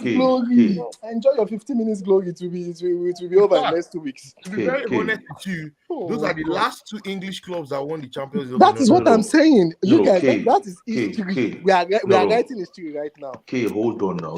I said just don't come here. The only option Osimhen hasn't got in the Premier League is Man City, and that's because they have an Halland. Look, Liverpool might want him, Newcastle might want him. Liverpool doesn't have the money. No, Liverpool no. They just bought Nunez as well. Liverpool out of it. Okay. See, in my own opinion, Man United might want him. Liverpool might want him. Newcastle Liverpool will not go for. Liverpool have way too many forwards already. Yeah, they have Gakpo, they have Salah, they have Nunez. Gakpo, Nunez, and Luis Diaz in the past season. Yeah, Jota as well. Yeah, they have too many. No, I don't think they'll buy him. So let's be realistic. The only option he has is Man U and Chelsea. And probably Arsenal. What of Newcastle? Going to Newcastle can be tricky. But Newcastle don't have a striker. They did buy Isaac. Callum Wilson though. No. Isaac is playing. No. You can't compare Callum. They might want to upgrade. We're saying if they want to upgrade, of course, every team. But they want to upgrade. I mean, they have to upgrade coach. No, but imagine if it goes to Newcastle. Going to Newcastle is. You're not even sure if you're gonna be finishing top 4. What is Newcastle? Kenny, don't write off Newcastle, bro. No. Isiak plays from the left. Okay. Yes. They might want to upgrade Callum Wilson, and they might think they can get Osimhen, and they can actually afford Osimhen now. Okay, No, but yeah. he's playing off the left because Wilson is playing as striker. If when Wilson's not there, Isaac usually plays strikers. But you know, Abdul, Kenny, can I say this? Can I say this? Isak is a two The striker, is a the main two-player problem, striker. Like, Abdul, he prefers a two-striker system. Sorry. Abdul, the main problem of him going to Newcastle is Newcastle need to like maintain that top 4 spot for at least 2 or 3 more seasons. Yeah, exactly. So because going to let me just finish this point. I'll let you go.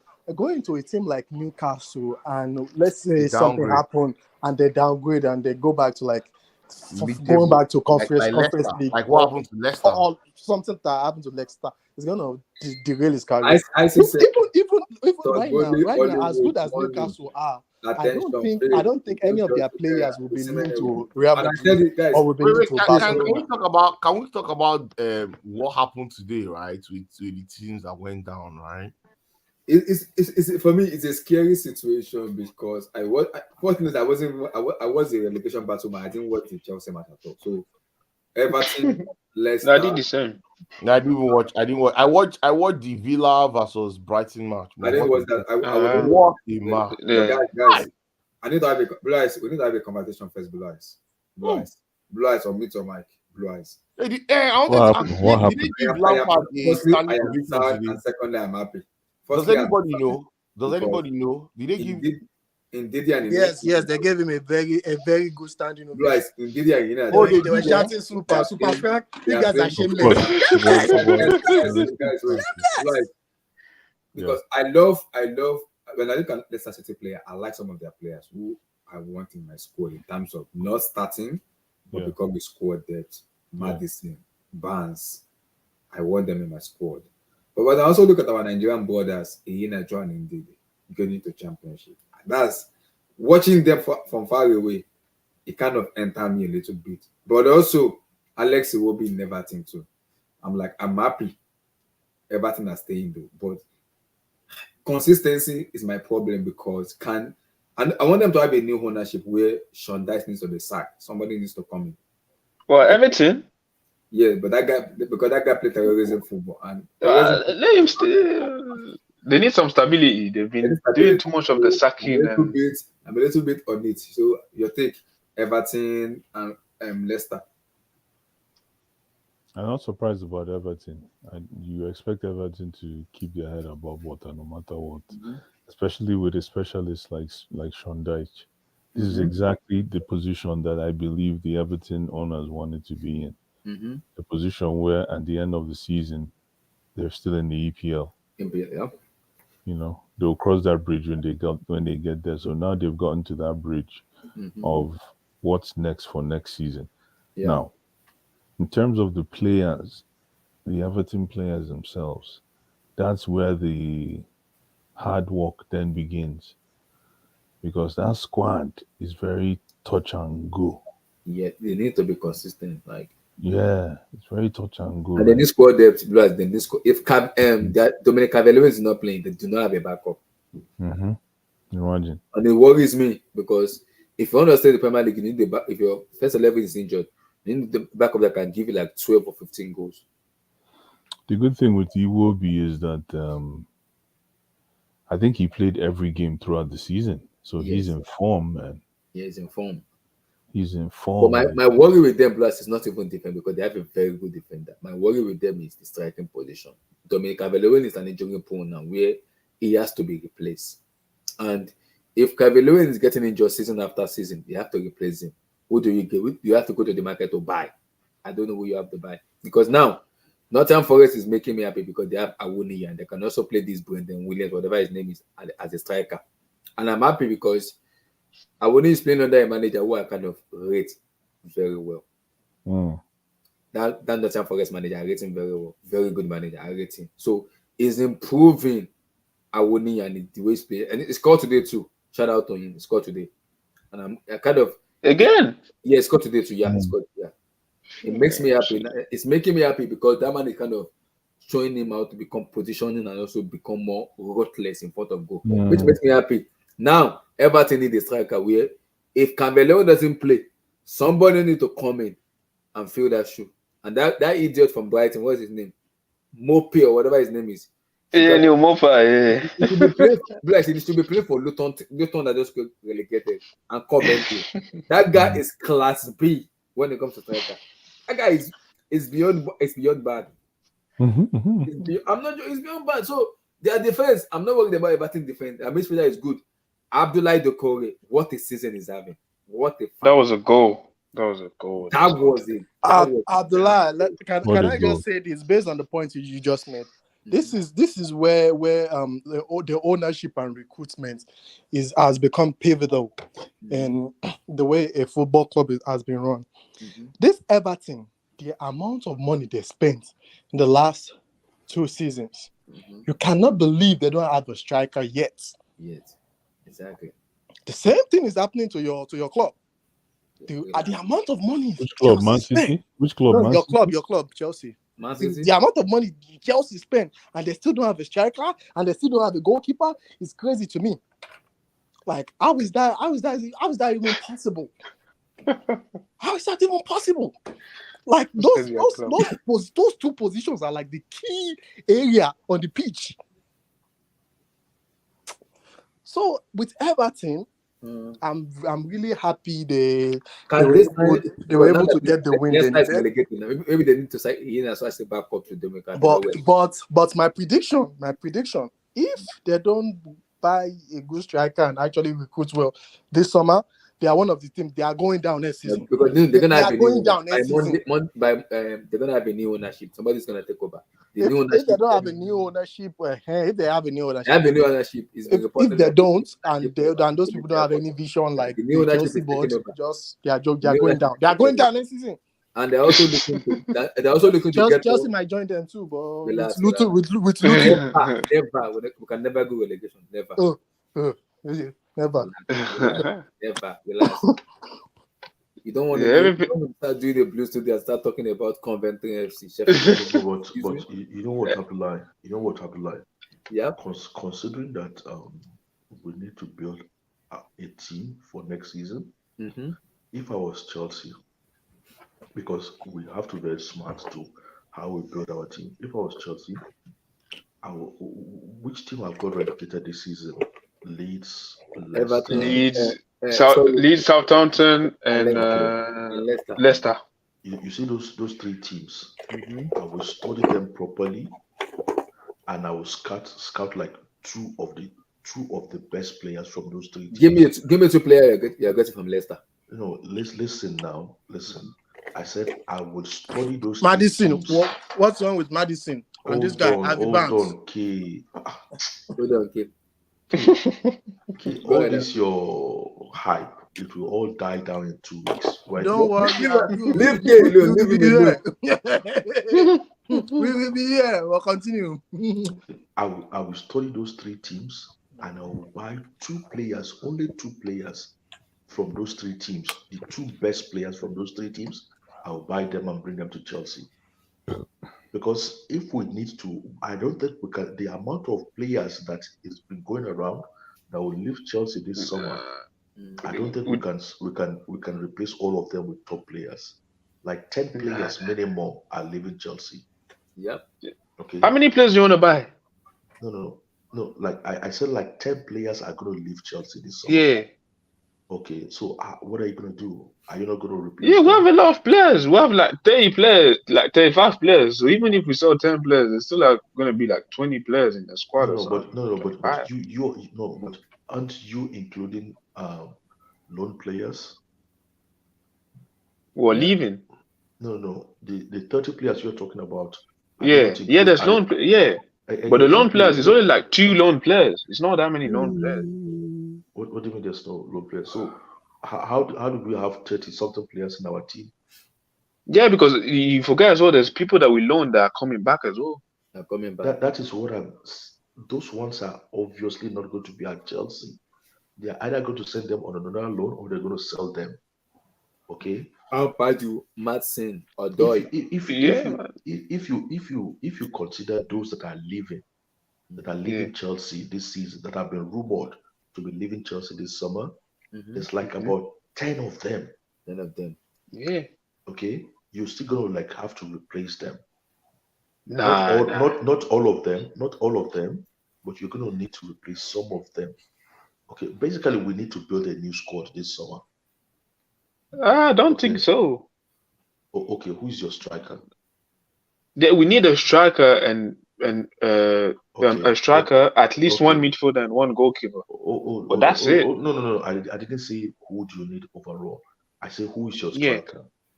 We don't have anybody. Yeah, we do need a striker, but these teams that went down, none of them has. Hold on, Abdul. Chelsea currently have like five strikers on their books. No, hold on, relax, K. Okay. Yeah, Abdul. We are talking about the one we can depend on. I'm not saying the one we're still building, okay? So we don't have a striker. Yeah, we need a striker. Okay, so who is your winger? So many. No, we have too many wingers. We don't need wingers. You have no. You don't have too many wingers. A lot of your wingers want to leave. Modric is still here. You still have Madueke that's here. You have Sterling that's here. Hold on. Pulisic. No. Yeah, I'm telling you, those are going to stay. Hold on now. Yeah, Pulisic is leaving. Yes. Yes. Yes. Who else? That's it. Is Sterling good enough? Sterling is staying. I'm taking Sterling.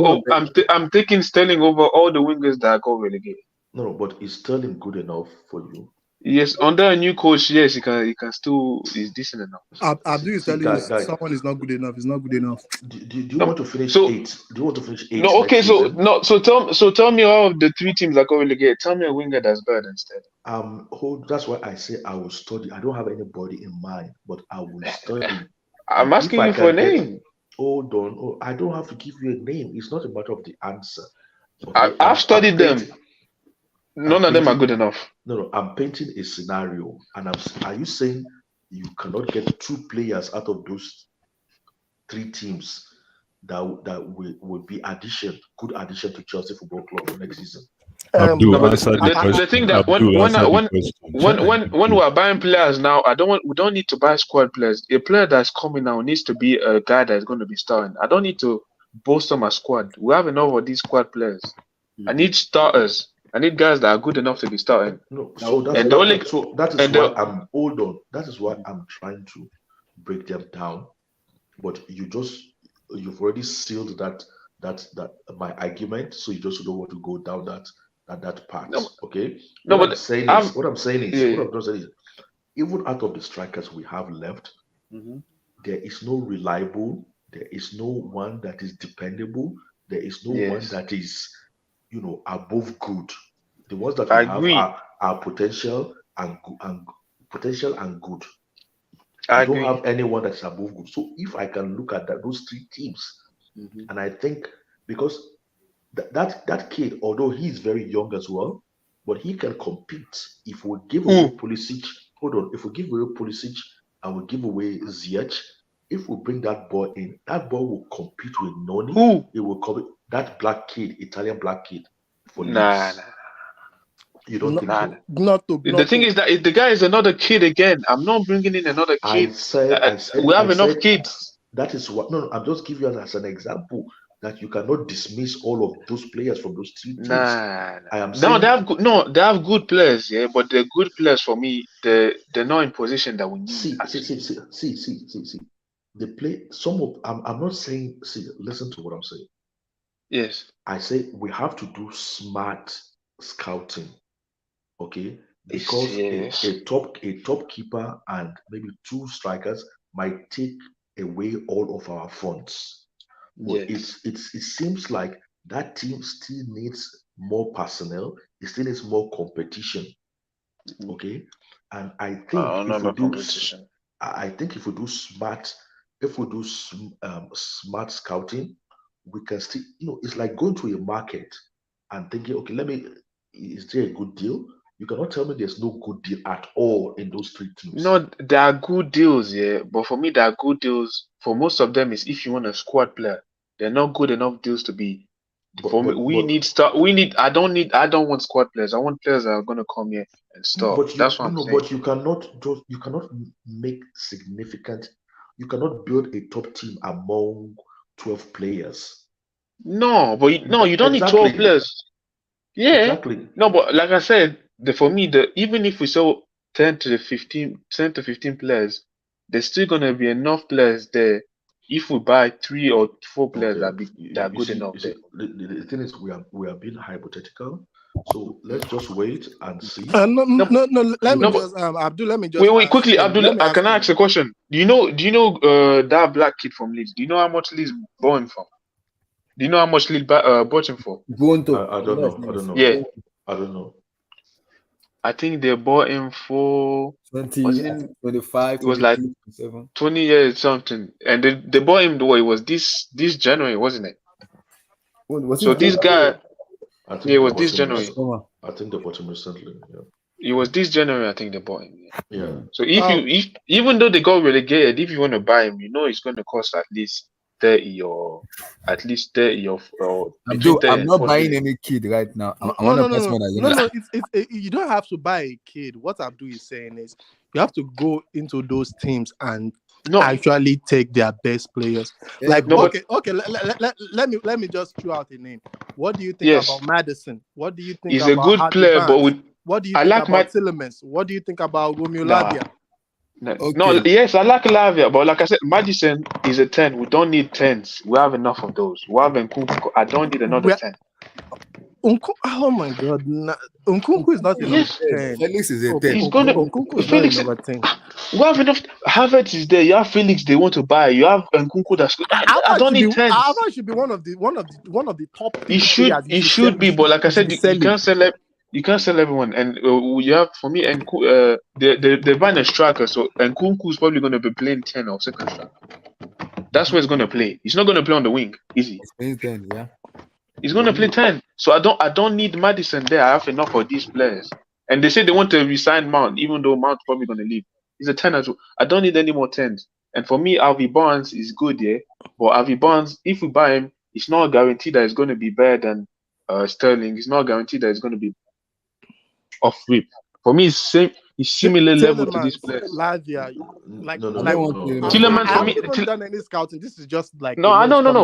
Even they want to buy the Lavia, yeah. Even if Lavia comes, the guy probably is not even going to start because they're trying to buy another guy.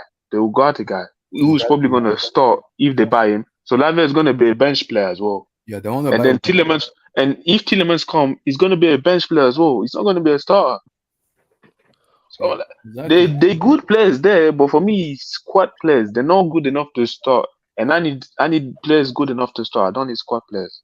But we don't. But the thing is, we don't have a squad because your current squad is going to be dissipated by a minimum of 10 players. So no, but the thing is, how will you not need a squad? Right now, we're not even playing. Right now, we're not playing. Right now, we're not playing in Europe. Right now, we're not playing. We're not playing in Europe right now. We're not going to be playing in Europe next year. You don't need a. Okay. Abdul, this is the mistake a lot of Chelsea fans are making. Last season, when 2 seasons ago, when Aguero was leaving, you know what Man City did? They got 2 strikers. If A doesn't work, B is going to work. Who was the 2 strikers? They got Halland and Alvarez. That's Halland. That's what they got. That's the way a serious team operates. Yes, but like I said, let me finish my point. Yeah, okay. The pressure on these guys, the pressure on this Enzo kid and all these kids that are coming in is way too much. But if you're able to split that pressure among them, bring 2-3 good players in at the same time. All this one striker, 2 striker nonsense doesn't work. No, I agree. No, but look at wait quickly. Let me ask you one last question. Let me just ask one. Do you know when was the last time Chelsea had a player that scored 20 goals? Do you know when that was? Yeah, I know it's Diego Costa. I know that. When was that? When was that? It was 2014, wasn't it? Like 7 seasons ago. Or 13, 14, I think. 8 seasons ago. It's almost a decade right now. Imagine. So if you don't do things differently, you're gonna be getting the same result. You cannot keep getting in one. Let's get one good player and let's Kenny, let me ask you a question. Kenny, let me ask you a question. Okay, out of the team that played against Man United, okay, remove Aspilicueta, remove Kepa, I would Yes. say so that's like 9 players left. Those 9 players will be at Chelsea next season. Do you believe that? The team that played against Man United. Yeah, against Man United.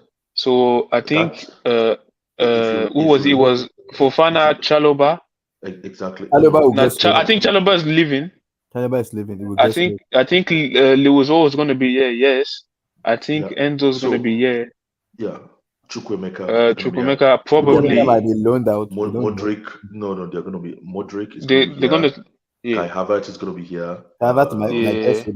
You know, so they're all going to be here. Okay. So, but the thing is, okay, if those same players, okay, were at Man City, okay, yes, they will not play more than 10 games in next season. Yeah, they will be squad players. Yes. Exactly, that's what I'm saying. So, but that's what I'm saying. Let me just say this. Okay, those players. Cole Palmer. Let Abdullah finish. Palmer has only started 2 games this whole campaign. Yeah. No, I get. Do you know how many games Phil Foden has started? No, obviously I get. Calvin Phillips has started. No, but that's what I've started only 2. No, you don't understand. He has started 2 games.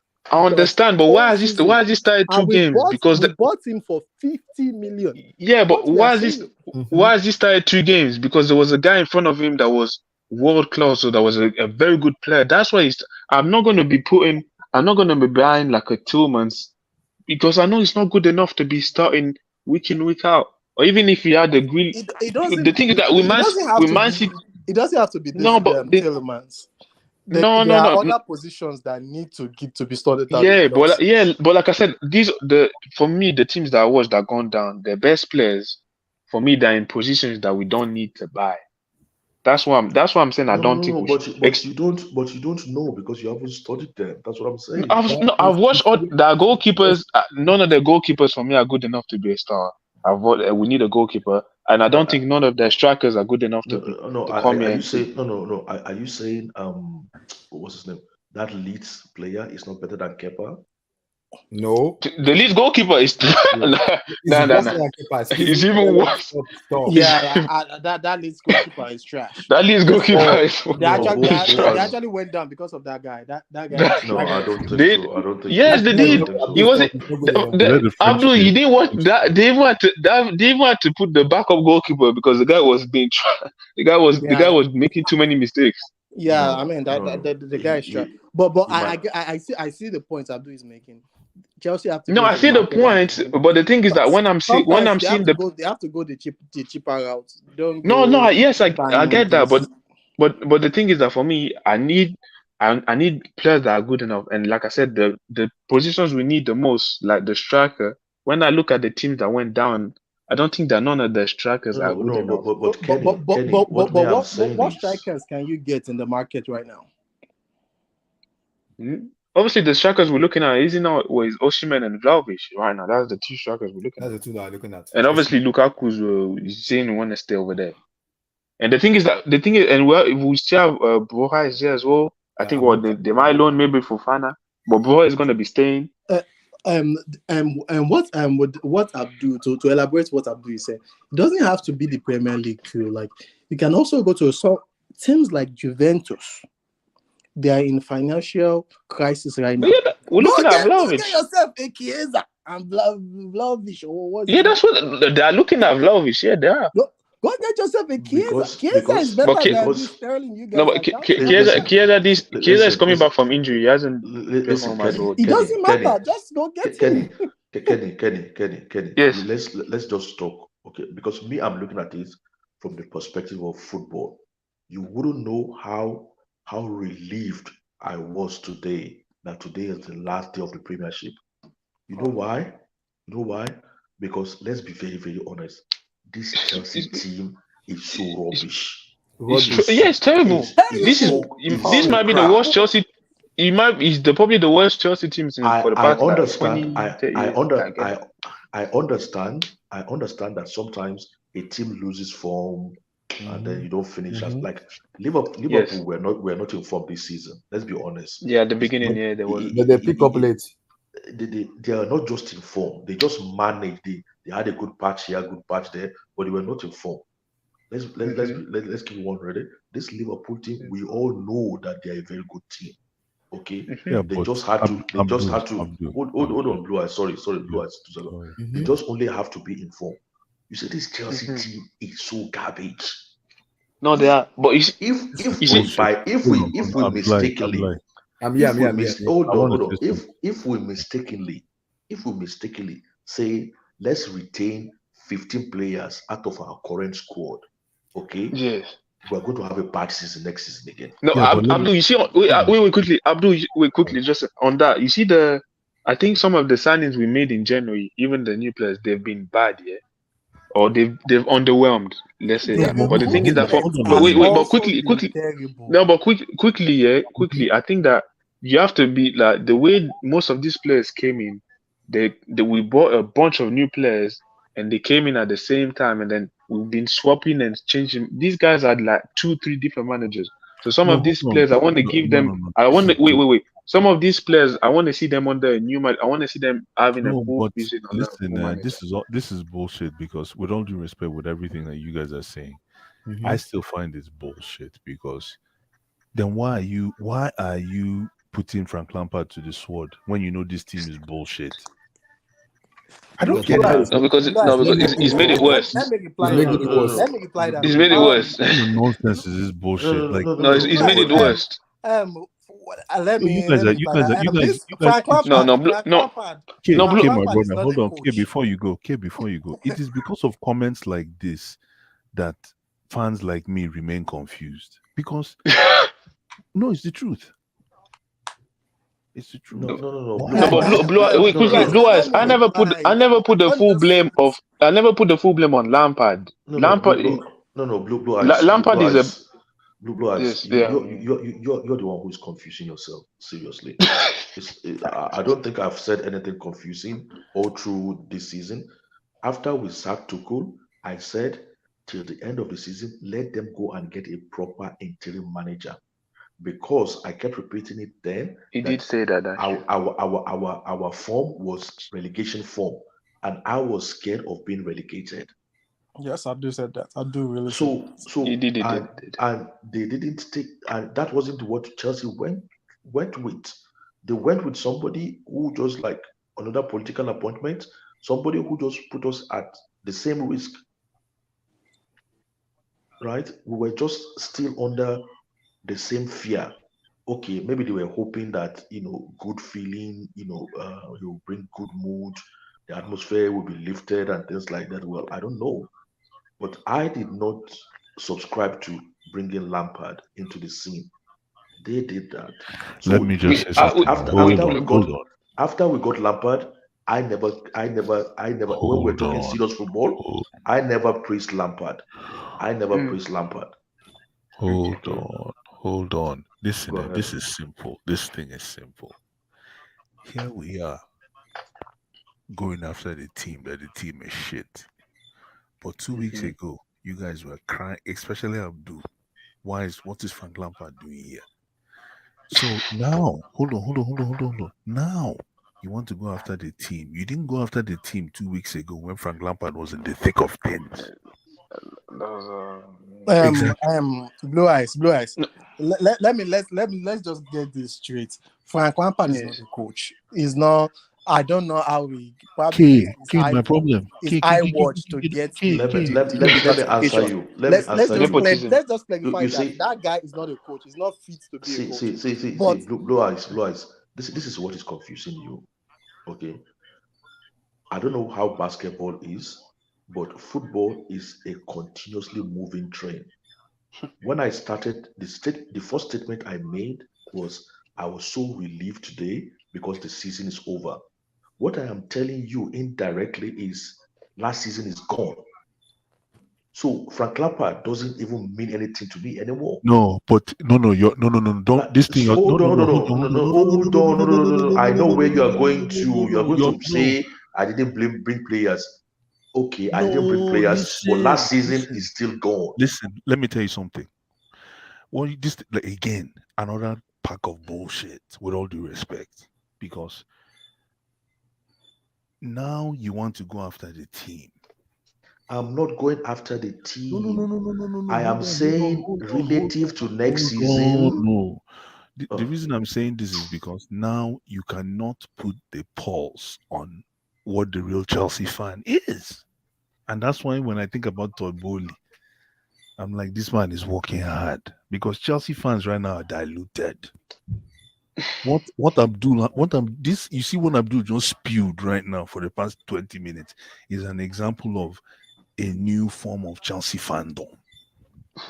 Blue eyes. I understand what you're saying. Kenny, you're laughing because you know Blue eyes. I understand what you're saying. I get Kenny, the you point. hear what I I'm get saying? the point you're trying to make. I get the point you're trying to make. But at the there is same nothing. time, Don't even elaborate. There's nothing Blue Eyes is talking about. No. At the same time, I am saying, my looking. own thing. I said it on the chat and on here. I said we need to take that, like the spotlight was always on Lampard. I said it on that chat. I said, let's forget about Lampard for a second. Let's start looking at those players. Let's start assessing those players. And I said it. I said Fofana, for instance, 2 games in a row, Fofana had a blunder against Man City.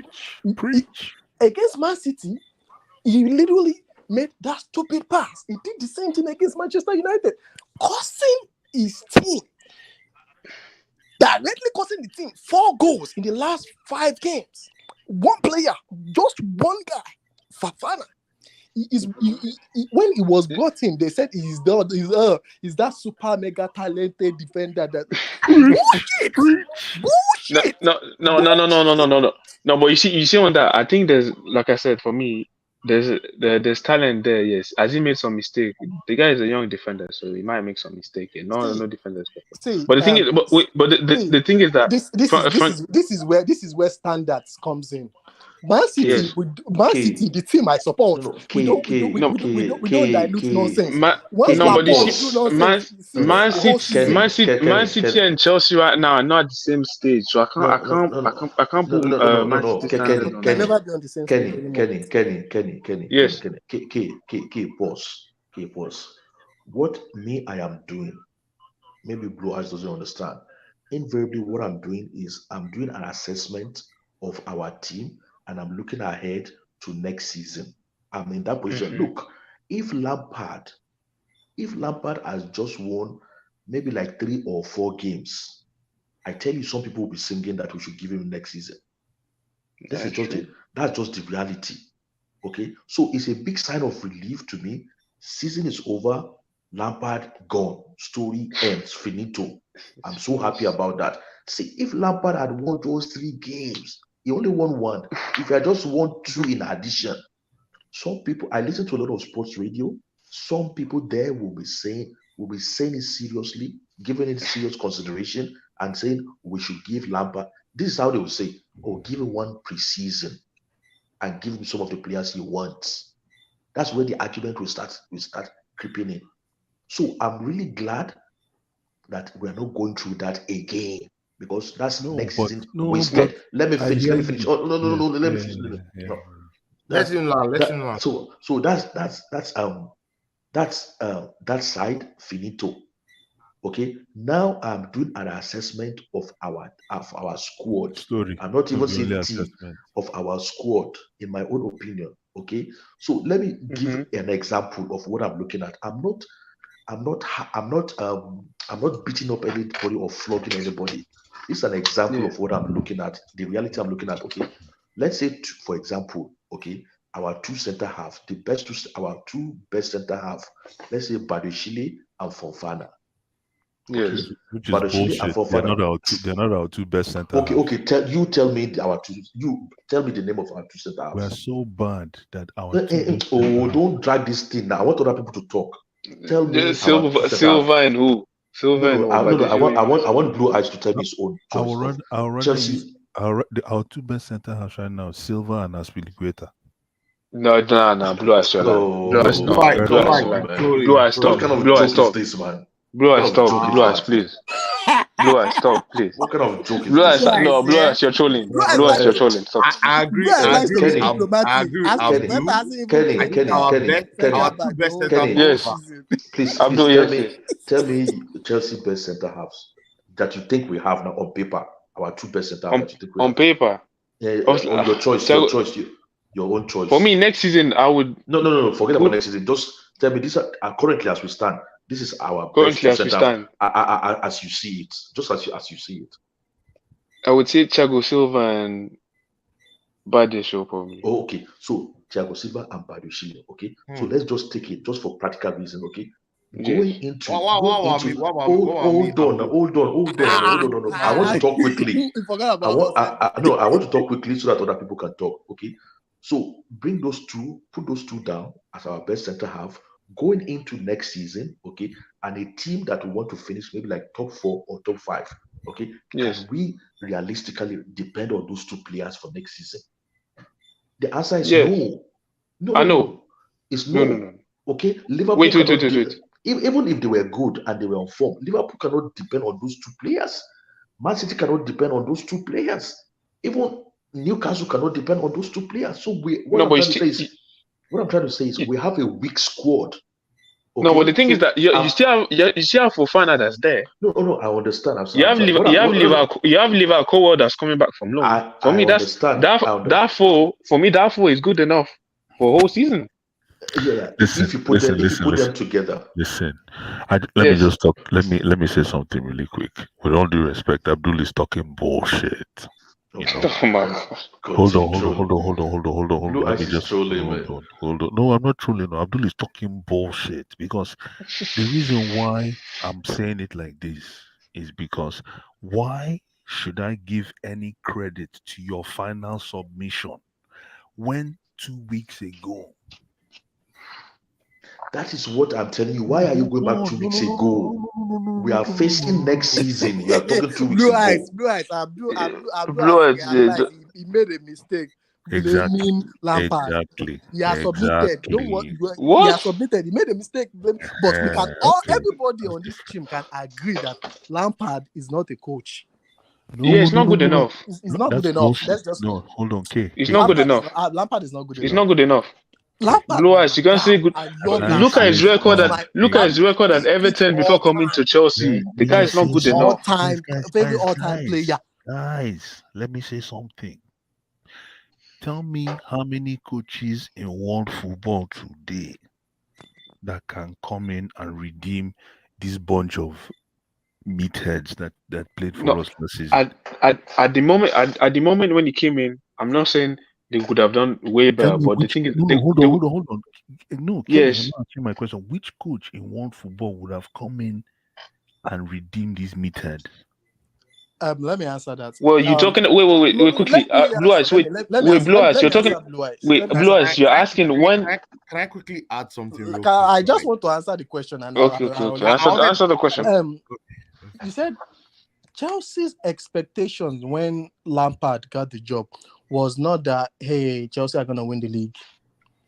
Chelsea's expectation was not that, hey, they are going to win the Champions League. I mean, some fans like you yourself were thinking you are going to win the Champions League. But Blue Eyes was thinking you are going to win the Champions League, which was a delusional moment.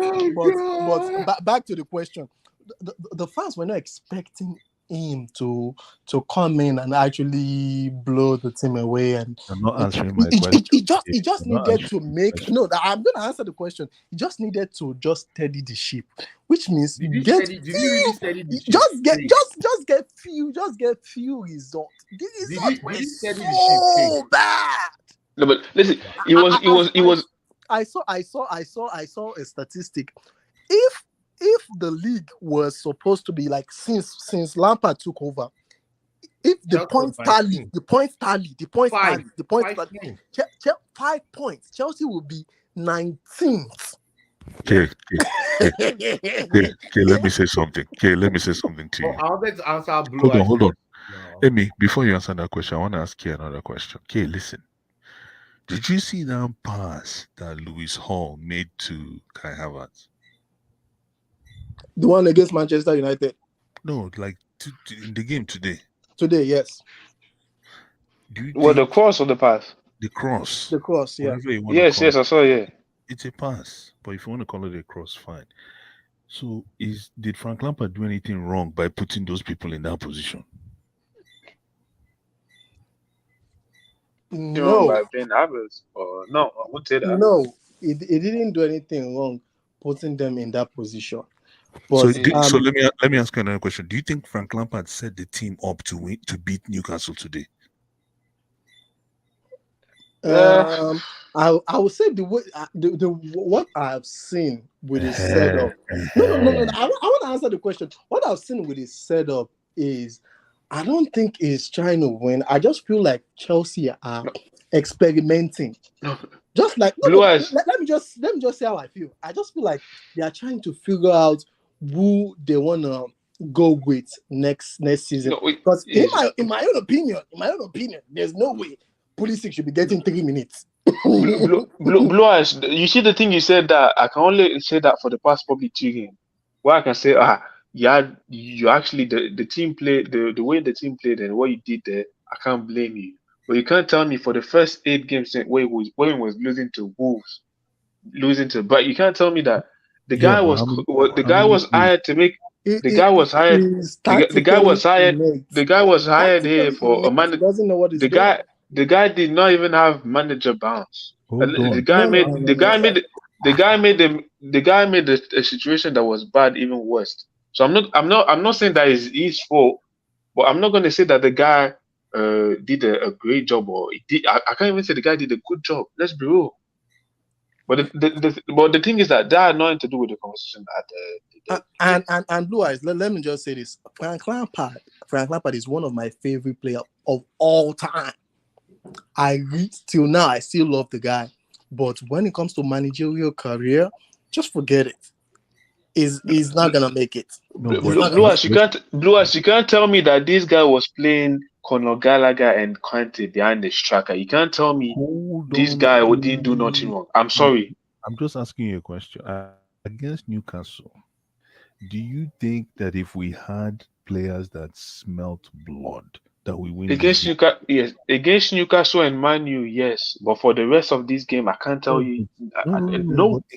Again, I'm just asking you a question. Do you think if we had men that smelt blood, that we probably would have had better results, at least from the games that Frank Lampard played? That's what I'm trying to say. Maybe. But the thing is that the way he coached Blue Eyes, the way he coached the team, Blue Eyes, the way he coached the team at the beginning. These guys were dead afterwards, anyways. It doesn't matter. No. Like I said, it does matter. I'm on board with what Blue Eyes is saying. Some of those Chelsea's players are they were. No, they are bad. No, but you see,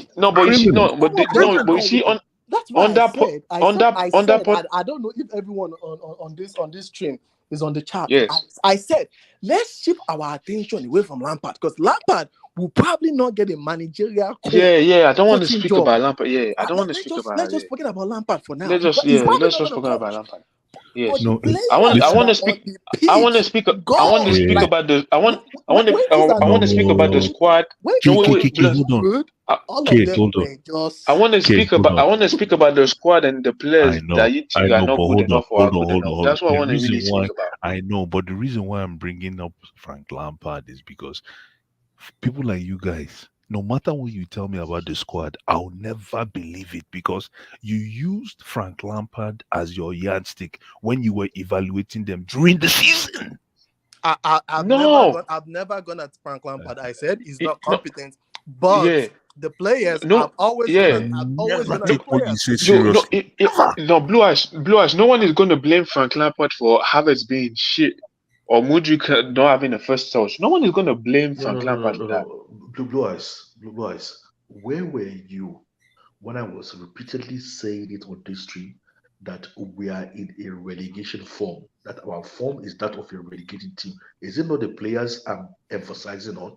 And Abdul has actually made that point before they even appoint Lampard. I said we are in a he said that before they even appointed Lampard. And if we are not careful, if we fall into there is nobody on this stream that said anything to look at Frank Lampard over the team. Everybody on this stream condemn Frank Lampard, including Abdul. But, So just anyways, Abdul, let's move from. Let's go back to the conversation about So the Blue centre Eyes is backs and the just squad. Blue Eyes is Abdul, just let's trying move to. on. Abdul, let's move on. Let's go. Let's go to the conversation. Let's move on. Let's forget about Blue Eyes. He's still defending Lampard. He's trying to Yeah. Lampard is gone. Okay, he's left.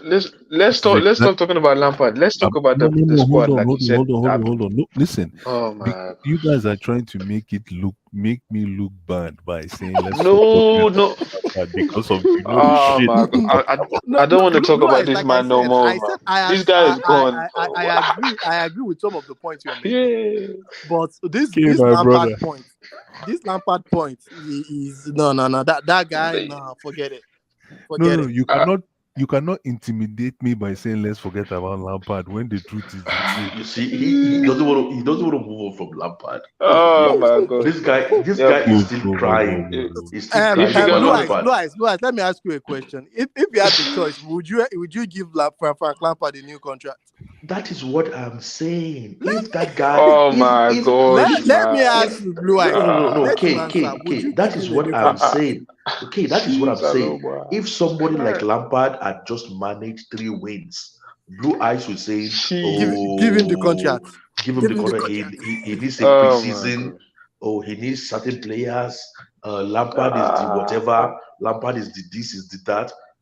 It's people like Blue Eyes that will say we should retain him. Said when I was talking about Spalletti, right? I said because Spalletti is just a good coach. Like I wanted him to stay one more season so I can see what he can cook. I'm talking about Spalletti, or someone that just wants to What the fuck of Lampard? Okay, why are you Lampard? Who is Lampard? We get it with Lampard. Let's move. We're gonna move, but the problem I have is all of a sudden, nobody wants to talk about Lampard. I can't. The guy is gone. I don't want. The guy is gone. Would you extend his contract? Blue Eyes? He's not Chelsea manager anymore. Why will I? The guy is gone, man. Blue Eyes is saying. Why do you want me to keep talking about Lampard? He's finished. He's done. Finito. You know what? You know what we're talking about, right? Lampard, because my gosh, part of the history that has given birth to the team today. Oh, okay. Thank you, Fiat. Okay. So, Abdul, can you ask me the question about the centre backs and the? Yeah. No. What I'm trying to emphasize is what I'm trying to. Go ahead.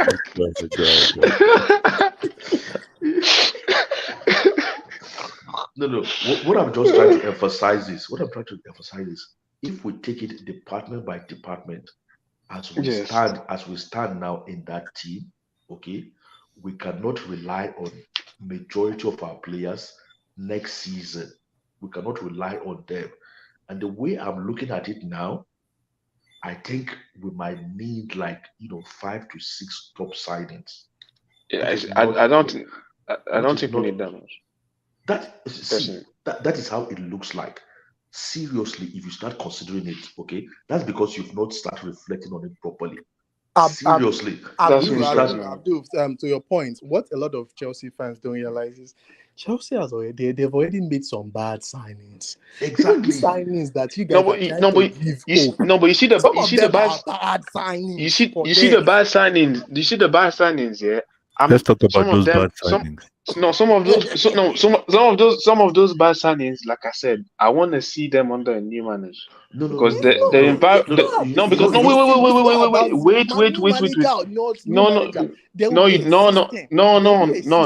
Yeah, there might be. Yes. Won't be able to carry out that system. You don't know that. You don't know that.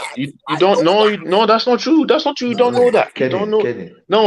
No. That's not true. You don't know that because I've seen. Wait, quickly. I've seen Newcastle. The Eddie Howe came in. This Joe Linton that was a failed striker or whatever. This guy was able to. This Eddie Howe was able to make him as a very good midfielder or whatever. So like I'm saying, or I've seen some of these Newcastle, this Almiron guy. This guy was trash for I don't know how many years. The guy was performing at the beginning. So even if, or for example, Arteta, Saka's been the Swiss midfielder Saka was trash for I don't know how many years. The guy comes in this season, he's having a good season.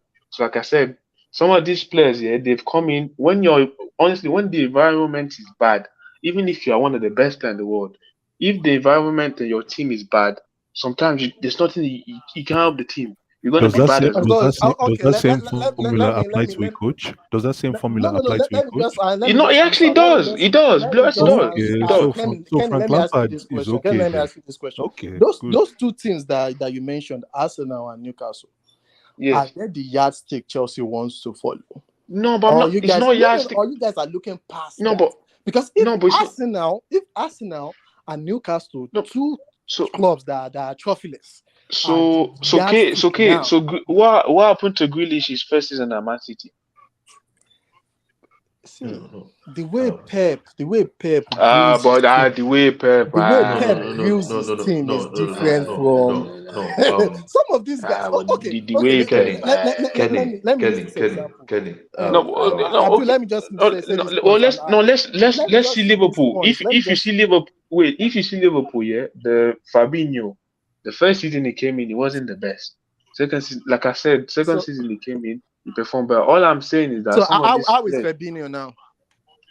Obviously, no, but just because he had a bad season for the past 4 or 5, the guy was one of the best. No. This guy has only had one or two good seasons. No, he had two seasons. But even if you want to say that, you have Mane before he left. Mane when he first came in, the guy didn't perform. The guy performed, like I said, some of these. All I'm saying is that all of these. You can't tell me that all of these signings are terrible players. You can't tell me that. I'm not saying that. What I'm saying is Abdul and Blue Eyes pointed out some things on these players. They said, Blue Eyes, when this guy Enzo first signed, he started like as if there was an agenda against Enzo, but it wasn't an agenda. No, my brother, it wasn't. Oh my gosh. Blue Eyes was saying some things, but I wasn't paying attention to it. Not until I jumped ship. I saw the green light. I came back. I'm like, okay, let me sit down and watch this boy. That guy is God. Like I said, even if my point, yes, the guy's covering on is so bad. He will be jogging like. Is this your DM? No, K. This guy is not a DM. The guy is not a DM. No, K. Let me answer. Let me point out. Let me finish other players now. Yeah, but you're using half of your time to laugh now. Even Abdul was saying, the fitness of these guys are shit. I mean, like, how are these players not fit to play football? Yeah, some of them depend on. But that's what I'm saying. I need to see some of these players under a new coach. Kenny. That's what I'm saying. Kenny, let me give you my own point now. Going into next season, okay? Yes. Now, for how many months now we've been in relegation form? But thank God we are not relegated, and the season probably is over. 4 months. Okay, and the team. So now looking forward, in my own conviction, in my own heart of heart, I think there are certain players out of the ones we've bought and some of the ones that needs to play under a new manager before I can be convinced that they are either good or they are not good enough. You mean like Mudryk? Wait. Hold on. I said there are some players that are under microscope. Hold on. Let him land. Let him finish. But then there are some certain players, very few of them, I think it's a mistake with. It's a mistake. Can you tell me these players? I have already concluded. Can you give some examples? I would give it. You know me now. Me, I would stick where I'm thinking. Yes. There are some players I'm looking at them. They are very few, but I'm thinking we made the mistakes on these players. Give us examples. Now you're talking too much. I will go now. Number one, I think Raheem Sterling, we made a mistake signing him for 40 million. Okay, next. I don't think so, but okay. Yes. Maybe if we get him for free, I will say okay. Who's next? Good I want to hear next, please. So okay. Number two, I think we made a mistake signing Koulibaly. Okay, no problem. Okay. You are saying okay, no problem. That's almost 90 million.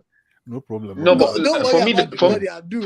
for me, the money is not. For me, the money is not Keep the issue. For mentioning me, is them. the. Keep mentioning For me, them. is the The if money. the player is No, good no, no, enough. no, For me, no, the no, money is no, not no, the no, no, issue. no. The money is the issue because what it Okay, no means problem. is But keep they going are. down your list. Hold on now. Yes. I am the money is Abdul, the money. It is actually no. Let me answer Kenny. Kenny, Yes. Although, Abdul, what happened? eh, I this was is enjoying the list. it I was. was enjoying the list. Abdul, you still owe us one. You said you've called. You say you called 2 people. Remember, I want to hear your number 3. The list is very long. I was saying, I said, some of these players they signed was just they are trash. No. You see, I need to see some of them under a new coach. I need to see some of them with the new So coach. what What we about have Mason under a Mount? Do new you need to coach? see Mason Mount Mhm. around a new coach? No. Honestly, like I said, Mason Mount, if it was to me, I would keep him. I don't think he's as, like I said, I've been saying I don't think he's as bad as people tell him to. There's a player there. If he would want to stay, I would keep him. Maybe not as the guy that would start every game, but he has a squad player and a guy that could be, yes, because he's shown me a form that is good enough to be at this club. So just because he had one bad season all of a sudden doesn't make him a trash player. I'm not a guy that if you had a few months or bad, like you're just this trash player all of a sudden. So He's shown me stuff no. as a player that is Let good. me ask Mr. Kenny this. Out of all the players this new management has signed, so you don't think Yes. any one of them is bad? You just wanna you think all of them are good? No. They have been bad. I don't think they are Not been bad bad. players per se. Which one of them do you think is not Chelsea standard? Obviously, you That guys is don't have not. standard anymore, but let's just see how. When he says Let's Chelsea, just assume for a second Chelsea has standard. Which one of them do you think is not Chelsea standard?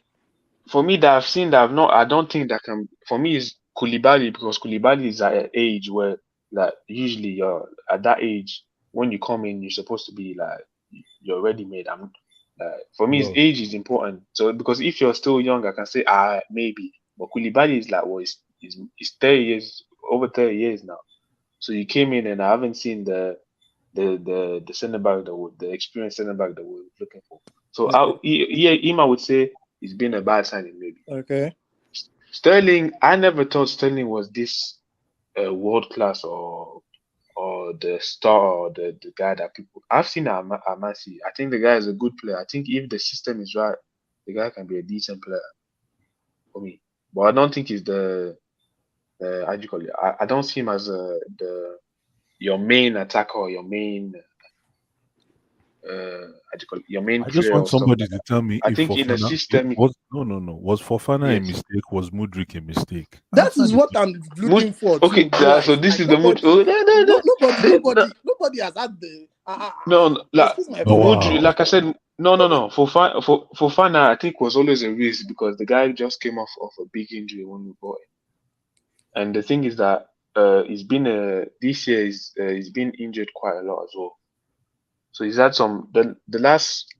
Yeah, the when he came in, he performed well, and then he got injured against I think it was AC Milan, and then he was out for a long month, and then he came back again. He was good for a few months, and then he got injured, and then for the past the past 3 games, he's been underwhelming. Let me make this exercise easy for you. Yes. The signings this new regime made. It's very hard for me to pick one, maybe two that I see that are Chelsea level, like Chelsea of one. For me, I think let me count the signings yes. they've made. Let me count the signings they've made. They signed Sterling, Koulibaly, yes. Cucurella, Yes. Modric, Yes. Enzo, Madeke, Felix, Malo Gusto. Felix is alone though. Yeah, Malo Gusto. I'm just counting the people they've brought in. Yeah, Malo Gusto. Yeah. Malo Gusto. Who else did they bring in? There was Aubameyang. He was Aubameyang. the Fofana. They brought in Zakaria. Yeah, it was alone by the show. Yeah. By the shield. I'm telling you, two. No, I've mentioned over 10 players. I've No, mentioned over you 10 see players now. the 10. summer transfer window. Do you count how I many agree players I with you. mentioned? Over I 10. know, but no, but Only the thing is that a lot of these players, that you mentioned, it was young players. So for me, the January signings, I'm going to give them time because they're young players. So I'm allow them time. But for me, it was the summer window where it was, and the thing is that the January transfer window, it was actually people that it was the sporting Can I ask director. Blue Eyes, how many players out of those 10 or 15 players they signed do you think is Chelsea standard? I was going to say all of them, but I'll be honest with you, and maybe you're going to say I'm a little bit biased. I saw Chukwuemeka in that game against the one Manchester before United. today. Yeah. Manchester United, yeah. I'm like, this boy needs at least he needs a preseason. Yeah. He needs a preseason, man, because I even have faith in his game more than Opanka, more than Enzo. If he's trained properly. If he's trained properly. Because he actually can drive the ball. He has a little bit of pace. Yeah. Yeah, he has more physical attributes. The only problem is he doesn't have stability. He falls all over the place. I don't know what that is. The guy keeps slipping. I don't know why. It's terrible, man. Like, he's got to go check that, man. I don't know why. It's a terrible thing, man. I don't know why. I thought it was his cleats, and I see he's doing it every game. Every game, yeah. I'm thinking he's making a move before the ball gets to him. Maybe he's making a move. And maybe his brain is moving faster than his feet can handle. Something like that. Maybe it comes with being a kid. I don't know. I'm like, yo, you can't be. If you keep falling like that, you're not going to get your spot, man. Because after what I saw against Man U, I want to see him again. But the Madeke, I want to see him again too, because Frank Lampard gave him a little more time, and I can see that the guy he's troublesome. My only problem is he doesn't know how to keep the field big. I hate that shit. Yeah. I hate it. And always cutting in. Yeah, always cutting in. His end product, His end product is probably the worst. It's terrible. But you see a guy like his decision making, that final ball decision. Yeah, it's poor. You are trying but to you see, cross, if you're trying to whip the ball. Yeah, that final decision making, that is what it's poor. is actually killing Chelsea. You have to be able to make that decision fast. But you see, I don't think the coach can actually instill that into a player. No, but you see with the attackers, the thing is that, for example, Madueke, when you saw him at the end there, when you gave him consistent game time, you can see, there's a player that the progress. That's it. And the thing is that a lot of these guys, the forwards, we've been swapping and changing. So these guys, there's no, you can't create links with your partners, because every game is a new guy there. You don't know who's gonna play. One time is Mudryk, Felix, and Madueke. Next time is Sterling. Doesn't that come with a big club? You never get consistency in the league. No. If you look at the best teams, there's consistency, especially if you look at the Man City, the Liverpool, the Arsenal, Man City especially. These guys, there's at least 4, 5, 7 players. They're gonna start. My point with Madueke is that some of these guys need to go into this summer and actually improve themselves. Like, just get some of us are not even, we don't even Blue Eyes can tell you the defects on all of those guys. Like, they don't have anyone that can sit them down and say, hey, this is what you need to work on. Work on this shit. That's why I'm saying I need to see them with the new. I want to see the coach, because some of these guys, they didn't even have a preseason with us. So I don't even. So that's why I want to see that. I want to see what the new coach is going to see them. He's going to draw them into this what he wants. So if some of these guys, the second season, I don't see progress, then I can say, all right, it was a bad signing. But most of these guys, I need to see. I think Lewis Hall. Yeah, he's a decent guy. He's a decent player. Out of Madueke, Chukwuemeka, if you say Madueke, Chukwuemeka, and Lewis Hall, I think Lewis Hall is number one. Yeah, It impressed me. Going forward is decent. Sometimes defensively is a bit yeah. I mean, his own recovery runs is as bad as yeah, it. but the guy is a midfielder that's playing left back though. So Yeah, the guy cannot run for shit. That guy can on the ball, the guy is but very on the good. ball going forward is really decent, and that's what I'm saying. This is what you are expecting from Cucurella. For instance, like it's all like team can lose now. Your team can lose. Your team can draw, but you still have to stand out. All these guys they spend the money on. None of them are standing out. No, but like I said, standing out in a team that's been terrible. This is, like I said, is very hard. It's very when the environment is a mess. Luis Hall has been on the fringe for almost all season. The little games he has played, do you think he stood out for you? No, but yeah, no, the last two, but he's had some really bad games as well. I remember there was he has been on the fringe for almost the whole season. But a lot of these guys, they've been like Modric has been on the fringe. Like these guys, the guy has played probably like 5 games, and probably the other 5 games, the guy was on the bench. Madueke has been on the fringe. Madueke as well has been on the fringe. The only reason Cucurella is starting ahead of Luis Hall is because of that price tag. Let's be. Yeah. No, but Cucurella as well. He had the incident as well. I don't know, like the guy was ill and then he go. I don't know whatever happened to him. I think he go. I'm sorry. Let's just be fair. Let's just be honest with ourselves right now. He's been poor. The guy's been poor. Some of the signings they've made have probably set that club back a couple of years.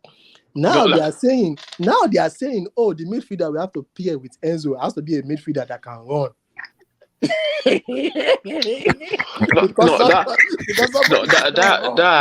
That I agree. Enzo, so, like especially I see him in the. They gave the guy that cannot run 10 years. Have you seen Enzo in the second half of games? Yeah, I see him. He's blowing. I see him. He's huffing and puff. All he does is huff and puff. I see him when he gets. Guys, but the thing is that he has to do too much. Like the guy has to be the DM. He has to come. Have you seen Modric? Have you seen Modric? Have you seen Modric first touch? If Modric touch ball for you, God, they watch TikTok videos of Modric. They were dancing. Chelsea was signing players off of TikTok. Peace, guys. Man, peace. Blue eyes. I told you your Miami Heat. I don't know where you're running. Anyways, man. See you guys later. Peace, man.